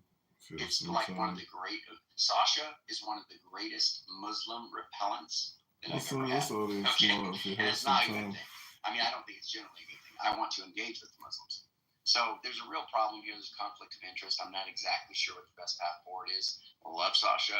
I think Sasha. Mr. Rolla, man. Rooms. I think that that's why we need to discuss it, because it definitely is like a little bit of a quandary, you know, like it's like, Yeah, I think that like it's important to let people know that it's different. It's a little bit different on an app, I admit, right? Like, so for instance, like I don't curse. I noticed that Andrew, you don't either. So in my day-to-day life, like people may not know that. Some people can actually sense it, which is kind of wild, and they'll just excuse themselves when they're talking to me. But other people, sometimes they don't notice. And I'll give them a pass a little bit, but then I'll let them know, hey, I personally, I don't curse, so I'd appreciate it, like, you know, if you didn't do that either. And it may come as a little bit of a shock, right? But then eventually they don't do it, you know? And it's like, you kind of gotta meet me where I'm at too, because like that presence around me constantly could also corrupt me as well. And so I have to check that, like, as a form of good self-care, you know, at the same time. And I also think that too, like coming from my experience being former LGBTQ, there's been a problem in the church where we over spiritualize traumatic, emotionally traumatic, informed experiences. That was one of the things that had me caught up, right? It was because there was this church narrative that was telling me that I'm wrong, that I'm going to hell, that God doesn't love me. And God proved everybody wrong because he drew me out of that through loving kindness. He recognized that I was a child who was sexually abused by my older brother when I was 10 years old. He recognized that I had suffered in silence, you know, to protect him from my dad finding out about it, right? He recognized I was a child that went through maltreatment, that I had trauma, right? And that little child was still in survival mode, just following what other people through their own mess had figured out how to do. And the world was saying that I was useless and I was just going to hell. And God didn't see it that way. And so it's like, you know, you have to almost hold space. And I try to make sure that I remember some lessons that I got from my journey when I'm talking to other people, to make sure that I'm not condemning children who are abused, right? People who were people who were raped in a statutory sense, right? Because the one thing about trauma is trauma traps you at the age that it incurred upon. And I've recognized a healing pattern in my life of like, where at the expense of my own well-being, I would like harbor what needed to be said because I didn't want to upset other people. And that was a trend that I had learned from, you know, covering for my brother, you know, without getting into the details of it, like that, like the family was going to find out. Like I told my dad no, like my dad was like kind of like he probably would have killed him. He said he would, right? And so I had learned traumatically been marked to be afraid to speak up, because me speaking up could be a problem. It could be harmful to other people. And that child was trapped in that trauma. And for some people, that's still the case. So I think it's important to like not over spiritualize people's experiences, particularly when we don't know their story. And they may not either, because we repress certain things and block certain things out. But when you draw them in, you get them closer, and the Holy Spirit, you know, comes upon them and just like releases that those dormant thoughts and stuff, and they start to realize things and like, oh my goodness, you know what I mean? Like that's why he just violates our expectations. And he not only does he bring people out of homosexuality, the way he does it is establishing his voice in their lives. So the same me that was just trying to get my story together is also the same me that's produced these other ideas and ways of looking at the world as Christ's penmanship continues to pen in my life too. So it's like, you know, just holding space for where people are at, knowing that if we just treat them how they need to be treated along the way, that they'll get there. They'll get there in time. But I think the problem is so many of us want to be God instead of just allowing God to be God and being humble enough to just know that we're just a squiggling worm, and if we just do, a little nudge, right, that if Christ is within us, that seed of mustard faith could change everything. Jeepers, that was unexpected and beautiful, Chris. Actually, that was actually one of the best things I ever heard you say. Honestly. Ace, welcome, Ace. Hi, Ace is one of the co-mods with me in the poly room. Yeah, freaking. I'm happy to see you, Ace, but I'm going to say I'm personally offended that you have not been in our rooms. I You was are. in your room the other day. Well. You were probably, okay, we do have insanity there, but I guess I should be more specific. You're not participating, because I think you bring an asset to the room. But that being said, it is very good to see you. And Geronimo, that's one of my best friend's names, and he's a white dude with red hair. His name's Geronimo, pretty weird.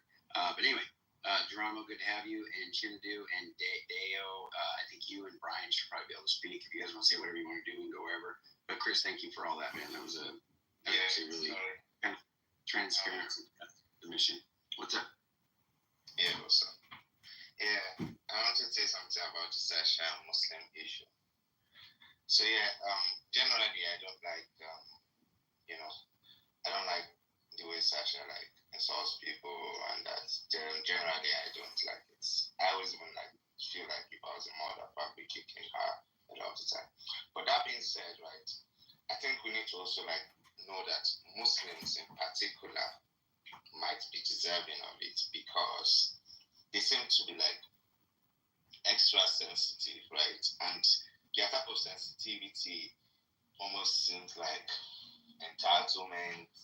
Theirs almost seems like control, because there are many things they would say to other people, right? That it's almost like for them, everyone has to be very, very, very, very careful. And the fact that they also think that if you offend them in some sort of verbal way or insult their prophet, they think people might deserve some sort of physical harm or some more grievous harm to people just because you insult their prophet or something. I think considerations like that, right, might justify such action towards them, honestly. Yeah, I'm not convinced yet. You might be right. You might be right, seriously. But I'm not convinced yet. I'm not sure if there is a place where you say that something is sacred, do not denigrate it, and how far are you willing to go to protect that which you do think is sacred? I'm not sure yet. Yeah. I don't know if what we do is the right thing. We let people say, it's okay to voice, why you think an ideology is wrong or create arguments to prove it wrong. But it's another thing to desecrate or almost like somebody's mother, the same way you would do to somebody's mother. You can make arguments for why your mom did something wrong. You could, all these things, but the minute you're your mother is a this, and that might become fighting words. It's a reality. Yeah, but just think about how something like the trans issue, right? A lot of Muslims and people generally would say offensive things towards trans people, or even just gay people or something. A lot of people just generally say things that are not even if you think about what increased submission, right? There's something he said about Jesus can take some gay people, a lot of gay people I even know would be offended about the idea that you could pray the gay way or Jesus, the Holy Spirit. A trans or gay person might be offended and all, and to some extent I might even say Chris maybe should have said that or something. But there's just a different energy the Muslims bring, right? So I won't expect trans people to then start creating rooms and try to say, or maybe if it's even the case that in the world we live in, trans people actually kill people for saying the type of things Chris says, right? Muslims actually do that. I live in a country where if Sasha says half the thing she says on this app, the Muslims will literally lynch her. Literally. This is not even a joke. right? And because that's the world we live in, I think it's fair for someone to use their online presence to like stand against it. I'm not sure I'm against that. Ace, what are your thoughts? So start off and say I'm not Muslim. So people think it's a biased approach. To say that few people, bad actors, represent a population over 1 billion is unfair, because then you're saying because there's a few bad actors, that opens up the door to be disrespectful to everybody. I don't think that's that kind of statement. I find is not saying you are, but it's sometimes steeped in ignorance, and sometimes it's just because of our lived experience, and it's not the representation of person.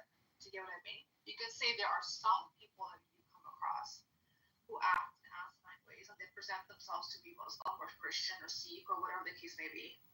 But it seems like you're opening up the door to say, well, some people do this and I've heard it's on this app, so let's just be disrespectful as hell. I'm not sure. I'm not sure it's. Yeah, I would agree with you that like it's not the majority of Muslims that would do such thing, but I think the percentage of it is like high enough. And again, the more important thing to say here is that it's not found in other instances, right? There's this. It's not about like how many Muslims do it. Is that the reason I'm saying that this might be okay to be done to the Muslim ideology and not be done to the others is to make a point, right?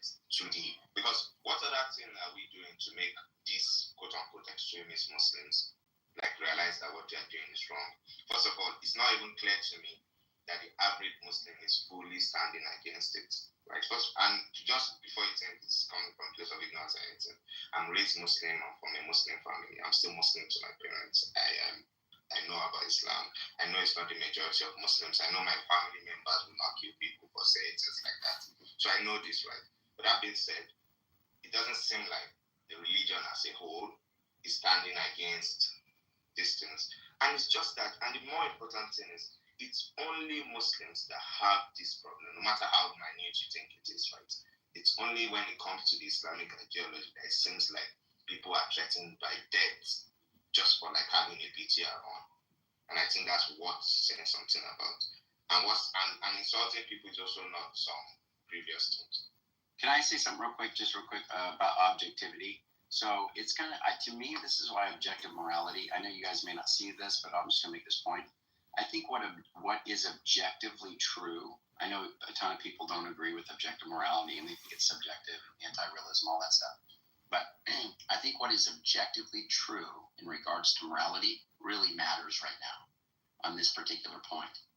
Because if it is the case that LGBTQ lifestyles are immoral, if they're actually not good, right, let's say homosexual, same-sex relationships, then if somebody is outraged against those or thinks that it's wrong, and then you want to fight back and say, well, you offended me in my lifestyle, and so I'm going to offend your prophet. Now, I mean, obviously I'm a Christian, so I don't take Islam to be true. But that being said, if you want to fight back and attack the prophet, let's say that Islam is true, that wouldn't be right. You'd be fighting back over. Yeah, but you say this, but the reason objective morality doesn't matter is that number one, we don't. There's like an epistemic gap on what this objective morality is, right? So it doesn't matter.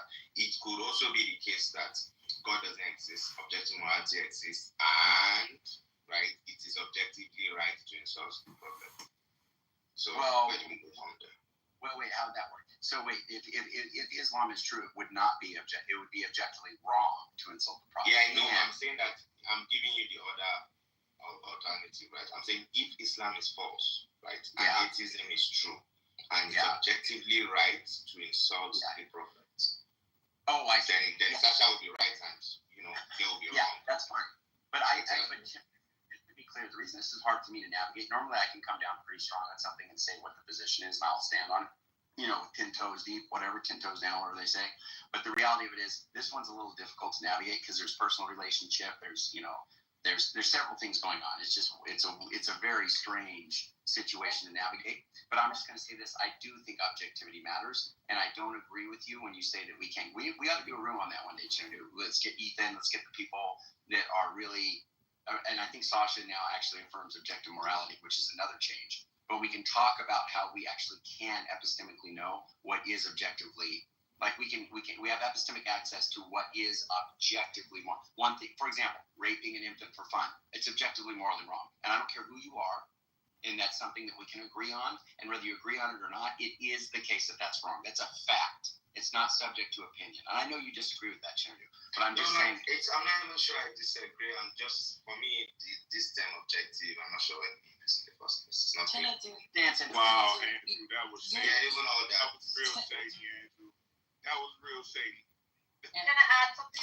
Hold on, real quick. So, I think that you think that this is like a phenomenon that is exclusive to Islam, but it wasn't too long ago that Christianity and Judaism would do very much the same thing. Like you have, I'm sorry, there's a lot of people talking. I'm kind of losing my okay. So the thing is that it's one thing to consider. I mean, I really am taking this under consideration in the society where we live in, where people don't stand up against people desecrating their prophets. Look at what we have now. Like, there's nothing holy or sacred anymore, really, in our society.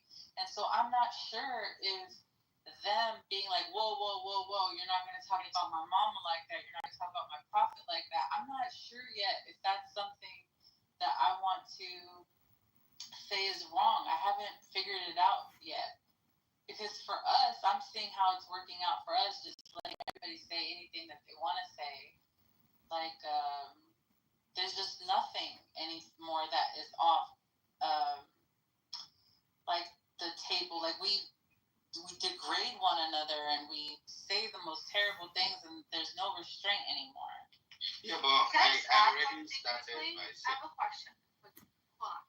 Why is it so difficult not to just attack that argument the person's making, as opposed to jumping to like religion, sexuality, gender, and all that? I don't get it. I feel like it's really low IQ when people do that, and it just shows that you don't even know how to have an argument without having to be degrading and disrespectful. Have your freedom of speech, but I don't understand why it's so difficult to attack the argument. Yeah, that's what I would want to say. I didn't understand. I'm like, well, hold on. You're talking about an attack. Is that one only interpretation of what an attack is? Or like you actually intending to attack that individual?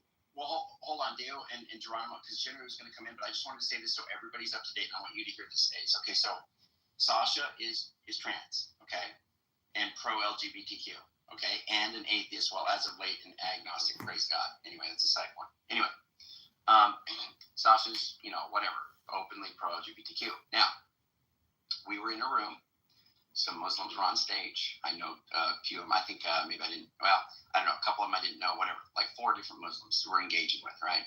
And Sasha was just explicitly, unabashedly saying, "Your prophet's a pedophile." We were talking about your pedophile prophet. Just trying to be kind of intentionally antagonizing, right?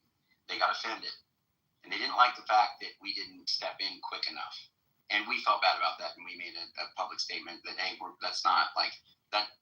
That isn't what we are intending to do, and we're going to curtail that in the future, right? But the damage was kind of done. And so the Muslims went into another room, made a room, and a couple of them, when they left, they said, "We're going to tell all the Muslims to boycott your room now. We're going to get people to stop coming in your rooms because you allow this kind of stuff to go on," right? Okay. So then they go and open the room. They're all hanging out, and they're doing it. I didn't go in the room. Now, I think Timothy went in there. Sam went in there. Sam thinks it's completely fine to call out Prophet Muhammad. He does it all the time, and he does it in a very aggressive way. Now, he thinks it's completely acceptable. Now, but anyway, so he went in there, and he told me he was trying to go in there to mend the relationship. Like, that's not going to go well. You are the last person I would send as an ambassador to try to mend the relationship between us and the Muslims. But anyway, Timothy went in there, whatever. Apparently, they were saying this. Sasha just did something that is you cannot be forgiven for it. The only way that can be fixed is if Sasha becomes a Muslim. Okay, that's pretty crazy. But then the other thing that started happening is because of that, Sasha put on a PTR that has the Prophet Muhammad depicted, which is already the first offense. Second offense, LGBTQ backdrop, right? For those that are not liberal Muslims or whatever, not going to be in favor of that. So the point is she did that as a response to kind of like the stuff they were saying, like they were going to kill her. They want to find her and kill her, stuff like that, right? They want to kill her. She chopped off her penis, whatever. All this anti-trans stuff. Okay, so now that's where I just wanted everybody to be up to date. That's where we're at right now. Sasha's my friend. Sasha's very smart. I like Sasha. Sasha's also extremely offensive and says things that are offensive that I don't agree with. Okay. Also, she's very funny at times. But the question that we're trying to negotiate through here is like, how do we go about this? Because Sasha's got a picture, has the freedom to do so. It depicts Muhammad, shows the LGBTQ flag behind it, whatever. Sasha's pro-LGBTQ, thinks it's moral, thinks Muhammad is absolutely immoral, thinks Islam is immoral, thinks Muslims are not very intelligent broadly. And so because of that, doesn't really care is completely fine with offending them and doesn't really want to even try to explain it to them. Doesn't think they're even going to understand it. So we have kind of a divide here. And I'm not sure exactly. I'm honestly up in the air on this. I have mixed feelings about it that are kind of strong, going in a couple different directions. So I'm not really. Do you remember, Andrew? Do you remember when Original used to have some PTR that says something like 2 plus 2 equals 1, 3 plus 1 plus 1. You know that stuff he had on, right?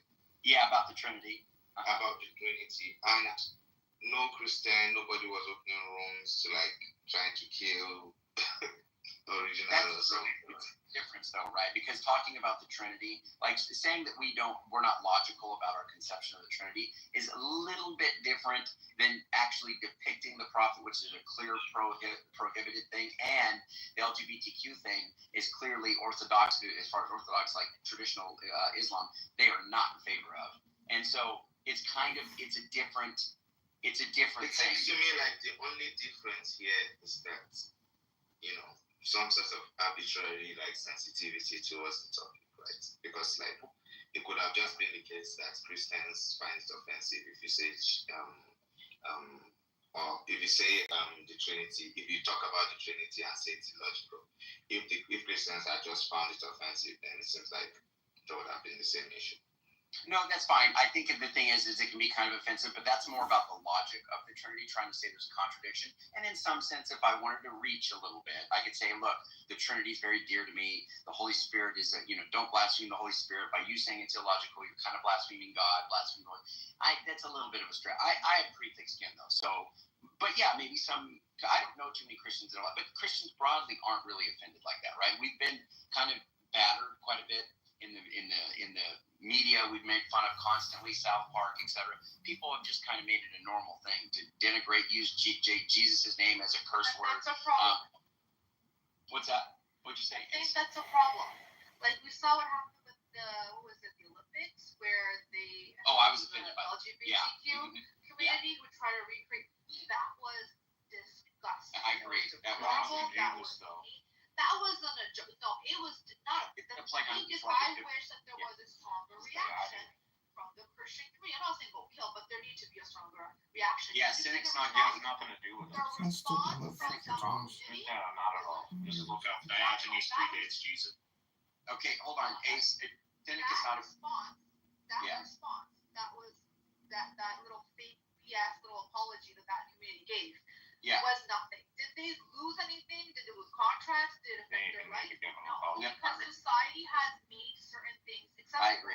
And that is a problem. Now, if Sasha has opened up the door in such a crazy way, and then is getting, I'm not about no death threats or anything, but then is getting pushback.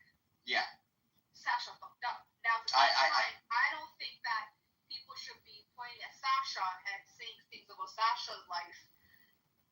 Why? And then if Sasha it sounds like Sasha's kind of started this. It wasn't like someone came at this person and poked at them and they had a really negative reaction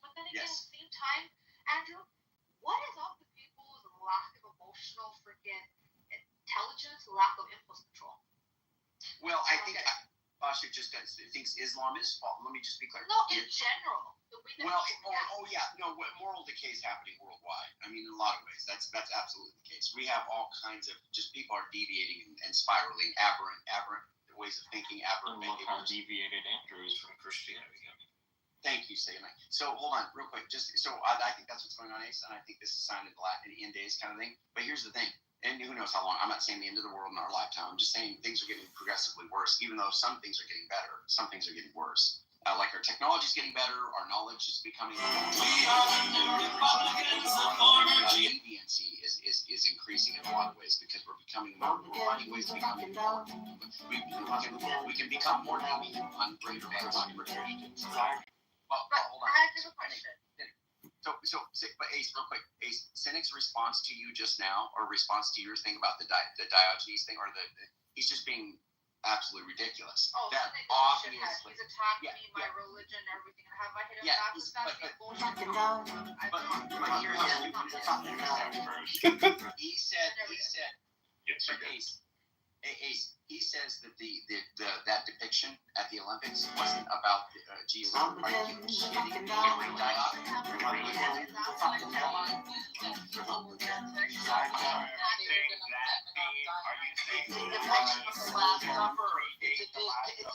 It's a depiction of the Last Supper. I don't care. It predates. They know exactly what they were doing. It really does. I have a quick question for you, Andrew. Really does. I know this might be controversial. Do you feel like if maybe Christians had a strong reaction to when people denigrate Christianity in any shape or form, maybe not to the extremity of how some people do who are Muslims, not all of them. Do you think that would just prevent shit? No, I do.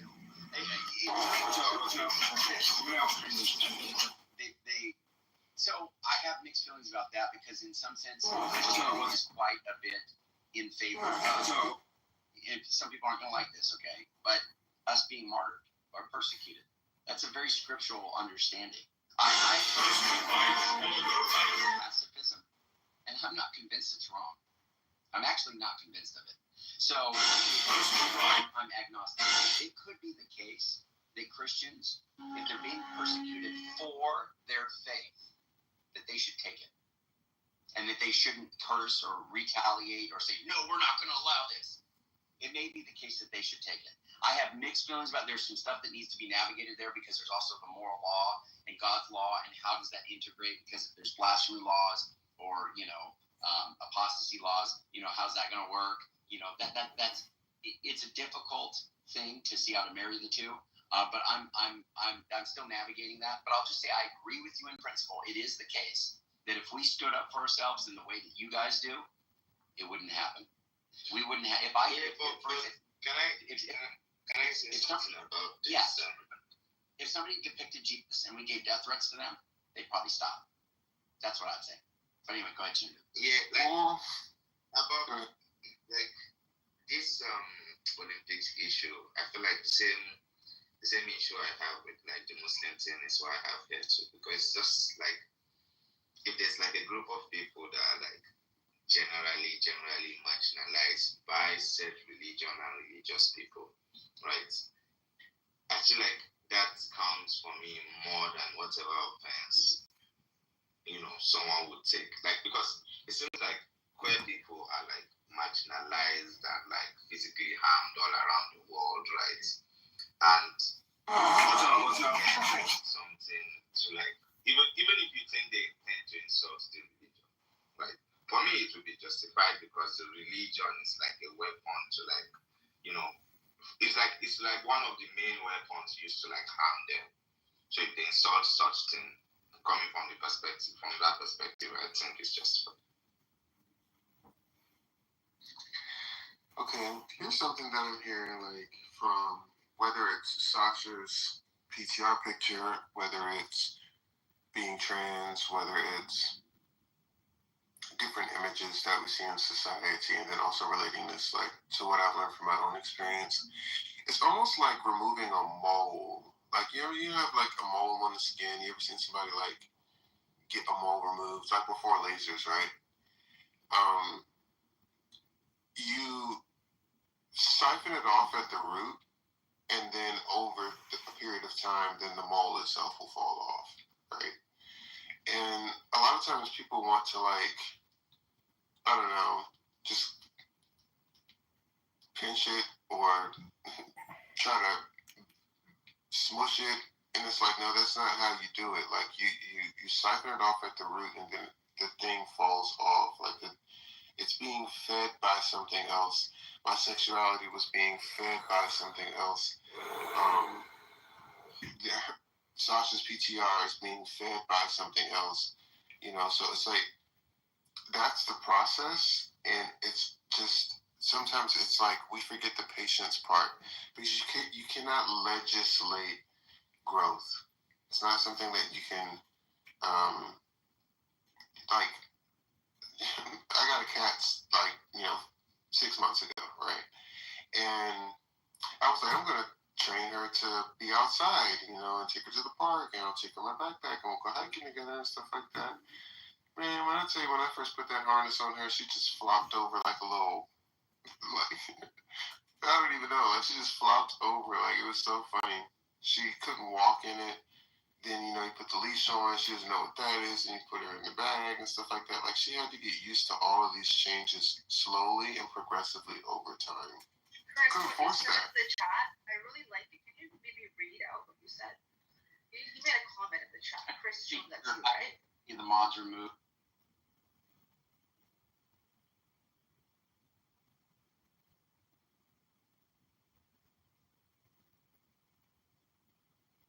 But then, that still goes back to what I said, because even in the It said, when people talk about me, it says more about them than me, because people can only meet you as deeply as they've met themselves. You made that comment in the chat. I think that means quite a lot. If people understood this, I don't think we'd have the issues that we have. If people understand what you just put in the chat, we wouldn't be where the hell we are right now. Oh my goodness, yeah. People do not have any self-awareness whatsoever, or the awareness of people around them. They're just, I don't know what to call it, but I just wanted to call that out. That was actually very... I mean, think about it, right? Like, when you are at peace, like, you don't want for anything, you don't feel for anything, you know what I mean? Like, you're just totally grounded. It feels like those endorphins, like, after you work out, you're just on a firm foundation, right? There's no feelings or anything like that. So when someone gets triggered or they get upset,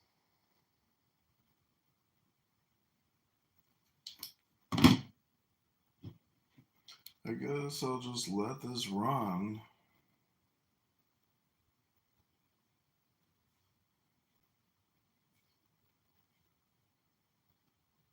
This isn't just any chat, it's ClickUp chat. Sure, you can tag your team, ask questions.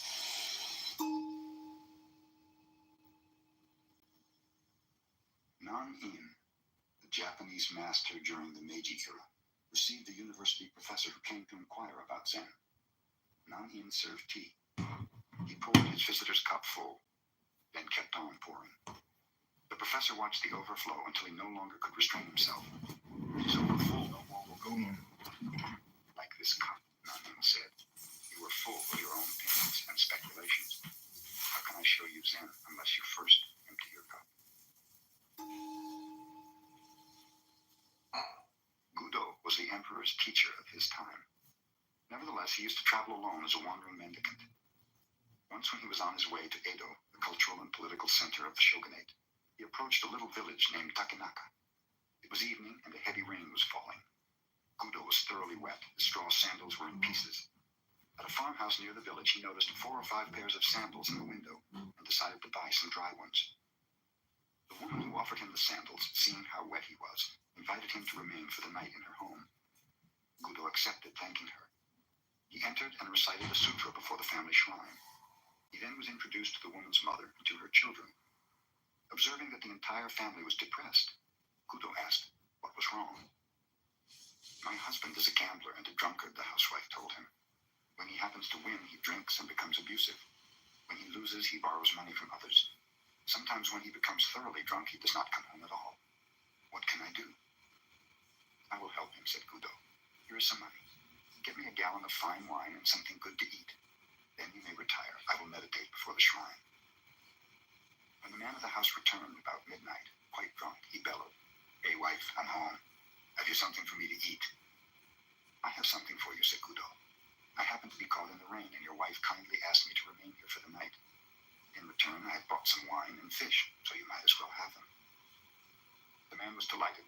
He drank the wine at once and laid himself down on the floor. Gudo sat in meditation beside him.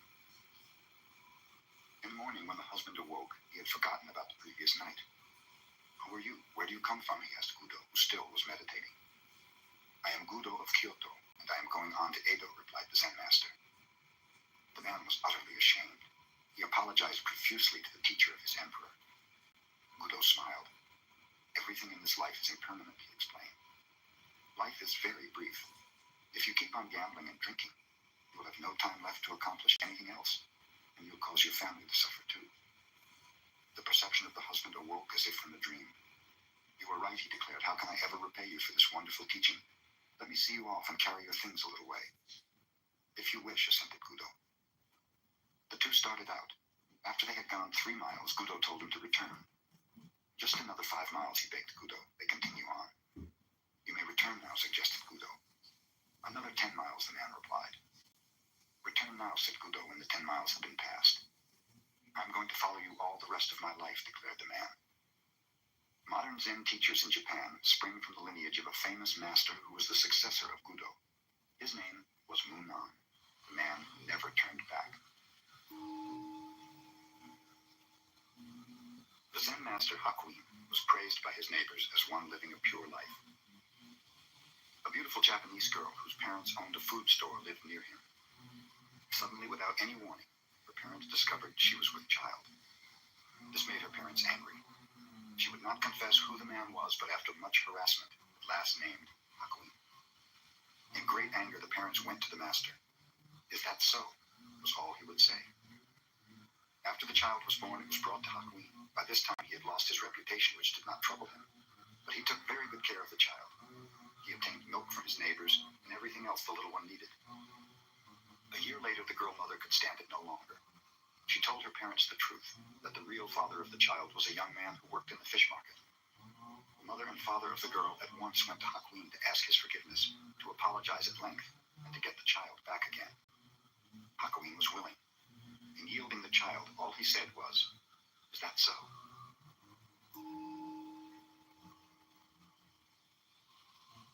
The Master Bankei's talks were attended not only by Zen students, but by persons of all ranks and sects. He never quoted sutras, nor indulged in scholastic dissertations. Instead, his words were spoken directly from his heart to the hearts of his listeners. His large audiences angered a priest of the Nichiren sect, because the adherents had left to hear about Zen. The self-centered Nichiren priest came to the temple, determined to debate with Bankei. A Zen teacher, he called out, wait a minute. Whoever respects you will obey what you say, but a man like myself does not respect you. Can you make me obey you? Come up beside me and I will show you, said Bankei. Proudly, the priest pushed his way through the crowd to the teacher. Bankei smiled. Come over to my left side. The priest obeyed. No, said Bankei, we may talk better if you were on the right side. Step over here. The priest proudly stepped over to the right. You see, observed Bankei, you are obeying me, and I think you are a very gentle person. Now sit down and listen.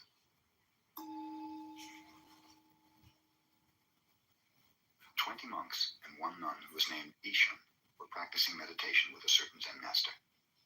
Ishan was very pretty, even though her head was shaved and her dress plain. Several monks secretly fell in love with her. One of them wrote her a love letter, insisting upon a private meeting. Ishan did not reply.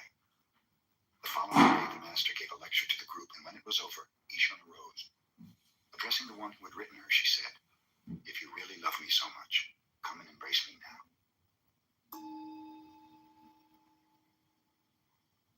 There was an old woman in China who had supported a monk for over 20 years.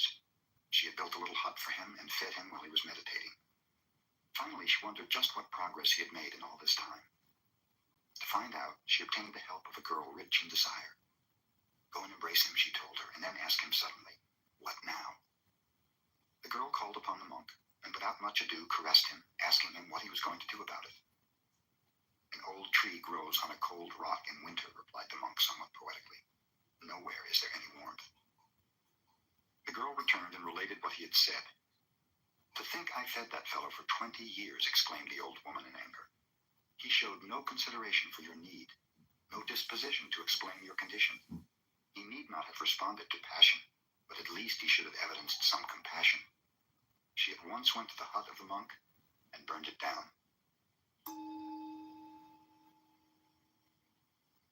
In the early days of the Meiji era, there lived a well-known wrestler called Onami, Great Waves.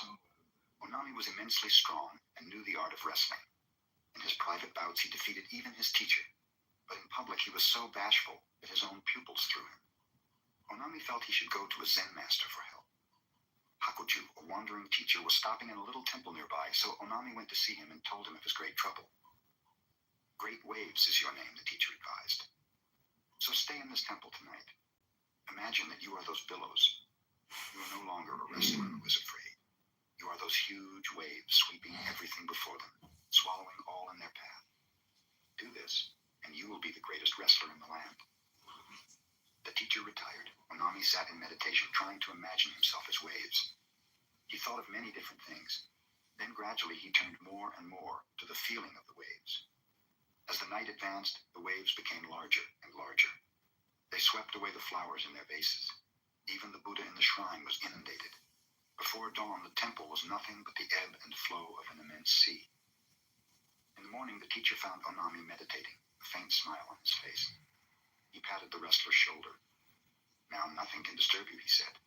You are those waves. You will sweep everything before you. The same day, Onami entered the wrestling contest and won.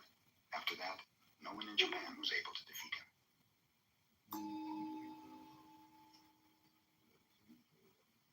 Ryokan, a Zen master, lived the simplest kind of life in a little hut at the foot of a mountain. One evening, a thief visited the hut, only to discover there was nothing in it to steal. Ryokan returned and caught him. You may have come a long way to visit me, he told the prowler, and you should not return empty-handed. Please, take my clothes as a gift. The thief was bewildered. He took the clothes and slunk away. Ryokan sat naked watching the moon. Poor fellow, he mused. I wish I could give him this beautiful moon.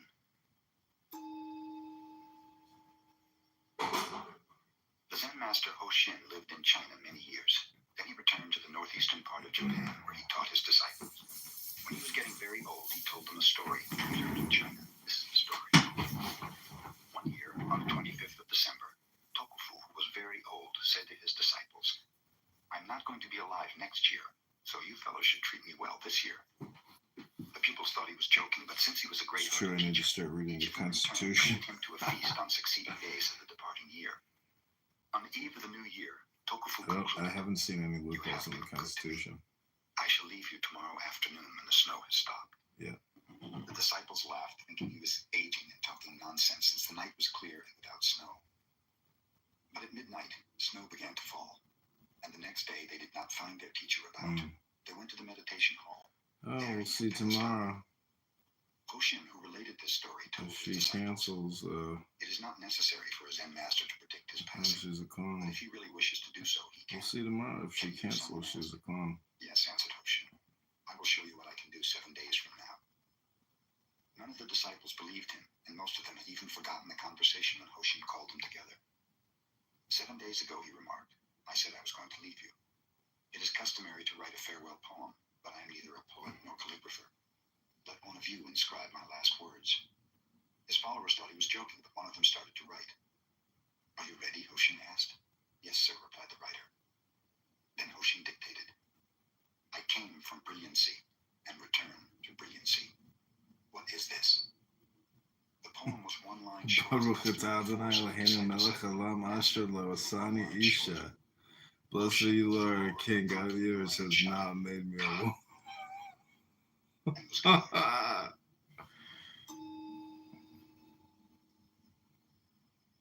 The exquisite Shunke, whose other name was Suzu, was compelled to marry against her wishes when she was quite young.